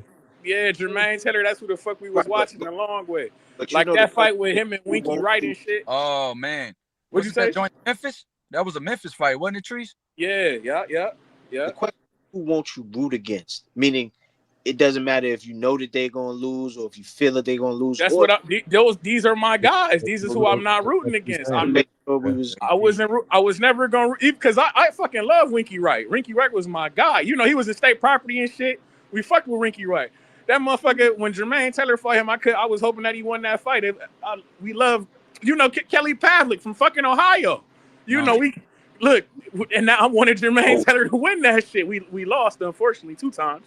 But you feel me? I wanted my guy to win that fight. Jermaine Taylor was my guy. And even with the Bernard Hopkins shit, because I love Bernard Hopkins. You feel me? We fucked with Bernard Hopkins the long way. Yeah, Jermaine Taylor was my man's. We fucked with him the long way around here. That was the guy. In the 2010s, I would say, I don't know, probably like a Tank or something like that. Floyd, you feel me? These type of guys. Hey, on some real shit, Adrian Brunner, if I'm being honest, Adrian Brunner was my fucking guy. I was high on Adrian Brunner. I always thought I fucked with Adrian Brunner too, though. Facts. Adrian, he was the guy. AB was my man. Even now. I think everybody thought he was gonna be the superstar, man. Everybody gonna be next up. I can't fuck with today's Adrian Brunner. I think that shit is bad. He needs fucking help, man. Like, people just laugh. Like, it's just sad to me. It really is. This dude, at one point, people were saying that he was Floyd, the next Floyd, right? The heir apparent. And look at what it's resulted to. I just think it's sad. I don't even think it's funny. Dude's just taking advantage of his being drunk to make money. Like, this shit definitely wicked these days. I'm not gonna lie, but I don't think that's entertaining at all. I'm just sticking with I can't root against him. I think Trees brought a point. I get what you're saying, but I mean, this version I just don't watch. Like, I just swipe up. I'm like, I don't care about he this. was my guy, man. That was my. I ain't gonna lie. This shit is sad to see. I ain't gonna lie. That was my fucking guy. Him, playing him like come on, man. This was Adrian Brunner at one point. Word.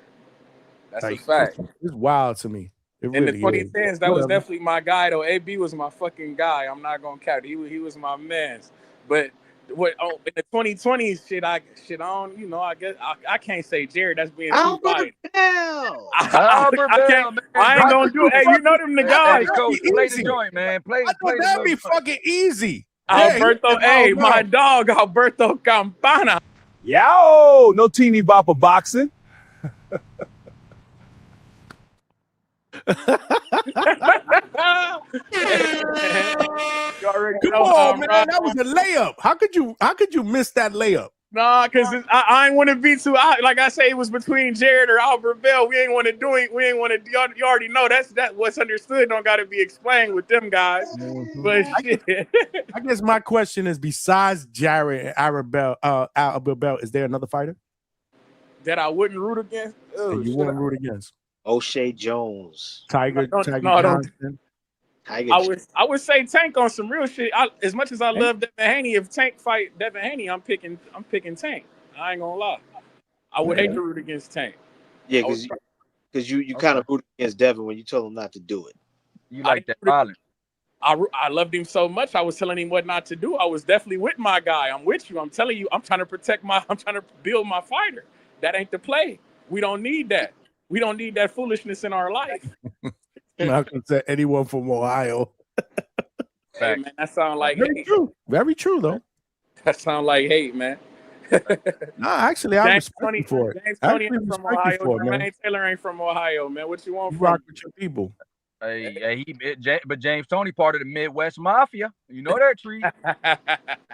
Ain't nothing wrong with it. The Midwest Mafia is where it's at. We know boxing around yonder, I know you don't root against Clarissa. Of course not. That's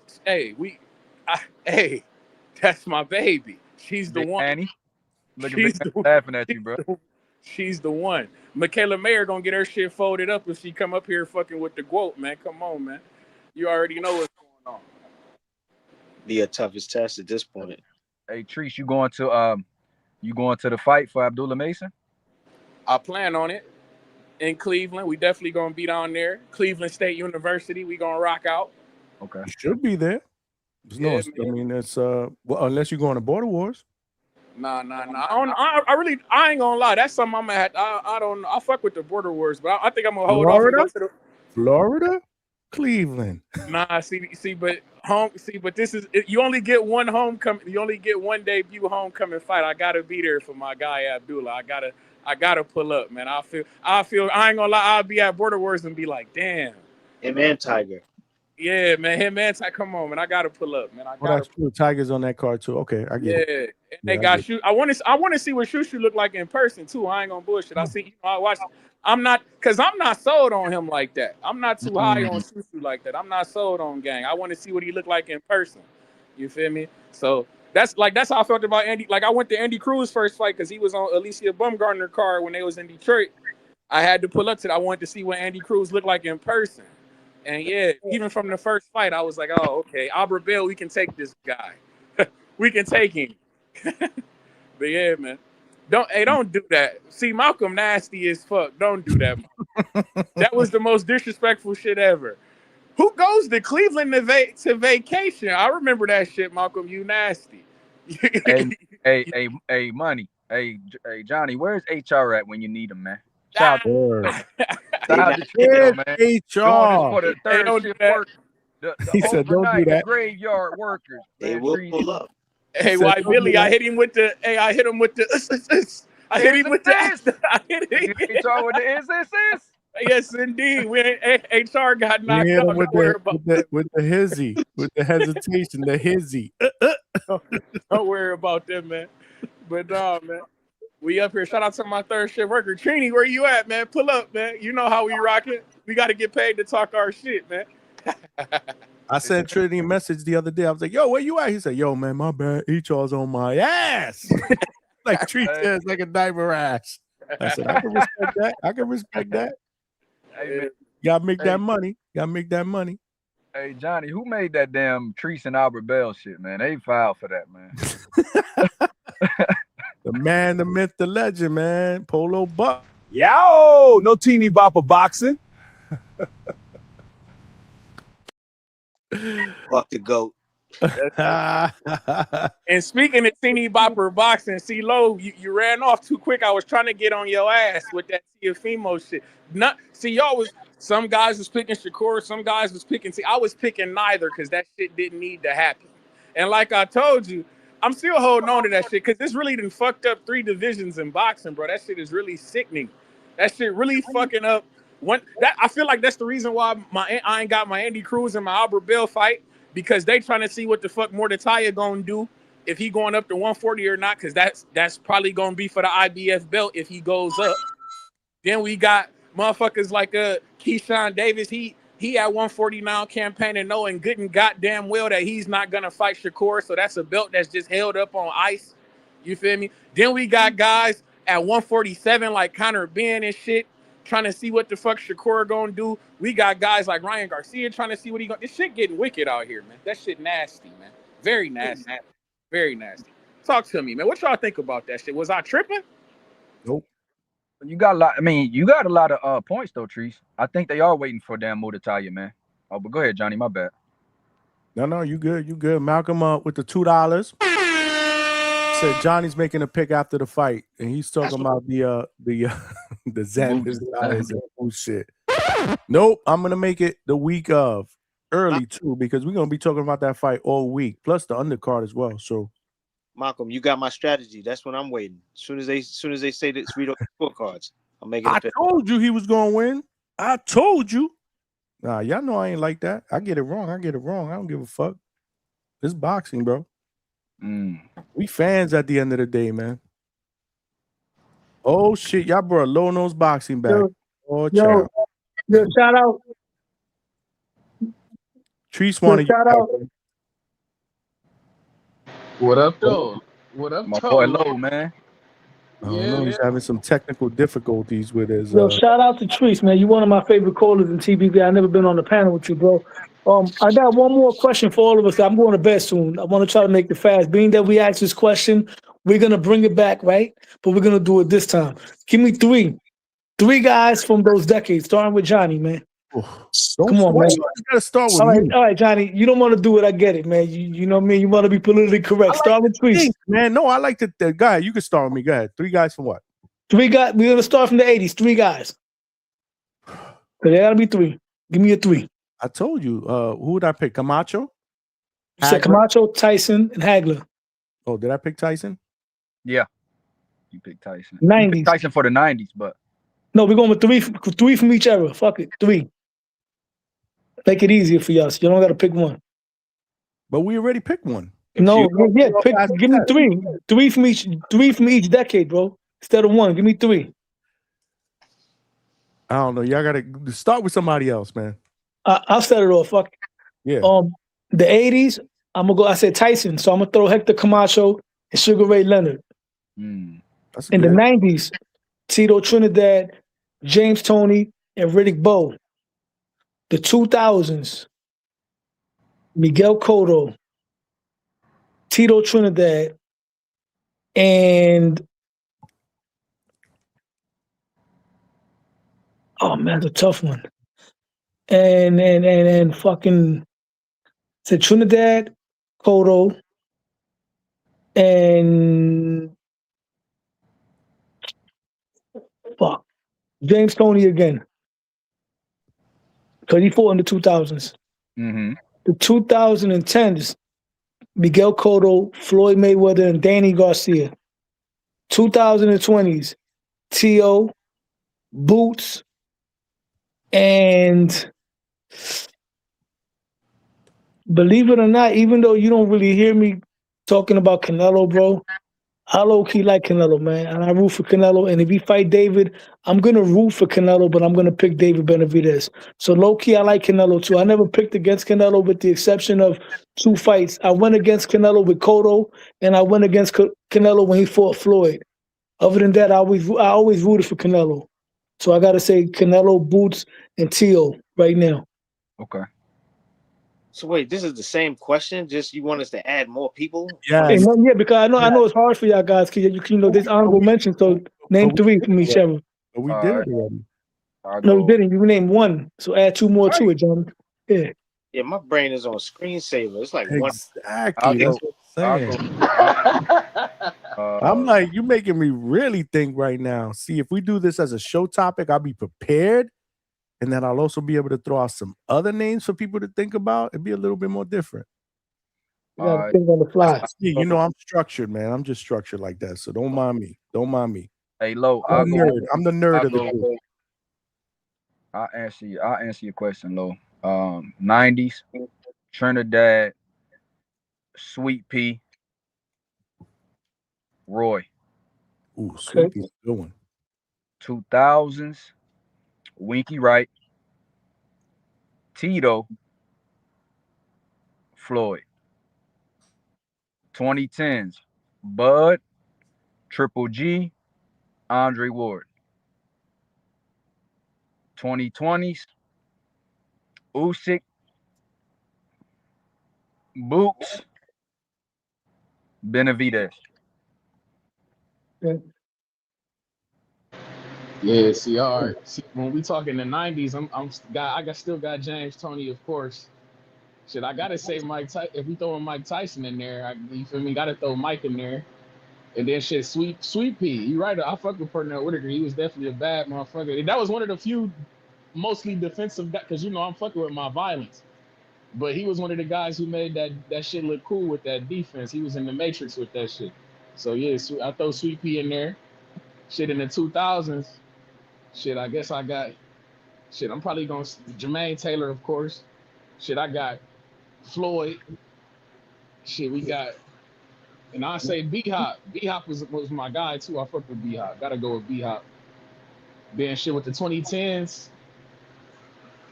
Oh, man. It's so many. Shit, man.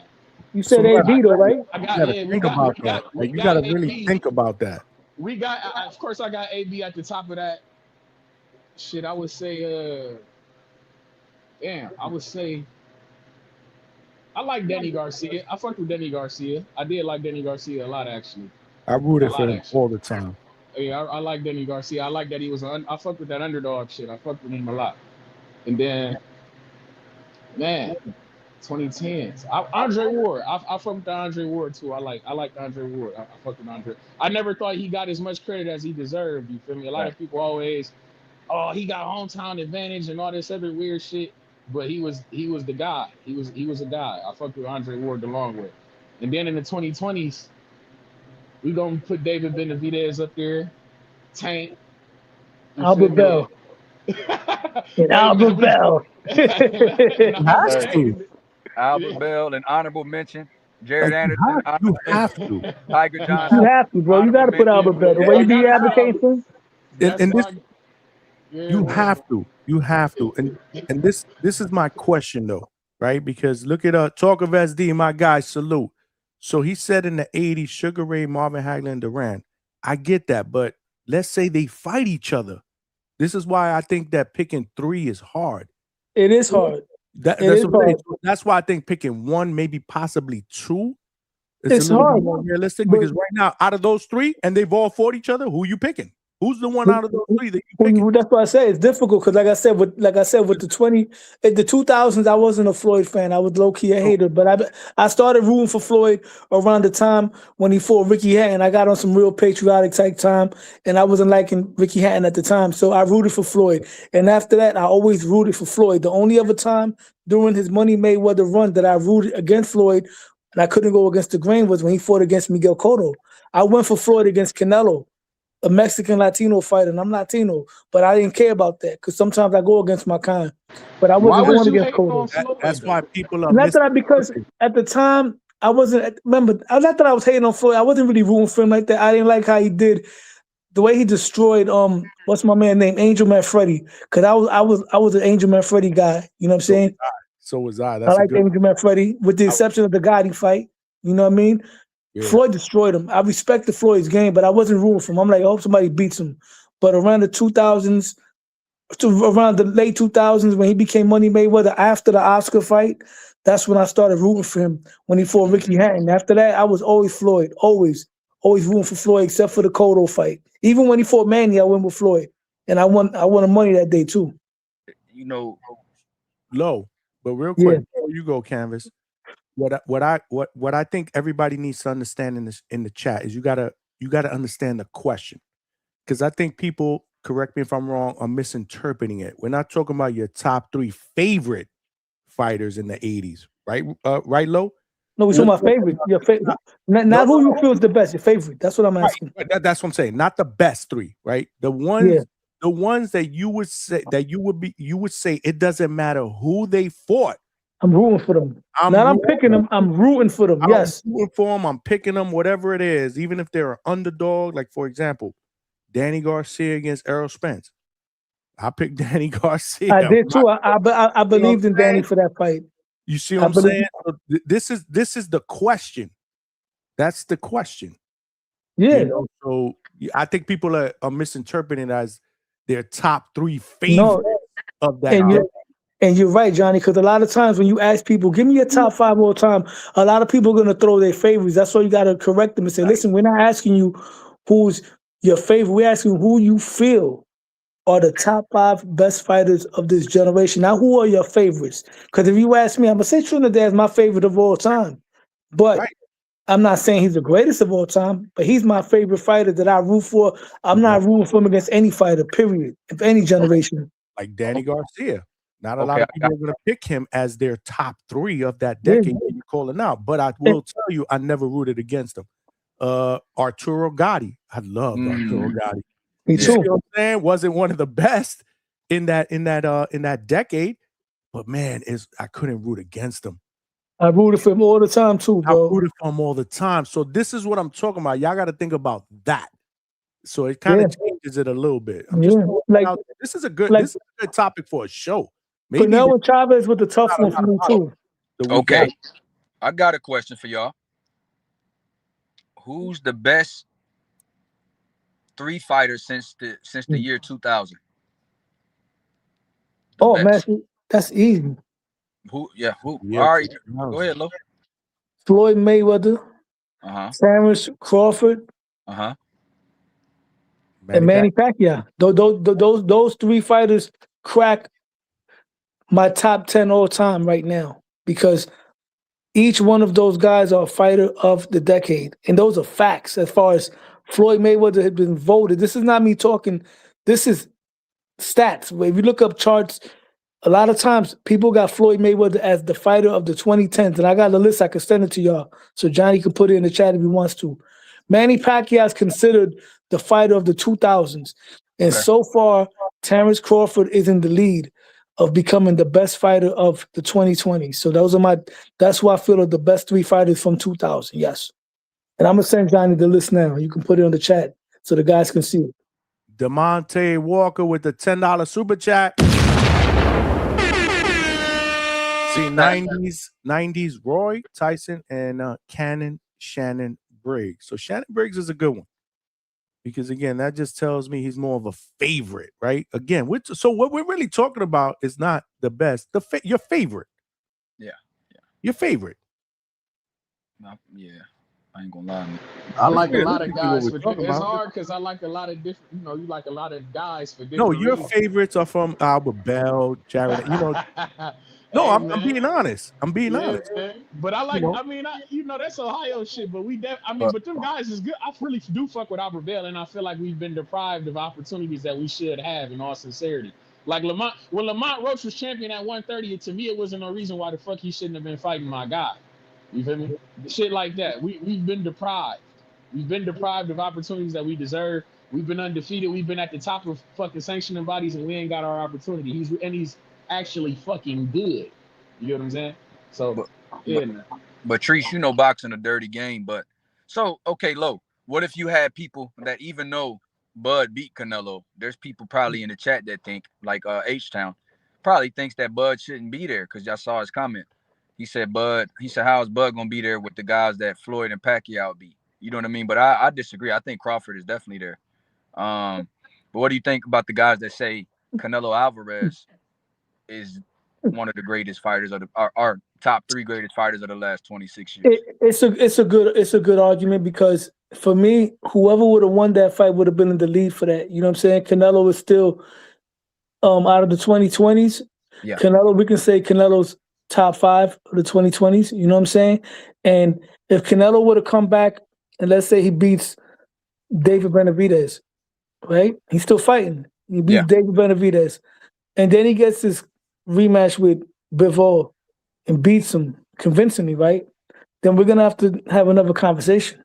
Okay. Regardless of the belts. Okay. Because resume means more than the belts. Bud's resume is not the sexiest resume in terms of names, guys he beat in their prime. Yeah. But there's different criteria that he takes without a shadow of a doubt. Bud Crawford is the most accomplished boxer in the history of boxing in terms of undisputed in 3 weight divisions, right? He's one of the most dominant fighters I've ever seen in my life. There's no chinks in that armor. Like everything is no controversy. The only one that was close was the Madrimov fight. Other than that, probably one of the greatest finishers of all time. We can say that about Bud Crawford. Yeah. Whether you want to say he fought this one or that one, sure, he didn't fight Thurman, he didn't fight Danny Garcia, but he beat Canelo Alvarez. In that version of Canelo Alvarez, neither of those guys will be able to do what Bud Crawford did to him. So, you know, sometimes the quantity can overtake the quality. It's like you take Ray Leonard and Floyd, right? Floyd got way more champions under his belt than Ray Leonard. But the quantity, Ray Leonard beat those guys in their prime. Yeah. You look at Ray Leonard's 5 best wins, right? Yeah. Roberto Duran, Roberto Benitez, Tommy Hearns, Marvin Hagler, Donnie Lalonde, light heavyweight. You match that with Floyd's 5 best wins. Canelo Alvarez, there's an asterisk there. He was young and green. Manny Pacquiao, he was a little bit past his prime. Miguel Cotto, you know what I mean? Oscar De La Hoya, and not to shit on it, and Diego Corrales. That 5 does not measure up to what I just mentioned with Ray Leonard. No. Those guys were in their 20s for the most part. And I mean, you're looking at, I mean, Duran might be the greatest lightweight ever. You know what I mean? Arguably. Sure. You know what I mean? And some people have him in their top 10 fighters of all time. No, You know what I mean? top So that's five. top five. Have him top five. I think Floyd had him in his top 5 on And what I'm gonna tell ESPN you when he right made his now, list. and what I'm You gonna know- tell you right now is what I learned even more about Durant that really solidifies his top 5. He's turned pro at 119 pounds, bro. 119. Right. And worked his way up while moving up divisions. He wasn't winning belts in those smaller divisions. He was moving up to work his way to lightweight. During that time, he was beating Future and former champions. You know what I'm saying? And I know the history of Durant. And he worked his way up to become part of the Four Kings, guys that started at 147 and 160 and was their peer. See, people don't. When I had an argument with one of my boys, he kept telling me, "Oh, well, how was Durant all-time great? He lost most of his fights with the Kings." Bro, by the time he made it to the Kings, he was already fighter of the decade. He already reached GOAT status from what he did at 135. Everything after that was icing on the cake. He beat that Sugar Ray Hill. Iran Barkley, the Ray Leonard win, stuff like that. That just added. That just added to his legacy, man. He was the most Wow. accomplished guy. Oh, my bad. Wow, we got White Mike Beast with the 50 piece, man.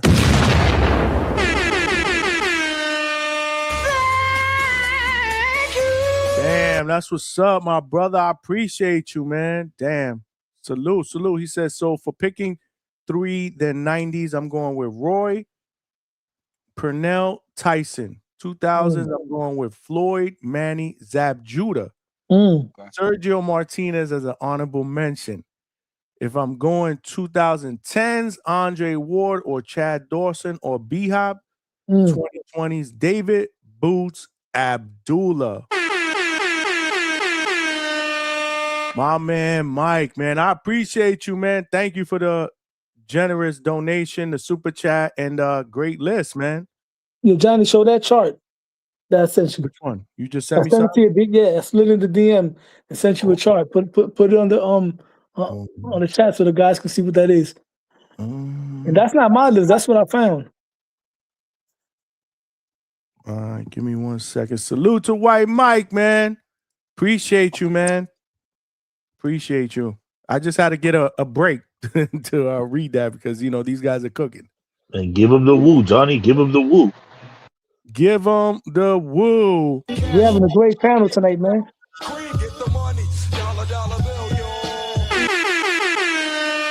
Yeah. Let's go. That's my guy H-Town, man. What's good, H-Town? Hey man, this is ridiculous. Panel, man. Ridiculous. Recency bias. Hey, recency bias is a disease of boxing, bro. But is no way on this list, bro. If you go, he doesn't have the resume. I'm sorry, he doesn't have the resume.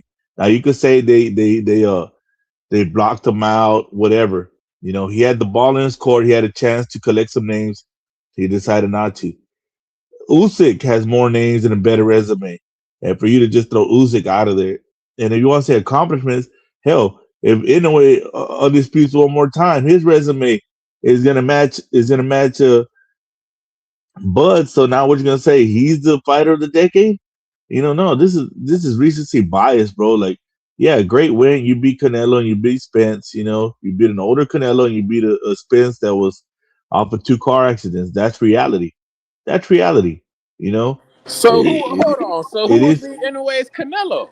If we doing that shit, then who would be his Canelo and his Spence if we doing that? Exactly. You don't know you don't know Emmanuel Rodriguez and you don't know Nonito Donaire. No, that already happened. Nonito Donaire was past his prime, and he was already being. That's his Canelo. That's his Canelo. How Canelo would pass his prime with Bud? No, but Nonito is not Canelo. Nonito got flatlined, and Nonito got whitewashed by Guillermo Rigondeaux, who I feel Rigo in his prime would have done the same thing to Nui también. Man, Rigo is not going to do it, bro. Rigondeaux is one of the most overrated fighters there is, bro. He was the most avoided fighter. He chased Leo Santa Cruz out of the division, dude. bro. He got danced on and he quit. Bro, Leo Santa Cruz ran out of that division. Carl Frampton ran out of that division. What's the other dude's name? He's an announcer now that he got his eye injured, that he retired. Abner Mares. Abner Mares was chased out of that division, bro. Rigo was a problem, bro. He was a problem. Sure. He was shadowing. What happened when he saw Loma, bro? Lomachenko's an all-time great, bro. Two weight class bigger than him. Get Rigo out of here, bro. Hey, Nah, dude, they're just so many other guys that they got a resume. Oscar's got the resume, and you can't fault Bud for it, but you also can't just honorably make him fighter of the decade because he beat two guys. Look at That's that list crazy, right man. there. That puts everybody else's work beneath his work. So all the work that Floyd had to put in to be fighter of the decade, it's just equal to two people. Shit's crazy, bro. That's No, recency Floyd is bias. fighter of the decade, bro. Floyd's the fighter People, of the 2010s. Look at that list, yeah, that's what H-Town. I'm saying. That's what I'm That's what saying. Low said. That's Like what Low De La said. Hoya don't make that, and his resume is ridiculous in that decade. No, Oscar didn't make that because he fought in the same era as Roy Jones. Roy Jones was the most dominant guy in Exactly. the 90s. Look who you name me, bro. You name a guy with two names, and not even to bring up Canelo. Canelo's undisputed run. He beat all undefeated prime champions, I respect sitting that, but champions, sitting the era's champions, not not over former yet, champions, though. prime guys. The decade's not over yet, the H-Town. I'm talking about right now, who I feel is what you said is a good point, because it's a good argument with Usyk. You know what I'm saying? I am with Canelo, right? I'm just saying my opinion. The decade's not over yet. We still got 4 more years. As of right now, that's just who I feel. It's not like you said something crazy. If you would have said Devin Haney, we would have been going at it right now. But what you said, that's a Like good I said, debate. I'm not faulting Bud, but He I would mean, never say Devin Haney. He would I'm never. just saying, if come he on, did, Devin's resume I is would have cursed ridiculous, him bro. out right now, man. But yeah. But look at How that many list, wins though. has Check that out. Kambosos had? Yeah, okay. Kambosos' whole career is him beating a sick teal. You know, come on, bro, it's ridiculous. I gotta ask you, H-Town. If my man Devin Haney go up there and fight, say if Boots beat Xander and Devin go up there and fight Boots and he beat him, is that enough to start putting him in the running for fighter of the decade, man? Because he was calling out Xander, so why wouldn't he call out Boots if he win? Out of Man, curiosity. I don't believe it, bro. He's not gonna get in there with Boots. You know, I don't know. Devin's a big kid, bro, and so I don't know how Boots is gonna handle the Somebody got hug and bad jabs. background noise. Is that you, H-Town? You working? Okay, no, that's not me. Yo, what you think about that list, yo? You guys gotta mute yourselves. Let H-Town finish. Go ahead, H-Town. Yes, I don't know. I don't think Devin will go up to fight Boots. I mean, he's always had he picked Brian Norman for a reason too. He was young, and that was just a horrible lead up to that fight for Junior. But hey, he went there, go out there, he lost. You know, now he's coming back, and I guarantee he won't fight Brian Norman Jr. again. You know, he won't fight him in the States, dog. That was a strategic setup, man. A strategic setup. I mean, brilliant on their part. You know, but man, that fight wouldn't have been the same in the States, man. And we all know this, man. We all know this. You know, it's been a very strategic move for Devin Haney. How he's been moving. And he's not going to take no risks with Boots. You saw what Ryan did to him, and Boots is Ryan with 100% Austrian in him. That's who Boots is. 100% Austrian Ryan. What the fuck? He couldn't beat 0.66666 milligrams of nanograms of Austrian Ryan. How the hell he's gonna beat 100% Austrian Boots? All right, real quick before I go, hold on, Lo. You the historian, real quick, and I know Miguel Cotto is your guy. How long did it take Cotto to go get that fight back in blood with Margarito? It took a little while. It wasn't right away. What happened? Years, right? Yeah, what happened was he fought Margarito. He lost on my birthday. I remember that shit. We had a fight party, right? I was living in West New York, New Jersey. Hold on, no. When is your birthday? July 26th. Oh, so mine's is July 30th. I was about to say it was right around my birthday too. Yeah, so I had a fight party in my crib, bro. I made patalios, had a great party. I used to go at it with all my Mexican friends that work at the bar downstairs. I used to go down there, argue with them all the time, talking shit. Cotto's gonna fuck him up. When Cotto took the Puerto Rican knee, bro, I almost cried, bro. I ain't gonna lie to you. I almost cried when he took the Puerto Rican knee against Margarito. That shit was heartbreaking. And I was relieved when I found out Margarito had bricks in his hands. But to answer your question, Tweez, or Johnny, one of you asked me that question. They fought in 2008. And then after that, Margarito lost to Mosley later on. And then he took a layoff, came back and got his eye broken by Manny Pacquiao. Had a tune-up, I believe, after that, and then fought Cotto again in, I think, 2010 or maybe 2011. So 2 or 3 years, like I said, right? Yeah, because Cotto after Margarito, Cotto moved to one. He fought a vacant belt against a British dude, right? And then he fought Joshua Clottey, and then he moved up to 154. He beat the guy in Yankee Stadium with the knee when he dropped him. And then he fought Mayorga, then he fought Margarito, and then he fought. But he lost to Pacquiao. Anyway, a few years, like 2 or 3 years, bro, something like that. Mike, go back, go watch that. Hell no. Cotto Margarito What you mean? He fucked Margarito up the second. Yeah, he whitewashed him. Watch it, Johnny. Yeah, that's it. That's your biased eyes. Go watch it again. Come on, I did watch it, bro. He was pushing Margarito back. Shit, bro. Margarito, his punches Man, it was a weren't doing competitive physical, fight, bro. He was getting outboxed, bro. Low. Watch it again right now as a grown man. I did watch it multiple times, bro. Cotto boxed the shit out of him and busted his I eyes. just watched that fight recently, bro, and I was just like, holy shit, Margarito was actually doing pretty good at that goddamn fight. No, he came on late again, but his eye was already fucking cooked. Yep. Cotto was cooking him, bro. Yeah, he did. He boxed him in the circle. I'm gonna tell you what fucked up Another one of Cotto. those fights that I've probably seen about fucking 15 times. Yep. Thank you, Johnny. Crash out, Johnny. Crash out, Johnny. That shit. I ain't crashing. Yo, let me tell you something. And I'm gonna be real with you. Even without the bricks, right? Cotto fought the wrong fight the first time. He was boxing well, but Cotto kept sitting his back on the ropes and letting Margarito lean on him and hit him with them uppercuts, right? In the rematch, Cotto kept the fight in the middle of the ring. He kept turning him and keeping it in the middle of the ring, and then he was tying Margarito up and pushing him back like Mosley did. He outclassed Margarito. He came on late. He did a little nice things. Looked like he was still, had energy. But Cotto was boxing his ears off. And Margarito's punches, they didn't have no steam on it like before, bro. So we're not gonna do that. That's a what time it is. He just want to hate. Yeah. Man. Quality hate, bro. It has some steam. You be acting like you're not knowledgeable. You fucking knowledgeable. And let me tell you something about Puerto Rico versus Mexico. Y'all couldn't do nothing with Trinidad, bro. Trinidad was packing all y'all niggas up. Y'all was hyping up. Bro, look, I don't care what you say. Oh, my best guy beat your best guy. That's it. It's over. No, I ain't gonna lie. Their best guy was Salvador Sanchez. He go talking shit. Sanchez. That's my nigga. All right.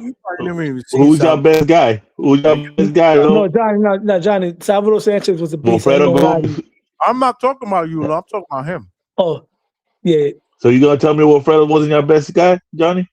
Trinidad was. Trinidad. What? Trinidad. Yep. Better than Gomez? Yeah. I'm gonna tell you why. Honestly, I gotta agree with H-Town. I think it was before the Gomez, bro. Here's why I picked Trinidad. Bro, you tripping low. I'm gonna tell you why. That one flip flops. Sometimes I say Gomez too. Gomez, I think, he had more record breaking run than Trinidad. He was probably more dominant, but Trinidad was fortunate enough to be. And in he the was a killer, bro. A killer, bro. I know that, but Trinidad was doing this in the glamour divisions, bro. At the end of the day. So with that being said, do you remember who Serrata was? Listen, y'all was hyping up a guy by the name of Joey Boy Campos, who was 56-0 with 50 knockouts. They was building him up, packed his ass up to be the next Chavez. And I ain't gonna lie to you, I was even worried in that fight. Trinidad knocked him out standing up, and then y'all brought Oscar De La Hoya, and we turned him into a Cuban, right? And then y'all brought up Fernando Vargas. Bro, you're tripping, bro. 9 rounds dominant. 9 rounds was school. Last 3 rounds, Oscar was playing, bro. No, you are tripping, bro. He's turning into his uncle, Johnny. He's turning into his uncle. If the Devin Haney fans can continuously claim that Lomachenko victory, we're still gonna claim that Oscar victory. Boy, you crazy, man. Hey, Lo, that For wasn't real, even, Johnny. You heard? that wasn't the same. Hey, Lo, man, don't forget about Ivan Calderon beating up on the Mexicans down there too. No, I can not. But Ivan Calderon ended up taking the Puerto Rican knee twice too. I can't. In Puerto Rico, that shit hurt, bro. Hey, but you know what though? Yeah, Wilfredo Gomez might be the best. He might be the best Puerto Rican. Because he was the best one. He's the best 122 pounder ever. In my best 122 pounder ever. He had 17. Dude, he was a real killer, bro. Yeah, Puerto Rico never had a killer like him again. Trinidad, I don't deny that. No, Trinidad was packing up. Danny Garcia was packing up all the Mexicans too. we packed up Eric Morales. Oh Yo, yeah, hold yeah. on. That H-Town, that's who you sound like when you talk. Yeah. H-Town Well, sound like 50, Brandon Rios. a 50-year-old Morales way. hey, H-Town, but you sound like Danny never Brandon lost. Rios, my Hey, nigga. Danny never lost to a Mexican, did he, Lo? Nope. We packed up Brandon Rios. We packed up Adrian Granados. We And packed nobody up has Robert Guerrero. Did anybody have stopped Brandon Rios before that? Did anybody stop Adrian Granados before that? Nope, Danny packed them up. And we knocked Morales out of the ring. Bro, Brandon Rios was trash. Guerrero was trash. Bro, And Shakur, yo, little Macho Stevenson. We packed up Oscar Valdez. Even though I hate the stupid nickname Little Macho, that's my dog, though. Shakur, my dog, bro. We packed up. Where the fuck is Scala at? Yo, check it out. Little Macho. We need the Scala on the panel. Yo, man. look at the list. We packed up fucking. Damn, y'all fucking took the words out of my mouth, man. We packed Oscar Valdez. We packed up Joel Gonzalez, and we packed up Zepeda. And now we're gonna pack up Muratalia. We got DeMonte Walker with the 20 piece.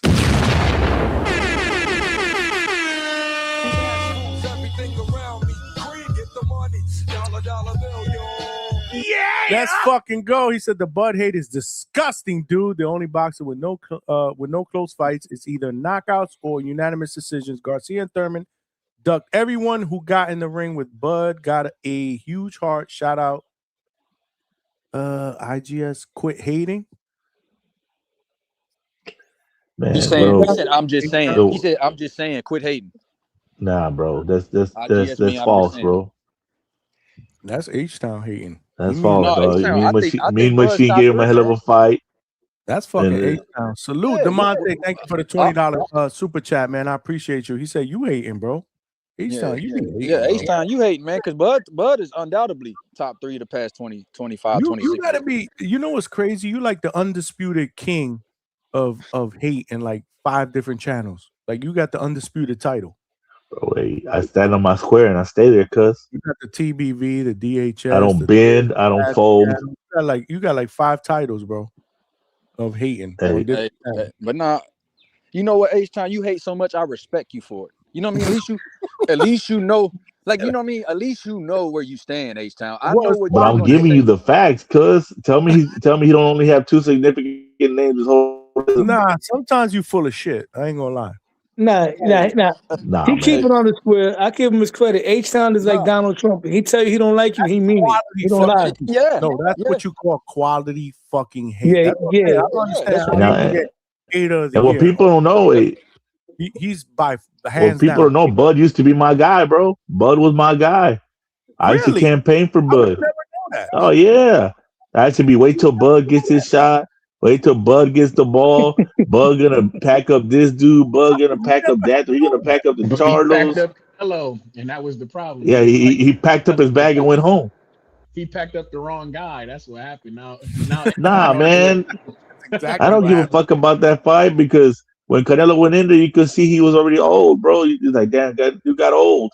Yeah, but your actions after that fight, they different. You did, bro, because you. Bro, of course I picked him, bro. That was just for the race war. I picked Canelo too. I picked Canelo too, but he lost, bro. You can't quality hate is you can't disappear though. What I will say on behalf of H-Town is this: Bud Crawford being Canelo is the worst thing that happened to boxing because Bud Crawford retired. I told ya. Canelo Alvarez now is not as far as relevant. Like the fight with David Benavidez, even though the fans said they wanted, it don't got the same luster. And the same situation with never wanted that fight. So still, there was still other things, man. He retired, bro. It was the worst. It was the worst calendar year in boxing history, bro. Yeah, and T.O. because boxing went down. Look, Bud beat Canelo and then went home, and then Haney beat Brian Norman Jr., a guy that was coming up, that was going to be a star and had everything going from spectacular knockout. Dude had everything going, all American. You know, gives you the fight you want. He loses, and Haney ain't doing nothing either. No. 2 guys won that ain't doing shit. I'm not even a Haney fan. Haney, that's funny. Dog, I'm not even a Haney fan, but I got to stick up for Haney. Haney winning that belt made the welterweight division better because now the other guys are up there. Ryan Garcia's up there. I don't want to call them kings no more, but that group of guys is up there. Nah, Teal's bro. on his way We there. were gonna sacrifice all those guys to Brian Norman Jr. Brian Norman Jr. was supposed to knock out every one of them fools. Listen to this one. Shakur beating Teal was another bad thing for boxing because now Shakur, we thought he was in the state air. 140 is one of the best divisions. Whoever becomes undisputed there is the man. Instead of staying there and fighting Keyshawn, instead of fighting Gary Antoine and Dalton Smith and all them guys, he's going down to 135 again. He got 140 in limbo. Nobody ever really cleaned up the division. Had Gordo won that fight, Gordo was going to fight probably if Teal would have won. Teal would have fought Keyshawn. He would have been like, you know what? I beat the old head. Let me fight the young bull now. And that would have been a great storyline. Keyshawn would have come back and try to get it back in blood. Teal would have fought Keyshawn Davis afterwards. And then he would have went to fought Devin Haney without a clause. Because Teal is crazy like that. He sent the contract to Boots Ennis. Turkey confirmed it. Bozy confirmed it. They all confirmed it. There was a contract there. They didn't fight Teal because they felt there was nothing to gain out of it. Teal would have fought Devin without a fucking weight clause, but because Shakur beating him, now Teal's in limbo. Let me spread some more hate over here, which is reality. Right now, David Benavidez, he don't need to go to 75. He need to go to heavyweight. He needs to start collecting the names of Wilder.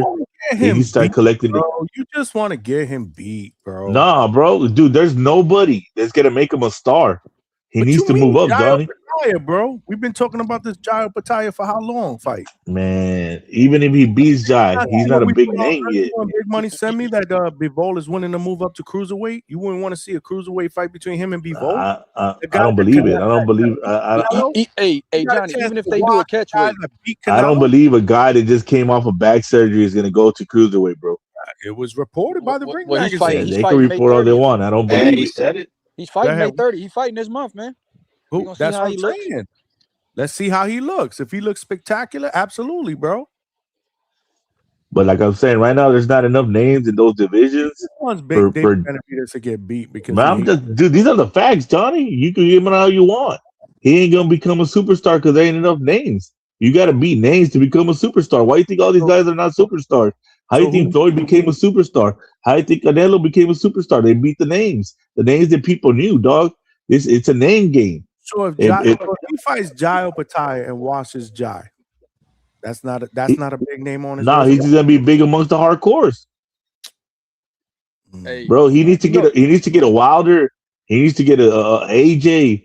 He needs to get the guys that the novice fans know to be a star.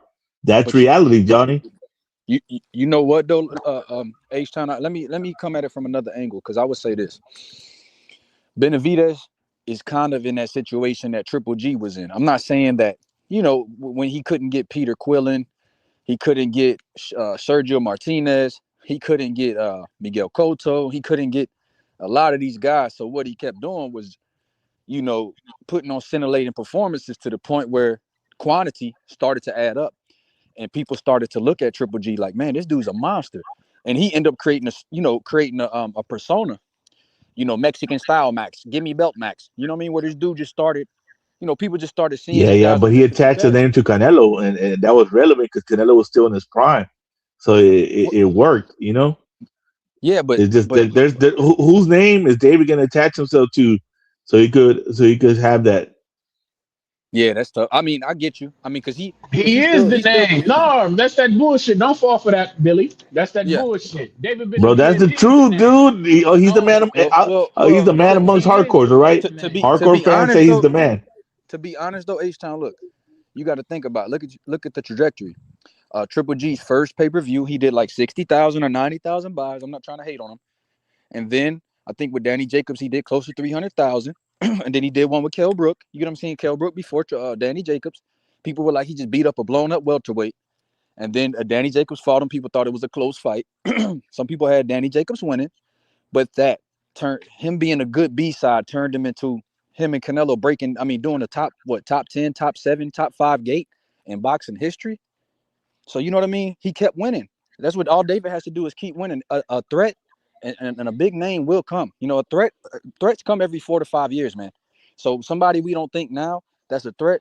Boxing is going to keep evolving, bro, and it's going to be in about 2 or 3 years. You're going to hear a guy that people think could beat David, and once that happens, that's going to be a mega fight. I'm telling you, like it happens all the time. But it's gonna be like Bud. Okay, he'll win that one big fight, and then that's it. Like it's over with. You know what I mean? Like by this time, he's gonna be in his late 30s. See, people don't understand how to build a star. Yeah, y'all guys think that this is me hating. No, this is the truth. He needs to get the old fighters that got a name right now, you know, and put him under his belt. Then he'll get the guys that are in the middle of their career that got a name. Like, okay, right now he say he goes down against Better Beav Bivol. Man, that's a hard do because he's a big guy, 230-pound guy, kind of cut down all the way to 175 again, and that's these guys' natural weights. I mean, it'll be better if they come up to 190 or 200, you know, for him. That would be the best for him, so he could perform at his best. I don't think the 175 David is going to give you any special performances against those guys right now.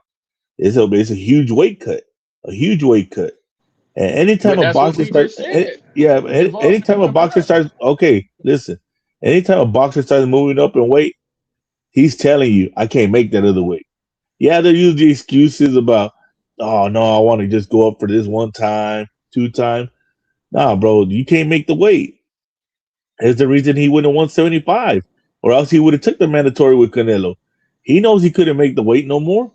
He knows that, man. And the haters just want to be like, oh no, man, he could have made it. He just decided, no, bro. He knew I can't make that weight. I gotta find a way to make my own path, to make my name.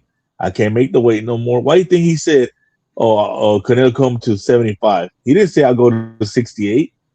You know, even though some people believe he can still make it. Hell no, he's gonna go down there and be depleted, drained, and even if he wins, it will be a close fight, and he won't look spectacular. The goal is to look spectacular like he did against Zurdo. You know, it was the perfect opponent for him. You know, he knew him well. Zurdo said he was ready to retire, but he looked like an opposing fighter. He looked like menacing, looked like a big guy.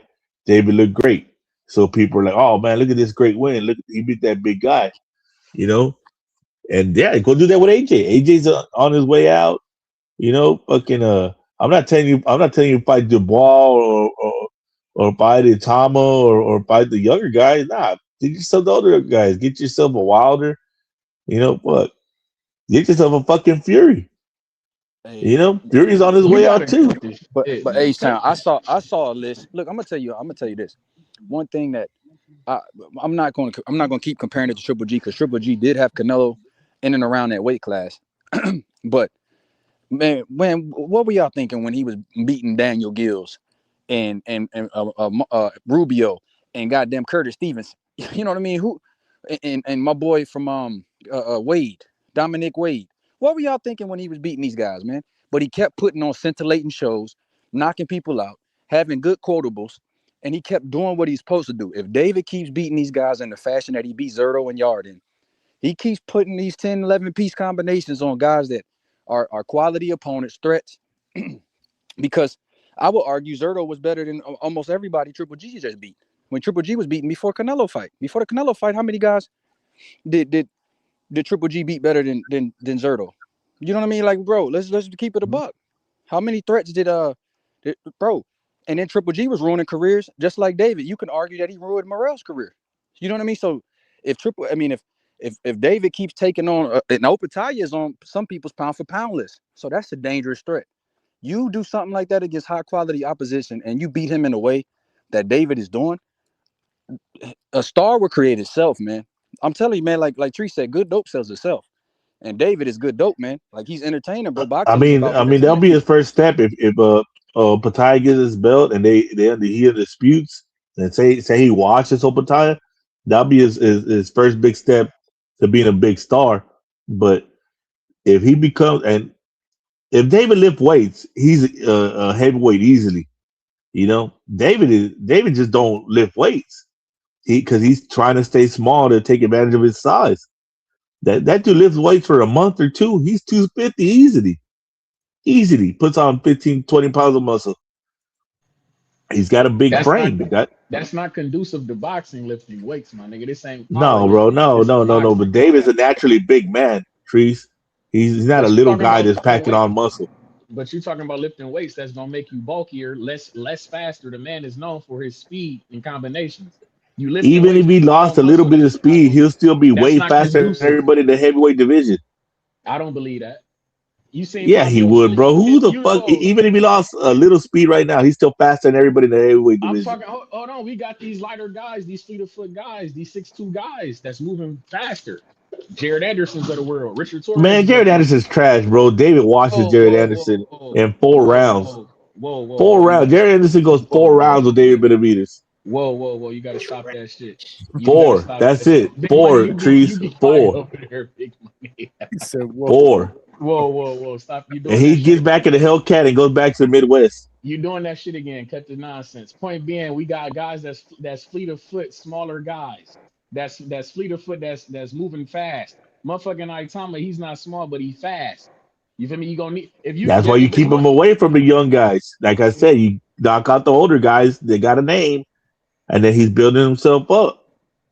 That's not building itself up because we gonna have guys like you who gonna say that he was old when he beat him. Trees, you're the one that wanted Haney to fight Robert Guerrero to build himself up. What are you talking about? I wanted Boots to do that for the record, and I wanted Devin to fight Manny Pacquiao, which Manny Pacquiao would have proved to be a good opponent because he really beat Barrios, but motherfuckers ain't gonna admit it.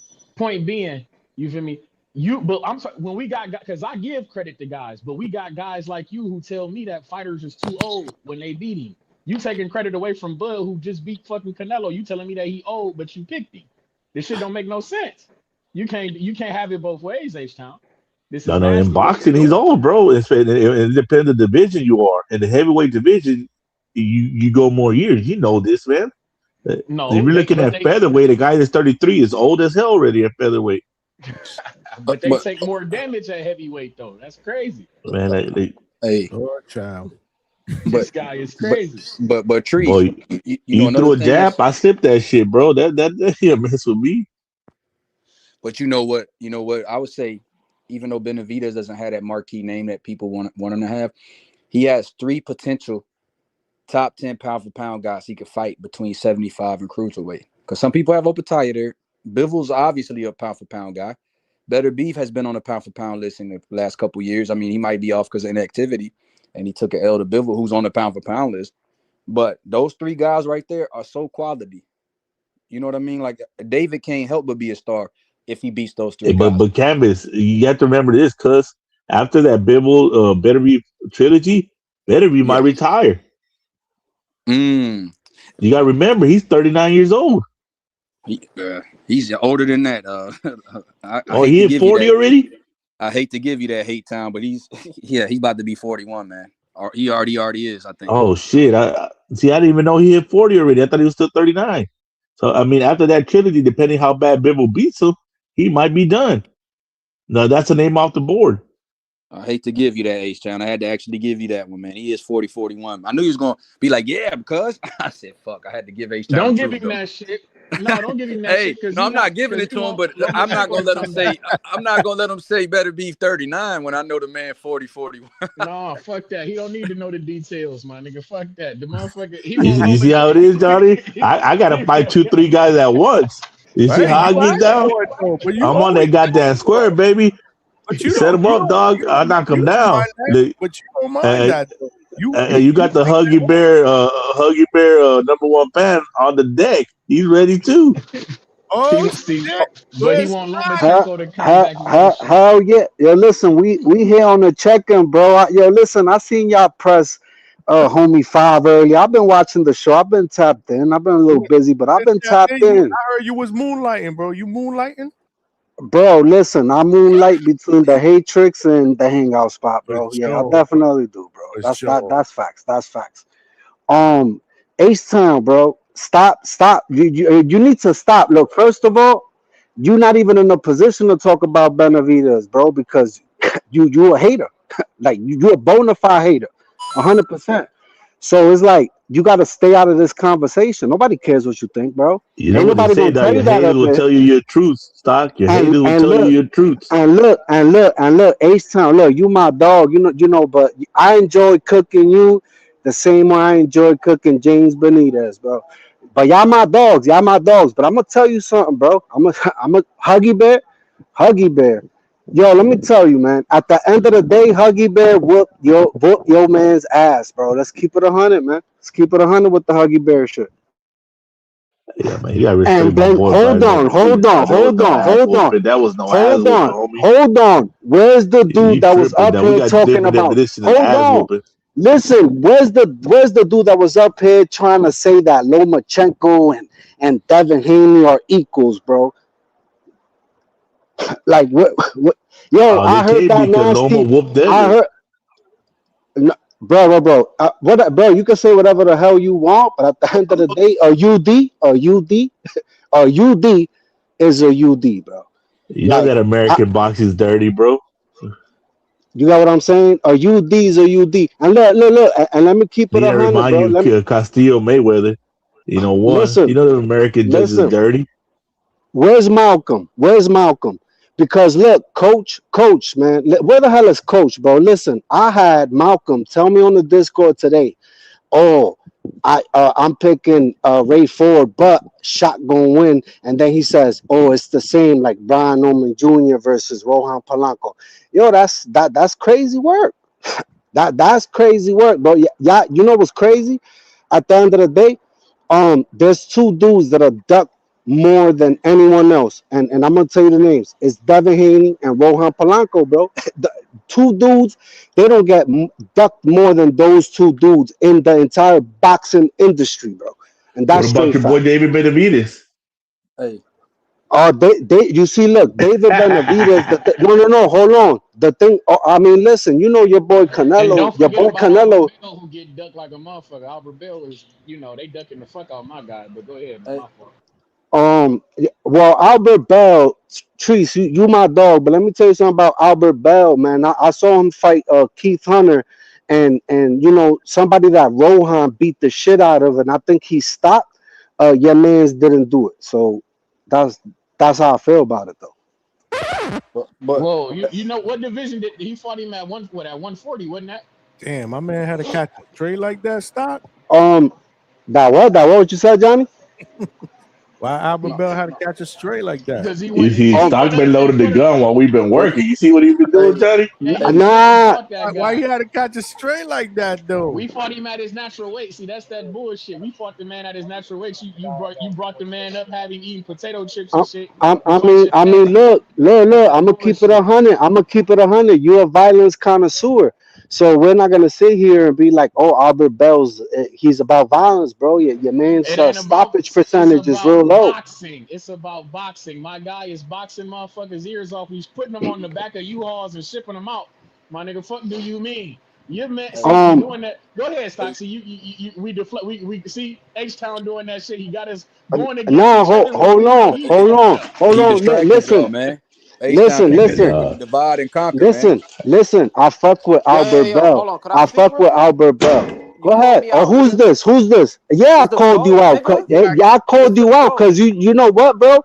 You making picks out here, and then you're like also No, it's backtracking at the not. same It's time to not. save face, bro. Listen to what I'm saying. Go So, ahead. all right. If you've been tuning into the whole show, right? They talk about fighters you'll never pick against. Everybody knows I fuck with Ford. I can root for you, but still know you're gonna lose a fight. I think Foster beats him. Adrian Broner, when he fought Blair Cobbs, I knew that nigga was gonna lose, but I still rooted for him because that's my guy. That's what I was saying. Now, the Norman comparison, I'm not saying it's a style-wise thing. Like if you kind of read it over, what I was saying is like you fuck with Polanco. But no nigga in his right mind is gonna pick Polanco to beat Norman, bro. Norman beats him. No, listen, I'm picking Polanco, and I got money on it, bro. Are you you tripping, bro? I got money on that fight. Because Yeah. you know what I Well, know I'll about bet you if Rohan they fight, Polanco? I'll Listen, bet you on See that one. that Norman gonna Dominican curb loyalty? stomp that He's nigga. on his low nose boxing shit.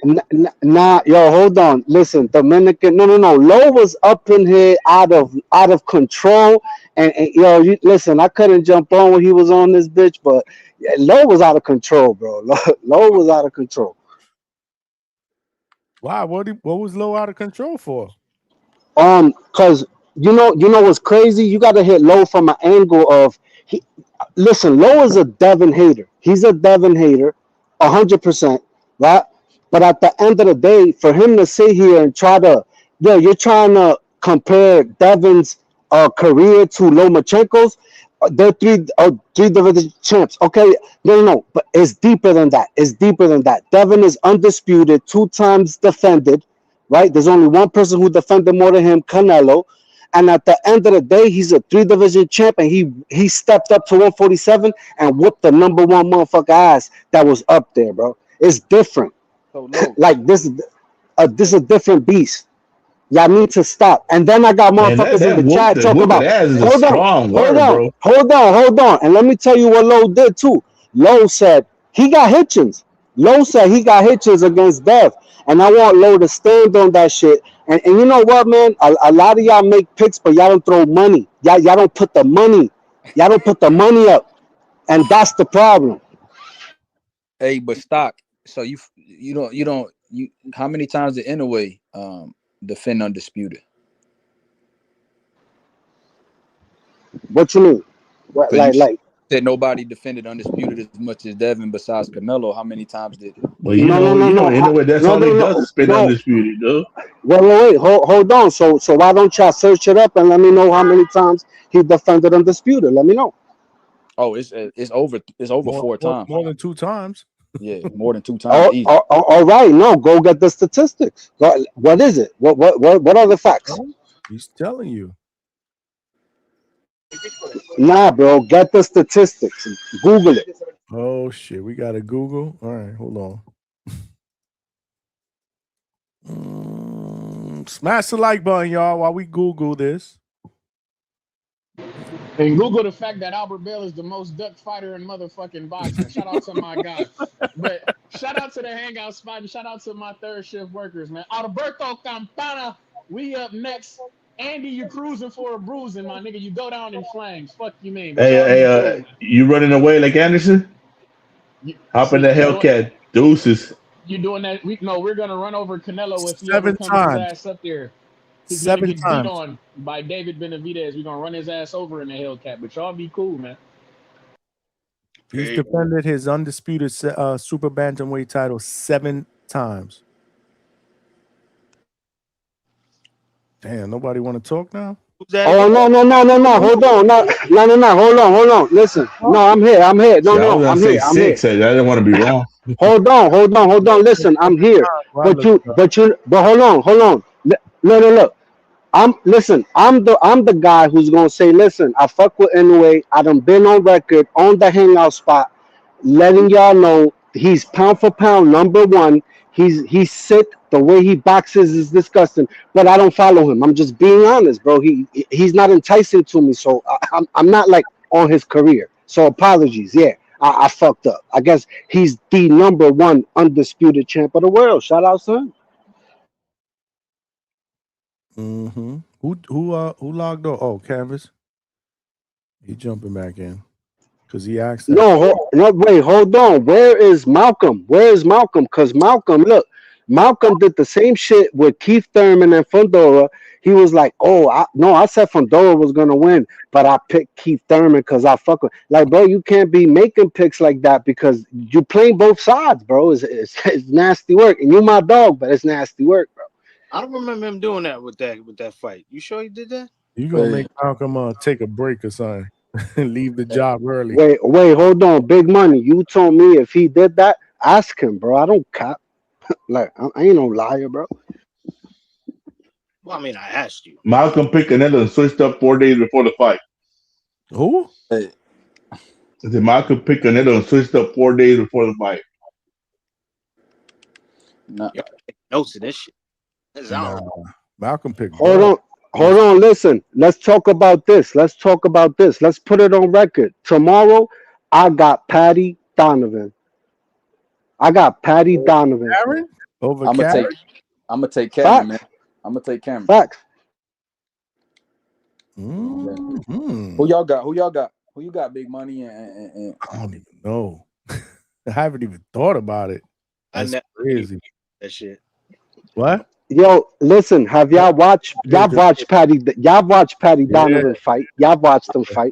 I thought he beat Crocker. I ain't gonna lie to you, Stock. No, he Yeah, that's a 50-50 fight, really. he did beat Crocker, but then like they took away points from him. Oh no, they actually, what's the word? They stopped the fight and fucking kicked him out the fight because he hit him after the bell. But to me, it wasn't on purpose. To me, it wasn't on purpose. Like that to me, I remember that shit was a mistake. And at the end of the day, look, we're gonna go back to the drawing board. The favorite is Karen, but it's a 50-50 fight. Karen is barely a Sneaky favorite. good fight. That's actually a really sneaky good fight. Oh, it's tomorrow. It's tomorrow. Y'all gotta tap in. Right. I'm tapping in. Hey, who's your upset of the week? Tonight it is. Where do we watch that at? That's not at the Zone, right? It is. It's on the Zone, they said, but it's also on the Fire Stick. It's also on the Fire Stick, bro. Nah, yeah, I guess listen, you're right. my upset of the week. Listen, H-Town asked me who's my upset of the week. My upset of the week is Pete Dobson, bro. That's my upset of the week. Ooh, against Kelvin. Hey, you know what, Stock? I wouldn't be surprised. I'm not saying I'm picking him, but I would not be surprised. That's actually not. I got Pretty Boy Woo. You taking Woo? I mean, I want Woo. I want Woo to win. Pretty Boy Woo's coming to fuck up Keyshawn. I can't. Nah, he might. I couldn't put my money on that. I couldn't put my Can't money get jiggy with that shit. Listen, he might make it interesting. But I think Keyshawn. You know, I was thinking earlier.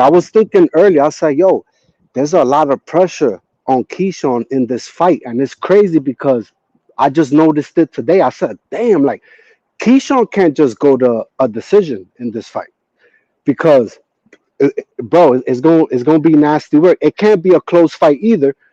And then I'm thinking, you know, this dude got nothing to lose. Wu got nothing to lose. And Wu in the press conference today, he's tight. He got jumped, and he had mad people in the audience yelling for him. Everything he said, I was like, what the fuck? Nah, I thought we was in Virginia, bro. That motherfucker. Yeah. Not only he's got a lot of pressure.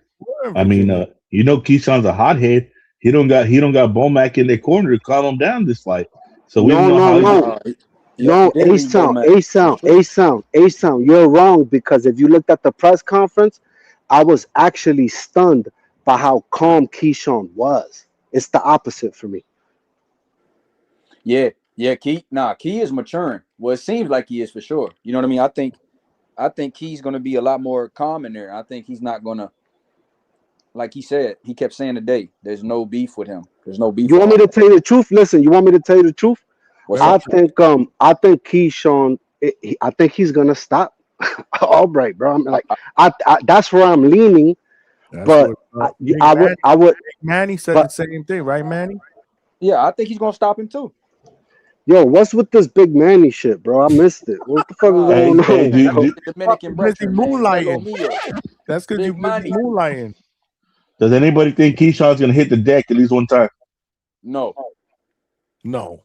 Hey, H-Town, I would be surprised. Now, I would call you an oracle, dog. You got my word. If he drop Keyshawn, I'll come back on here and change your name from Hate Town. You know what I'm saying? I won't call you Hate Town no more, bro.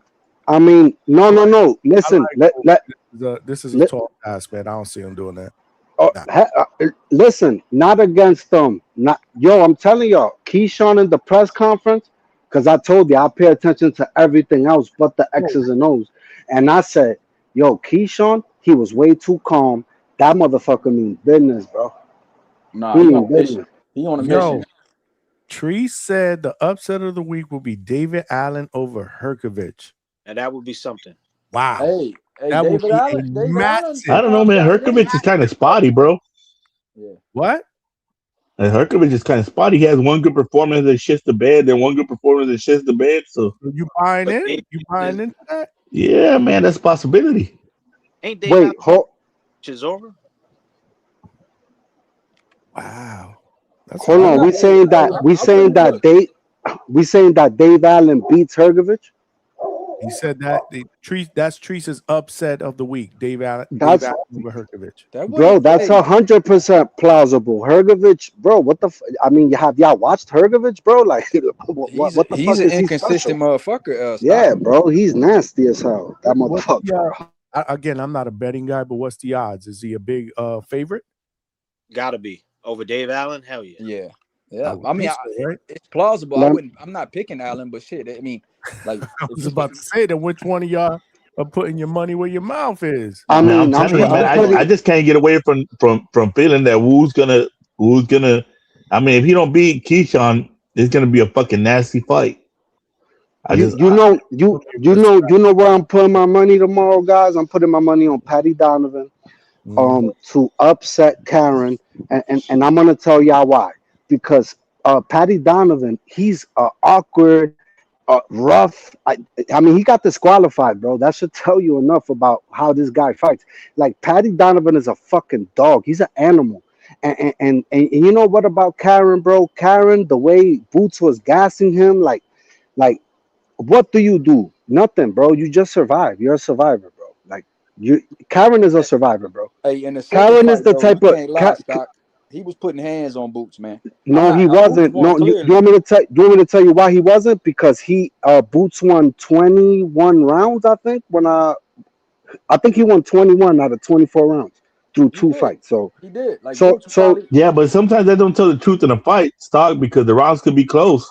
So you go back and look at the numbers, and people be like, "Oh, he won 20-something rounds." listen. I watched both fights, and what I'm trying to say is, like, Karen was on survivor mode, bro. That shit was disgusting. I don't understand the glazing that niggas is doing for Karen, bro. Like, I don't understand. I blame Tip for this. Hey man, nah, it's not Tip, bro. I saw some skills in there though, man. I think Karen a little skill, and plus I saw the Harry Scarf fight. I know Harry Scarf ain't all that. And that second fight with Boots, I mean, he was landing, bro. You can't say he wasn't landing. Hey, H-Town, he was hitting him with some shit. What does it mean? Yeah, I mean, y'all remember people kept saying he was addicted to the left hook. Like, if Can Karen I tell had some y'all power, he something? would have Can I knocked him tell y'all out. something? How many times did Boots drop Karen though? Once.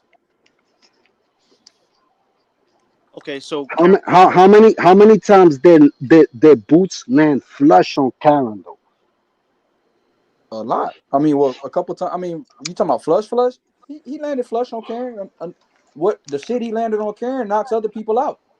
Well, Stock, tell me, what does it mean if he wins and if he loses? What does it mean? Who? If Karen wins or if he loses, what does it mean either way? Give me the meaning for both sides. Okay, if Patty Donovan wins, he's in line to then have a three-peat with Crocker. That's what that means. So you understand. And if he loses, then Karen takes his spot. Now, the situation that a lot of people aren't understanding is that Patty Donovan, this is his last chance. I mean, this motherfucker's entire career is on the line tomorrow, bro. Like, and I'm not gonna hold you. Patty Donovan, no, listen, Patty Donovan cracks. He cracks. This is a strong motherfucker we talking about. He cracks.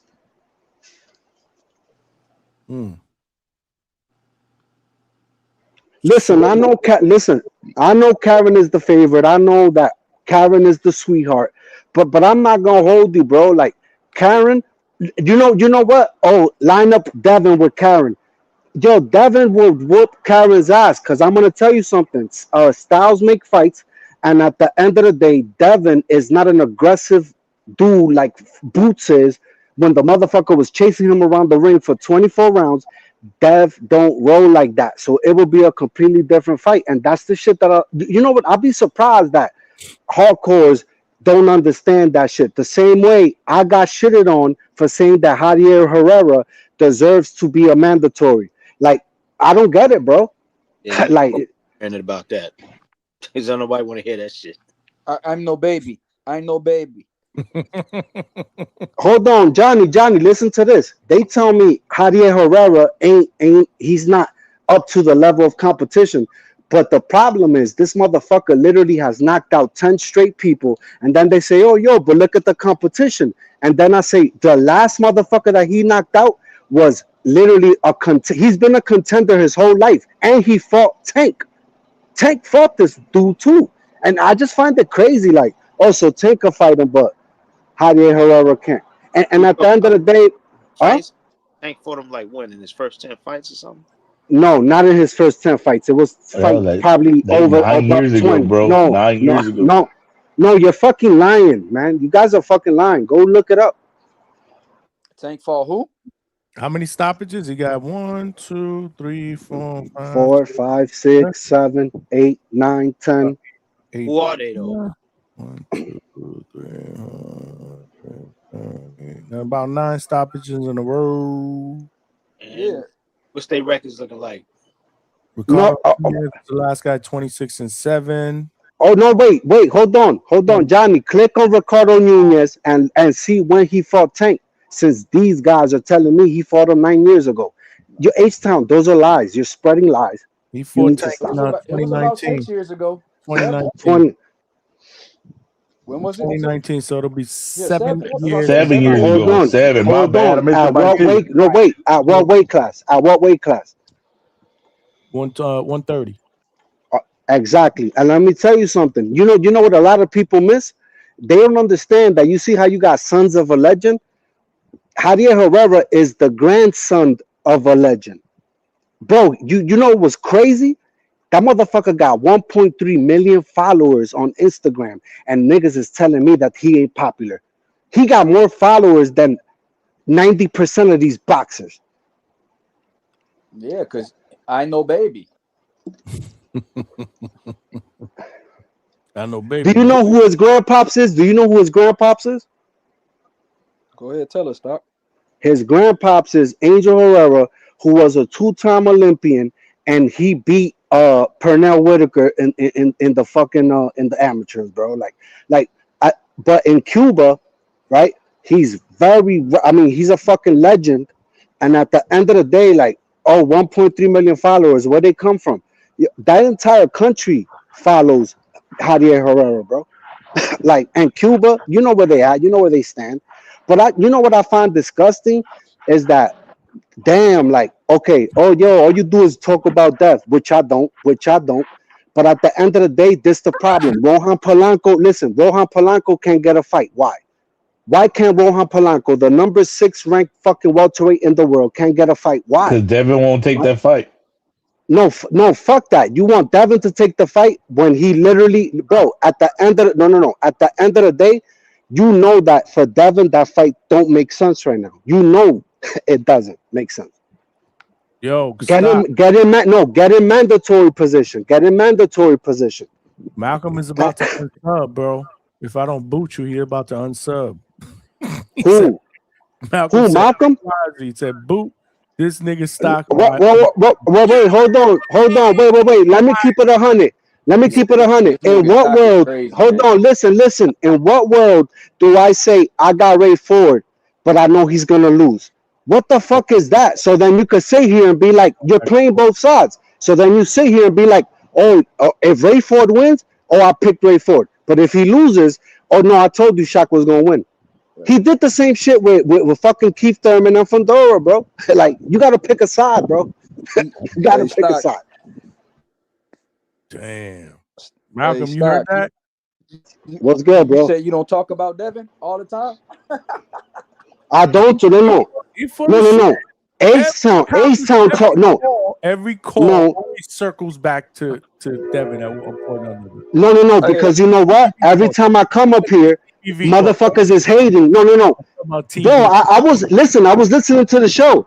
Low knows boxing, hating on Dev. That 5 had to come up here and handle business, and he lost the fucking debate, which I don't think he lost, but it's the amount of haters that are in here. You can't win a debate about Dev. They said I tried to win. They said Low Nose Boxing won that debate, bro. The viewers, the chat. Okay. The same dude who crowns a 7th, 8th, 9th, 10th king every other week. he ain't do that today. Yeah, he didn't make any more. He didn't do that today. And I'm gonna keep it 100. Low ain't picked Fundora. I could tell you that much. But he don't want to talk about that. Tone Deaf, what's good, man? You gonna have to jump in here real quick. Can you hear us? Going once. Tone deaf. Yo, be careful. Yo, be careful with these dudes. You kick them off real quick. We got okay, Malcolm back up here. Talk to me. Quick question.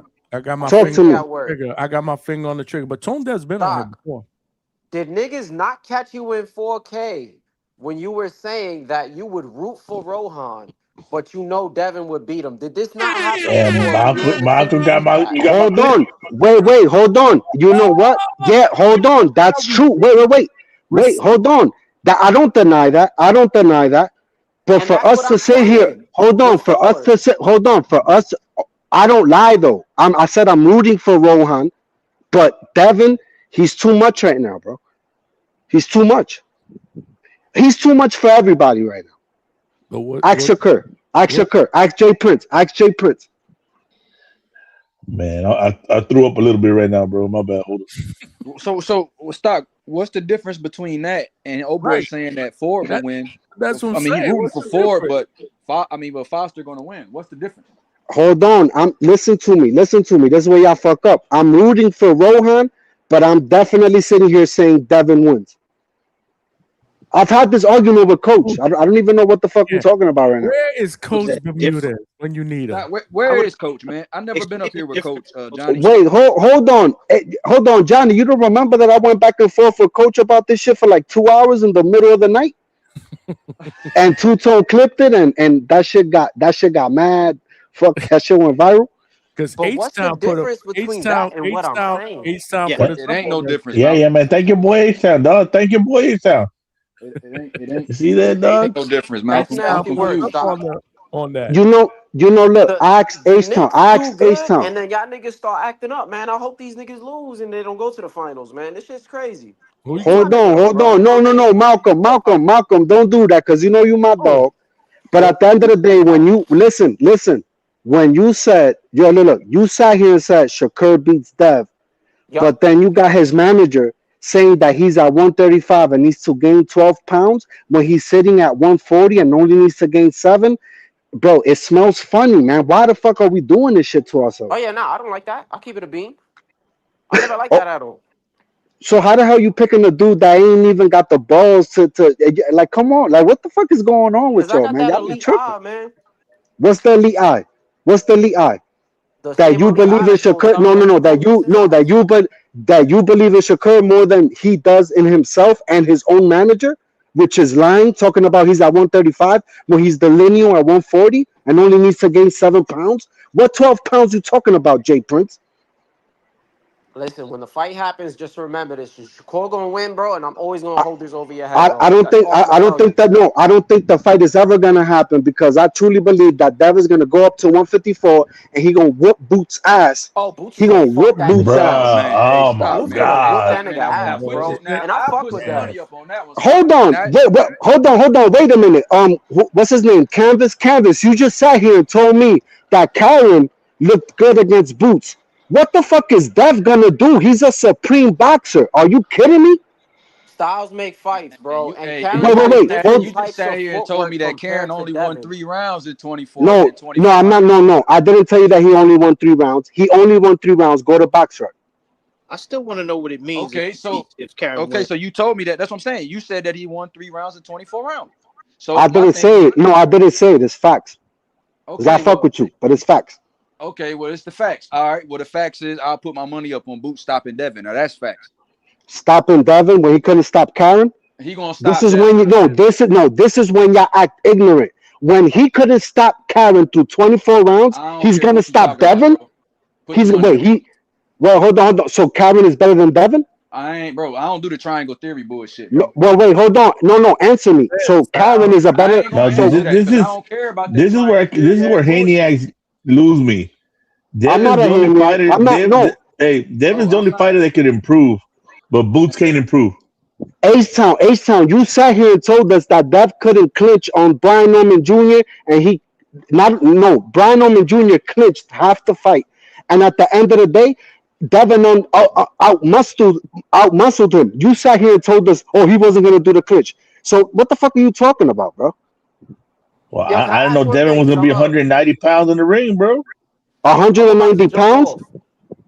Jump off, Malcolm. You know I fuck with you, bro. But at the end of the day, yeah, I'm gonna cook you when you play in defense.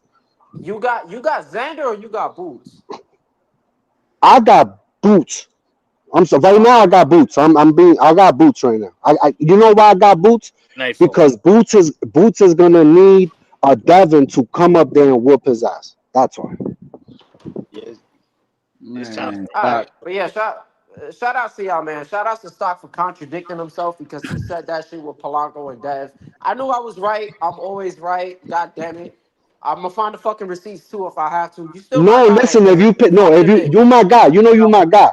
But if you fucking with, then listen. If you got Ray Ford, stand on that mountain. Don't be like, oh, Ray Ford, but Shot gonna win. No, I'm telling you, Shot gonna beat the shit out of Ray Ford.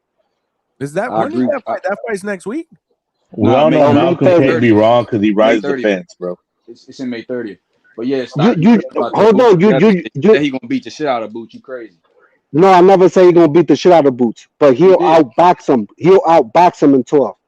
You did say you were gonna go up there and beat the shit out of Boots. That's No. Listen, I'm not going. Hold on. Wait a minute. I'm not gonna sit here and lie like Devin beats the shit out of people. What he does is that he wins. He beats people. But that's what I'm trying to say. You say he would beat the shit out of Boots. You did say he would beat the shit out of Boots. Bro, I think I think wait. You know what's crazy? I sat here and I told y'all that Devin was gonna draw blood and beat the shit out of Norman like he did. Now, what y'all need to understand is that Norman and Boots, they kind of ducked each other through that whole situation, and then Devin ended up going up to 147, beating Brian Norman Jr. And you know what I honestly think? You know what? I just hope my boy Brian Norman Jr. get a rematch, bro. Man, I want that rematch because I got Brian Norman Jr. getting stopped. If you ask me. Beat the shit out of Brian Norman Jr.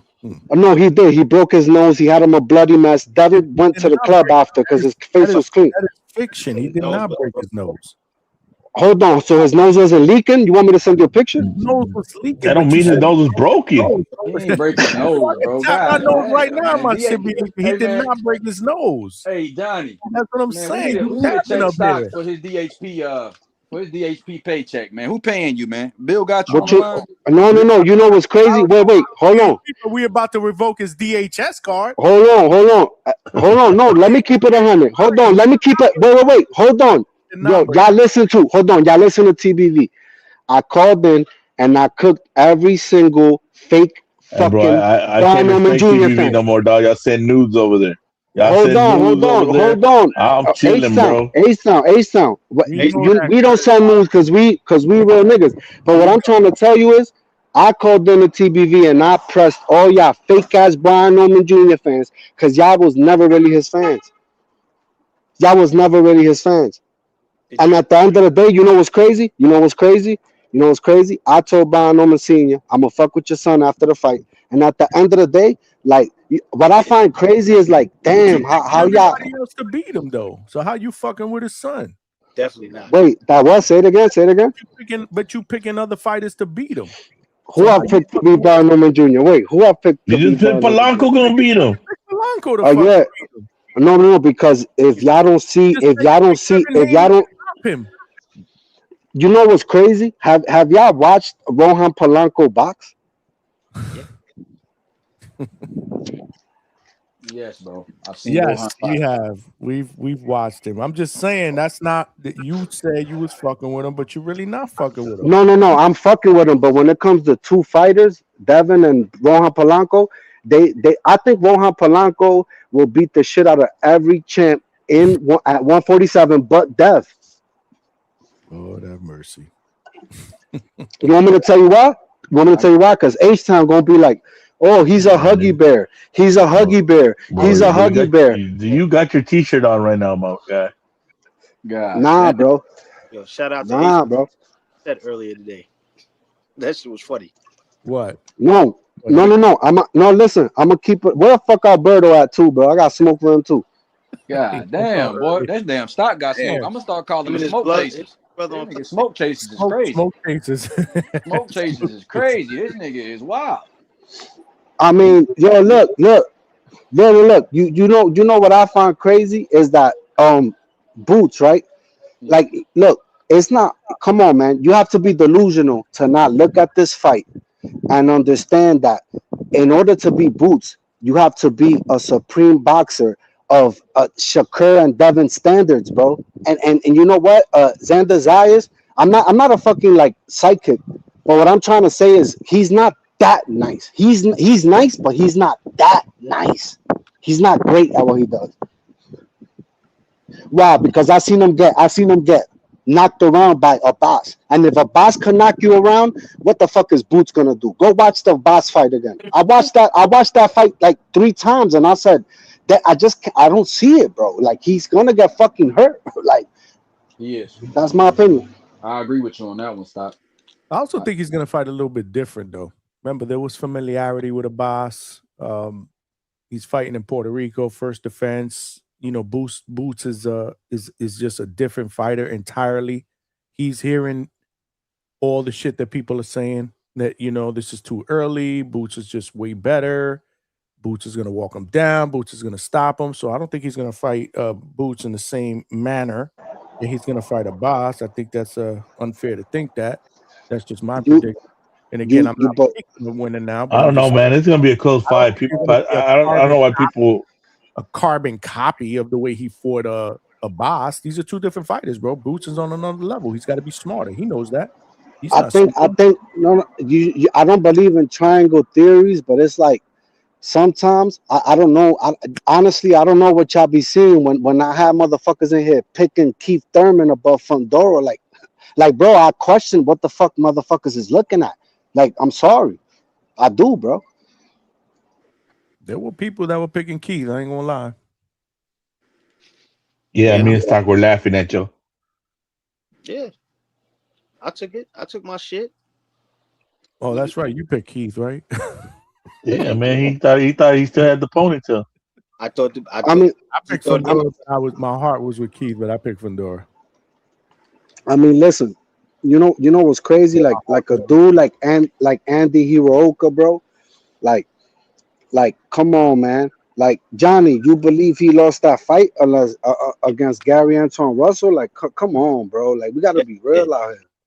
Yes, that was a close fight, though, Stock. I ain't gonna lie, that was a close ass Close, fight. but I didn't have a problem with Gary winning that fight. I didn't either. It was close though. Yeah, a little too close for comfort, but hey, man, that would be another. I've never seen that, and I'd like to see that one again. Yeah, I had Hirooka, bro, on that I've fight. never rewatched that. You had Hirooka too, H. Yeah, maybe I should rewatch it, but I remember watching it live. We did a live fight chat for that, and I was okay with Gary pulling out the decision, close decision. But I got to rewatch it. I got to rewatch that for sure. So, damn, you guys ran out of energy. No, I didn't. No, I was thinking about what Stock said. One thing I don't like is I have Shakur. You know, I think Shakur's special too. I think Shakur could beat Dev and all that, but I didn't like that Jay Prince said that he was a lightweight and he's still a 35-pounder. I'm not saying he can't make it or whatever, but I didn't like him saying that, you know, 3 pounds is going to stop. Nah, those are negotiation tactics, bro. We all know this, dog. Yeah. It's not negotiation tactics, man. Y'all need to stop, bro. They're scared. Bro, That's why they're scared of the fight, man. Whoop Devin, bro. It's not even gonna be close. I think Shakur beats him too, but it's not gonna be close. He's gonna embarrass Devin. But his own manager doesn't believe it, man. Y'all delusional.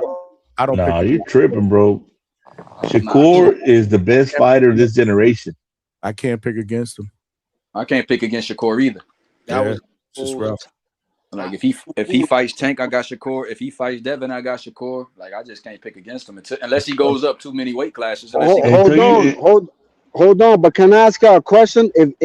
How is it that y'all feel stronger about it than Jay Prince, which is his manager, and he was copping pleas talking about 135? Can y'all no? Or I don't agree with it. No, but why the fuck is he copping that plea when we all know he's at 140? Who the fuck you think you're talking to? Casuals? I think Jay. We all know if Devin cuts down to 140, Shakur will stop him. Yeah, I just think Jay Prince was looking at it from a different perspective. He wants him to cut down to 140 so Shakur could stop him. I think you That's what he wants. too much into that. He wasn't on some not knowing where his fighter is fighting that shit. Okay. Can I tell y'all something? Let's not deny the fact that Devin wants to fight Shakur and he don't want the fucking smoke.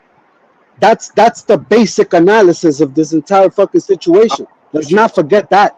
And now you lying, Star, because he said I'll see you at 144. Why you lying? It sounds bad because Devin shouldn't be wanting to fight with a motherfucker that's not at 147. He should be focused on fights at 147. Fuck what Shakur saying until he come upstairs. There's a guy named Ryan right there that he should be fighting. Exactly. Hold on. You want me to tell y'all something? You want to tell y'all something? Y'all give Shakur so much props for fighting for beating Tio who got beat by Kambosos. But y'all want to forget that part and then try to fucking make him king when the motherfucker already lost. What the fuck are we talking about? So we're gonna pretend that Kambosos was on his third training camp. That beat Lomachenko when he was pound for pound number 1 and beat Josh Taylor when he was the man at 140. So you seem to forget that part. No, wait. How long ago was that? Because Tio, no, wait. How long ago was that? Hold on, Tio. Since Tio was on top, he's been getting cooked. Wait, hold on. Hold on. Did Sandor Martin not drop Tio? Did Ryan Garcia not? Well, I don't want to bring up that fight, obviously, because you can go ahead and do it. Fighters get dropped. What does that mean? He's on triangle theories again. Because what does that even mean? No. I'm. You know what? I'm not on triangle theories. At the end of the day, y'all try to act like Ryan Garcia is good to not do drug testing when he already fucking cheated, and y'all try to act like Devin. Wait, hold on. Y'all try to act like Devin is making a big deal out of something when the motherfucker already cheated him. Y'all need to stop, man. It's disgusting. I don't know what the hell's wrong with y'all. Hey, Johnny. Stock has summoned G-Von, man. G-Von asked for the link. We did not say that. You moving the goalposts. We did not say hey, man, that. And the leader of your fan club is PEDs, bro. And where G-Von at, man? He summoned G-Von, Johnny. Trini BX with the $2. Said he want H-Town with the Puerto Rican flag. There we go, baby. Matter of fact, I put him with the song. Woo! That's my boy H-Town. Let's go. I know H-Town hate that shit. Hell no, he Puerto Rican. He know the deal. Look, he probably half asleep right now. Nah, my favorite nephew's half Puerto Rican, bro. Oh, Shakur? You know the deal. Yeah, that's my nephew too. Oh my God. Hey, wait. I like how you inducted Boots into the I'm gonna drop the link. Club, both us.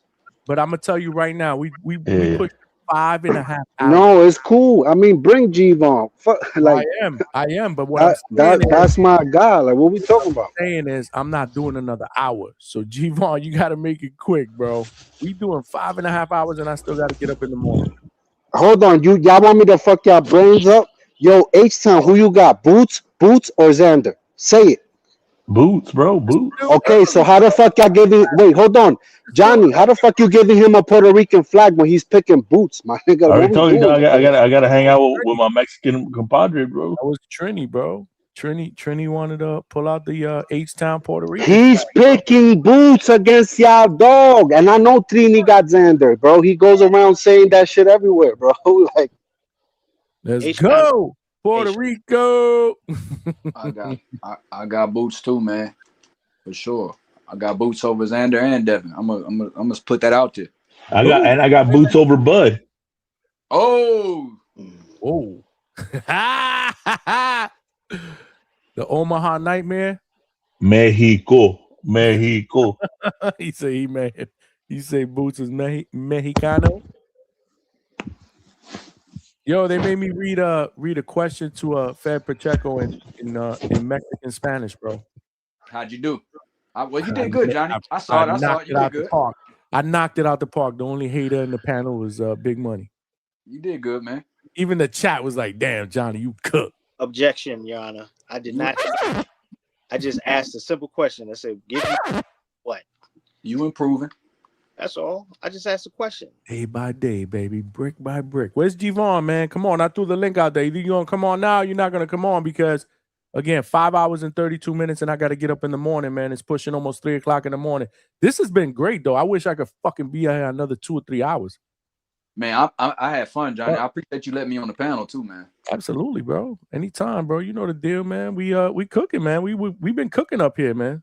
Stock came and threw the whole shit, threw a monkey wrench at that. Oh man, hey man, that's smoke chasers, man. I love it though.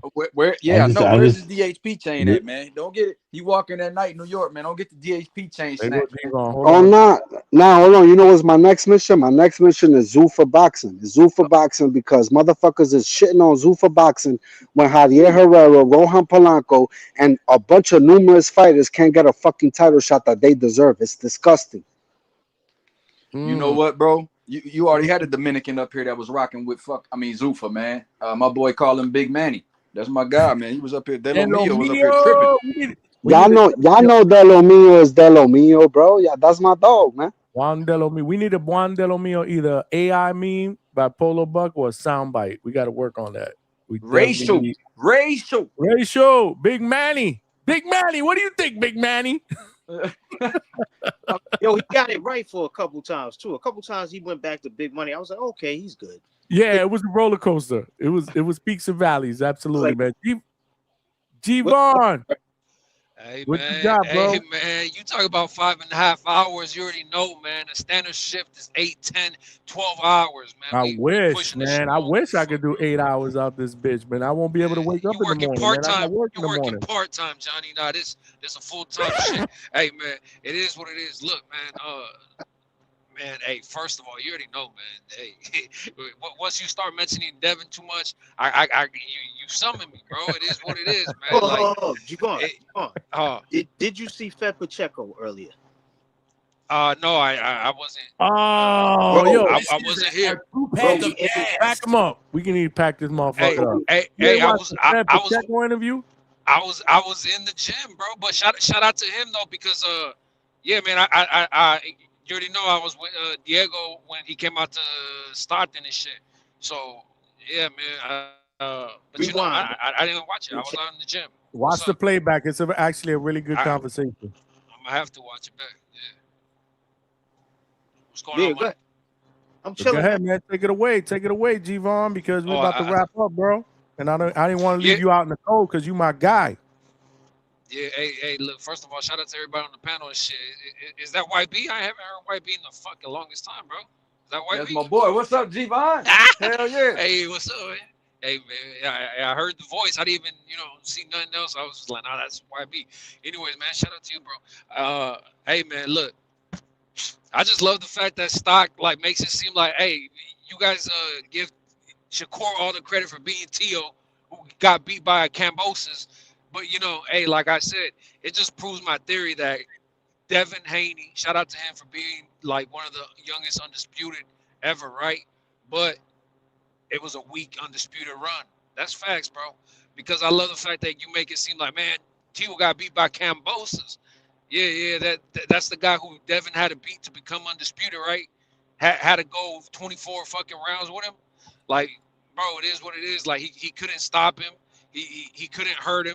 Did he even drop Cambosis in those 2 fights? No. No, huh? No. Damn. Yeah. He was drained. He was drained. He was drained. He was drained. He was drained. Did Cambosis ever win a fight after that? No. No, he did he not. won one. He got a robbery against Maxie Hughes one, which most people thought he lost. I mean, technically, yeah. Damn near everybody thinks he lost. He's like 0-8. That goes. Yeah, he got that weak ass Maxie Hughes. That's fight. Yeah, man. My bad, G. No, you good. My signal's probably in and out, but yeah, bro. He hasn't won a fight since. Everybody, damn near. There's not one person that I think fucking that thinks Cambosis actually beat fucking Maxie Hughes. That's crazy, bro. That's crazy. Your sound is coming in and out, G-Von. There's only 3 people in the world that thought that, them damn judges, G-Von. It was the majority decision, so it wasn't even all 3 of the judges. 2 of them. 2 out of the 3. Well, maybe it was 3. Maybe Cambosis' coach probably thought he won. Yeah. Hey, what happened? My only thing though is what's up is Devin holding up the division though, because you know, hey, Stock already knows where I'm gonna go with this and shit, but you know, because Tone posted this shit saying who's holding up which division, right? And I said Devin's holding up his division, right? Because the thing is fucking first of all, there's a lot of shit going on because I'm gonna fight Rolly, I'm gonna fight Ryan, I'm gonna do this, I'm gonna fight guys a weight class below, I'm gonna fight this guy 2 weight classes below me, I'm gonna fight this guy a weight class above me. Like bro is all over the fucking place, and not to mention the fact that a lot of the David Benavidez fans, you know, shout out to David for putting on an impressive show against Ramirez, but you know now all of a sudden they're making all the excuses for David, right? They saying, hey, Opataya is with Zuffa. He's with Zuffa. Like, how can he possibly fight him, right? But now that Devin's going over there to Zuffa, like nobody's saying that Devin's holding shit up. Is Devin like making fights even harder than what the fuck they already are? Because from what I heard, Zuffa was the ducking league. He keeps cutting off. He keeps cutting off. He's in a bad area. Like we've been. You're in a bad area, Devon. You keep cutting off. Yeah, your signal's bad. Yeah, we don't hear you, man. You keep cutting in and out. Let me know if it's real bad. I might have to hop off. I might have to hop off this shit real bad. Yeah, you're cutting in and out. I mean, I hear him. We don't hear him again. Yeah, it's long. Yo, am I here? Yeah, it's bad, bro. Yeah, you hear? Am I here?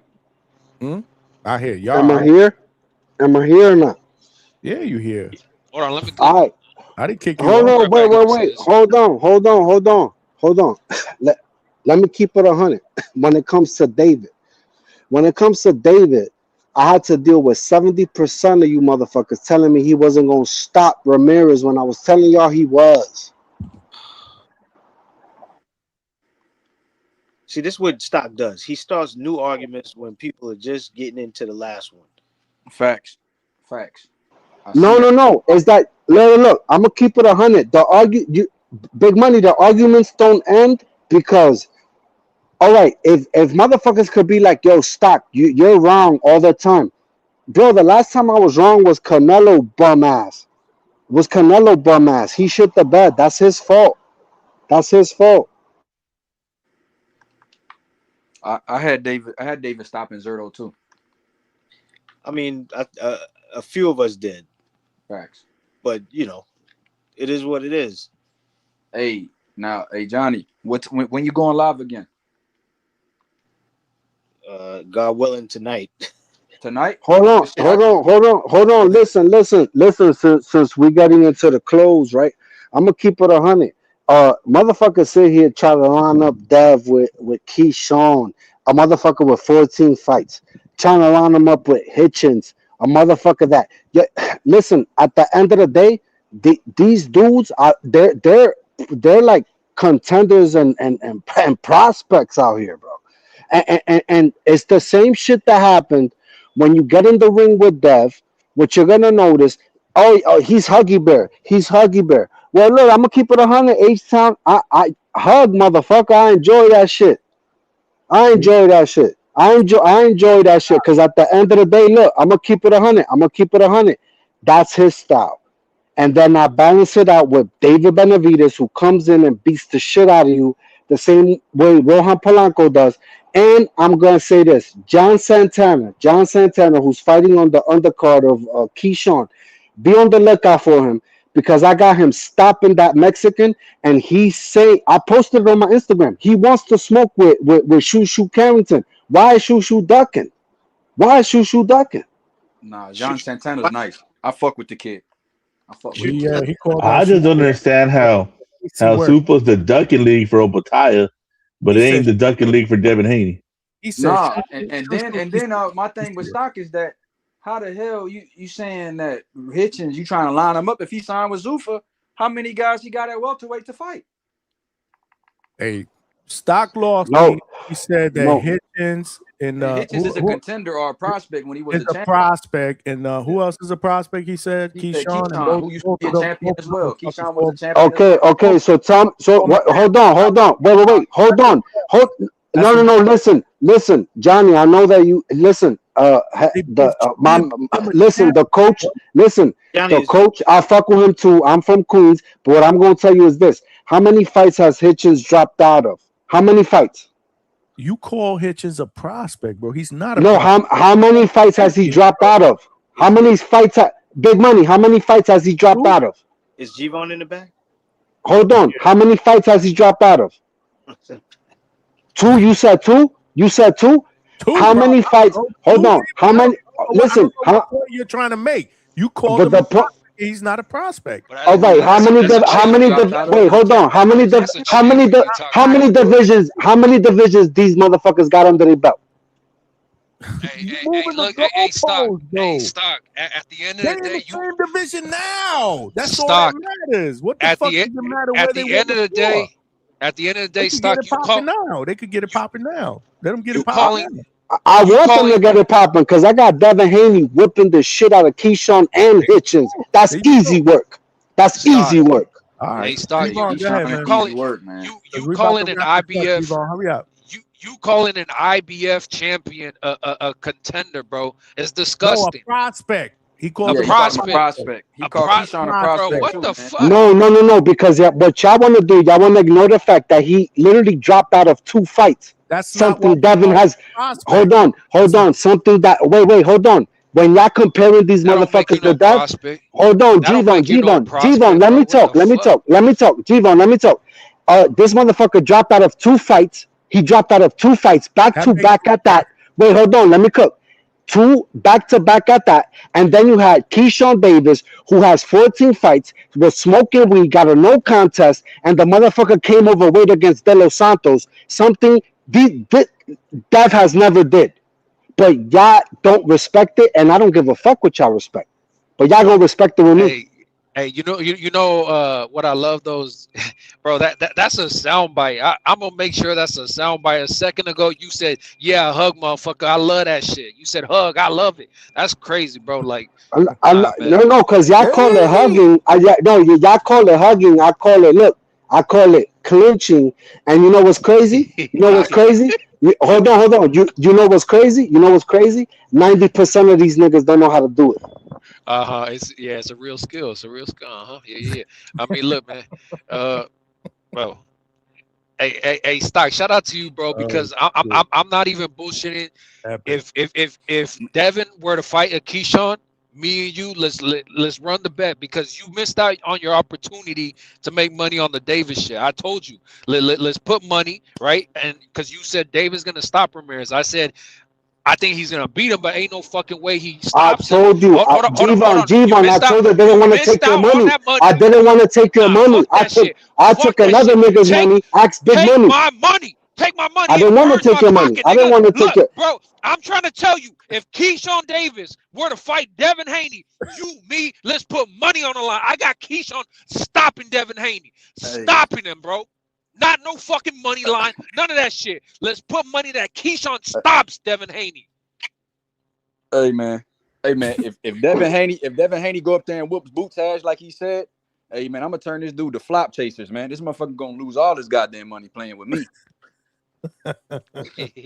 Flop chaser, nigga. No. You want me to keep it 100?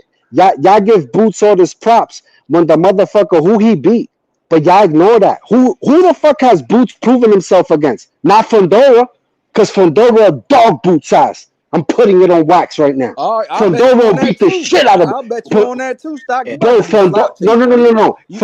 Listen, Fondora on payroll like DAP got you on payroll. Listen, Fondora on payroll. Stock. Hold on.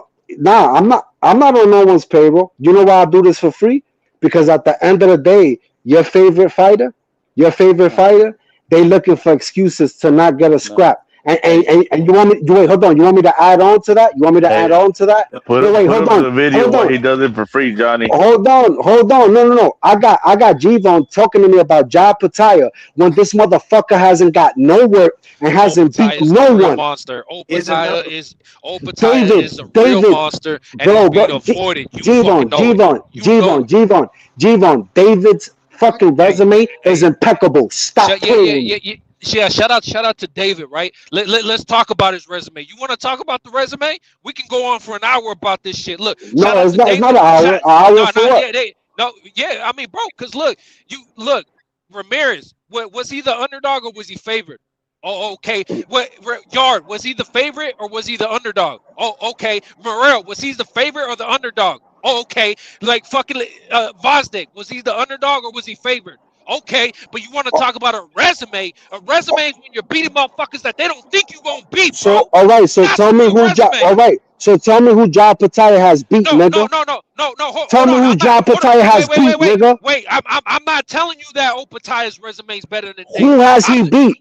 He went life and death with fucking Granton, man. What the fuck we talking about? Listen to me. I'm not telling you that Opataya's resume is better. I'm just questioning David's. But what I'm telling you is Opataya has flatline people. You could say who are those guys? Yeah, I hear you, bro. But David has 30 plus fights.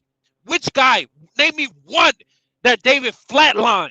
Shout out to him for having fucking hand speeds of Sonic the Hedgehog. Hold on. Shout out to him for having Sonic the Hedgehog fucking hands. But he hasn't flatlined not one person. I'm gonna keep it 100. When David and John Pataya fight, me and you, we're going on the deep end. We're going 500 in minimum. Nigga, I'm gonna take your breath. I'm gonna take your breath. That's it. Let's do it. That's it. That's it.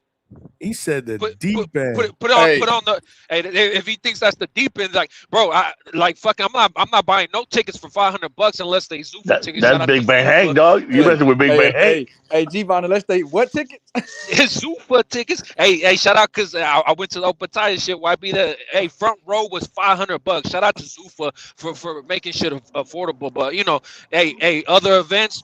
You paying at least $1,200 plus for some good seats. Yo, listen. Shout outs to H-Town's favorite fighter who got his ass whipped by a 147-pounder, bro. Ooh. Damn. Hey, you know why he does this Devin Haney shit for free? Because he loves the hug. I love it. I love it. He said, I love that shit. Doc, why you got to do that, bro? Get the fuck out of here, man. Oh, man, shit. we got listen, he fought the guy that shrinks himself down, 186 pounder. Shrinks himself down and having a bad hold on, because look, you respect. This is the difference between my fighter and your fighter, right? Or my fighters. Your fighter ducks smoke. Devin and David and Shock, they don't duck smoke. Rohan Polanco can't get a fight. At the end of the day, we're not the same, bro. We're not the same. Sure sounded like your boy Doug Rowley when he said everything was good and the fight was on and ducked him. Sure sounded like Doug Rowley. Where's the Ryan fight too? Hey, remember how they saying Opataya can't fight David because he with Zuffa? Like why did Devin go sign with Zuffa knowing that Ryan's not over there? Oh, but we're not gonna call that duck. Zuffa was the ducking league. Wait. Zuffa's not the ducking league because if I'm not mistaken, favorites minus 2,000, they catching L's every day. What the fuck we talking about, man? Tavon Burns with the $2 said, "Put the fight on." Which fight you talking about, Tavon? Which fight you talking about? I'm gonna tell you what fight to put on. Put that Canelo and Bevo, bro. Nah, we ain't got to put that one on. Tavon Burns with the $2 again. Johnny got to work and the show stocking G-Von. I do got to work in the morning. Malcolm with this is an amazing show too, man. Like it's like I almost don't want it to end. Malcolm with the $2, all BS and jokes aside, I'll lock in Dev beating Boots. So Malcolm said he got Dev beating Boots. Wow. I want to see people actually locking. I want to see people actually locking it in though. I want to lock that one in. Yo, listen. Malcolm's my dog, but Malcolm knows boxing, dog. He said, "I'll lock in Dev beating Boots." Yeah, bro. I hear you. Hey, stop. My only thing though is with betting or predictions. Let's not forget, bro. We got Hall of Famers. We got fucking Hall of Famers, legends, fucking bro. People who have been in boxing since they were kids, right? And we look at as legends who get fights wrong all the fucking time. So let's not like act like because this guy knows a thing or two about boxing, that means that his prediction gonna be right, bro. Like you know how boxing is, bro. Like nah, man, it is what it is. Facts. You can't call all these fights. Facts. Damn. But nah, I agree with Stock about Benavidez, man, about Benavidez being that guy. But shit, that Devin Boot shit, that Fundora Boot shit, I'm taking all his money. Flop chasers. That's what we doing, man. And we snatching DHP chains off. Look, right now, and you gotta turn in. Look, when Boots knock Devin out, you gotta turn in your DHP chain, man. Right now, the only guys that I see having I'm not gonna lie, David. Bro, right now, hold on. The same. Hold on, G-Von. The same nigga that couldn't knock out Karen, man. Well, he's supposed to knock out Dev. Dev with that low ass. Hey, man, I'm gonna tell you, bro. I could guarantee you that Dev washes probably 12-0, 11-1 Karen, bro. How are we talking about? He gonna wash Boots. I don't care about Karen. I'm talking about Devin. Go to Triangle Series again. Hey, bro, I don't go backwards. I look forward. Is he going to wash Boots?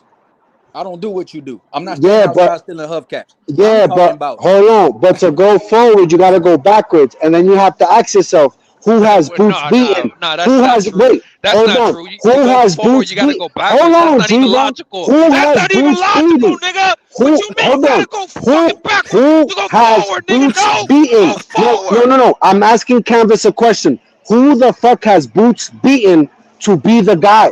Who has he beaten? Who's the top level guy? You were saying some deep logical shit, nigga. What the fuck? You gotta go backwards to go forward. Nah, man. I swore that's what they said about Bud when he's about to fight Spence. I swore that's what they said about Bud when he's about to fight Canelo. It doesn't matter, bro. When you look at something and you see it, and you got what you said, you got that eye, and Malcolm said he got that eye. Canvas, I'm asking you a question. Who has Boots beating? Who has Boots beaten? Top notch. Who? No one. Thank you. Hey, nah. Hey, YB is right because look, I even used that argument. Like I said, who the fuck has Bud beat for you to think that he gonna beat Canelo? And what the fuck happened? What the fuck happened, bro? Like this shit happens all the time. Like fucking dudes don't have a solid resume, and look, that's why shout out to David. I'm not saying because David has a weak resume that he's not that guy. Because like I said, I could question his resume all day. When's the last time he was the underdog, right? But look, at the same time, I'm telling you right now that David in and out his weight classes, the only guys that I can see potentially beating him right now is Jai Opetaia, and then Bivol, depending how he is off of the surgery, and that's Bivol's getting his ass whooped. Bivol's getting his ass whooped. I hear you, bro. But look, Bivol has quick hands, and the difference between Bivol and David is Bivol has footwork. Bivol's a fucking great boxer who could be in and out the pocket, and throwing while he's going backwards. David does what he does. He told you himself, I'm not gonna change my style. My style is what the fuck it is. Bivol's a technician in there. So if he comes out of that fucking surgery fucking 100%, it is what it is. I don't know. It's going to be a hard fight for David. Of course he can beat Bivol, but at the same time, I don't know. I can't call it. And Opetaia, I got Opetaia being able to fucking stop David. You know what I mean? But that's just because of what he's shown me. He showed me that he can punch you in your jaw, break your jaw, and somehow your back is broken. Spite, nigga. Look at Johnny, man. Johnny is crazy, man. OG is crazy. Hey, but nah, Stock. Hey, man. It don't. To me, it don't matter that shit. What you asking me? But I will tell you this. Since we bringing up the past and we going up the rear view, I would say I seen Devin get hurt by Linares. I would say I seen Devin get hurt by Ryan, even though he was on that shit. I would just tell you, if Devin wasn't over moving against Brian Norman, as good as feet as he has. He wasn't over moving against Norman. If he stays that close to Boots, he's getting his head cracked. I promise you. Yeah, facts. If he stays in the wheelhouse with Boots, it sounds good. It sound good. It sound good. But y'all telling me Boots' best win is Stanley Onis, a motherfucker who has no skills? Yep. Yo, I mean, yeah, yeah. but Exactly. that's how it Oh, be. That's how it be sometimes. Hey, Clarissa, who the fuck has Clarissa really beat? But you know what do people say? There is no competition, bro. we're not Sometimes you talking don't have about the Clarissa. competition in We're front. not No, talking about no, Clarissa. because what applies to one person applies to one person. That's when you start doing that favoritism shit, Stock. That's why people talk the way they do when they say, "Damn, you be on Devin shit," because you don't fucking hold the same fucking the same principles that you do to one fighter to Devin Haney. You need to apply this shit to everybody across the board, right? We do that shit with Clarissa. We give her a pass because we say there's no real competition there. Is it Boots' fault that at his fucking weight division there's no competition there? Is it his fault? It's his fault At the that end he of the day, I love you. At the end of the day, I love you too, man. Boots out negotiated himself with Don Norman Jr. and At the end Devin of the did it. day. At the end of the day. End of the day. Oh shit! I'm gonna call that shit. I'm gonna start calling that shit at the end of the dev, man. Hey man, this shit is wild. At the end of the day, I love you. At the end of the day, I love you too, man.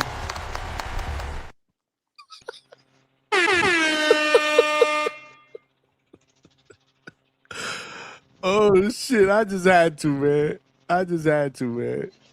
Oh man, this shit. Hey, Tree said that Clarissa is better than Devin Haney. See, now that's where he's bugging. Devin Haney definitely better than Clarissa, bro. We What ain't the going down fuck? that rabbit hole, man. What the fuck? Hey man. Wait, who said that? Who said that? Trees. Oh man, what the hell is going on? That, Who hey, the that alarm in the that background? Look, shout out to That's Devin. Shout out to Devin because I be talking shit, bro, but I've never seen Devin swing like a toddler. Never. What the fucking Trees talking about? Talking Wait, a lot of nonsense. swing like a toddler. Y'all seen what he You did, didn't see man? He that dropped you didn't see Don that Norman carnival Jr. video, second round. G-Von? He said he never saw him swing like a toddler. You didn't see the carnival video? I mean, bro, but that still was not like a toddler. I mean, he missed, but Clarissa I gotta wrap this up, y'all. Clarissa swings like a grown Yeah, toddler. yo, listen. Hours. Listen, I'ma head out.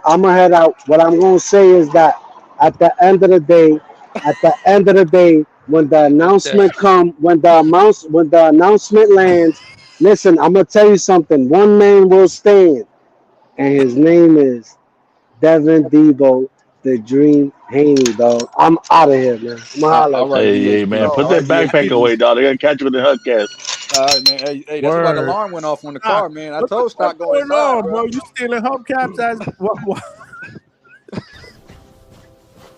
At the end of the day, you got to survive. Fucking alarm went off.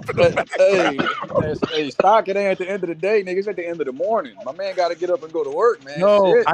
that's gonna be a soundbite. I gotta make that a soundbite. At the end of the day, I gotta make that a button. Hey, Johnny, I got a question for y'all tomorrow when y'all do go live again. I mean today, my bad. At the end of the day, hey, when we go live at the end of the day, I want to ask y'all who's the most avoided fighter of the last since 2000. We gotta save that for next show. All right, that's what I'm saying. At the end of the day, At the end of the day, we gotta save that to the next. At the end of the day.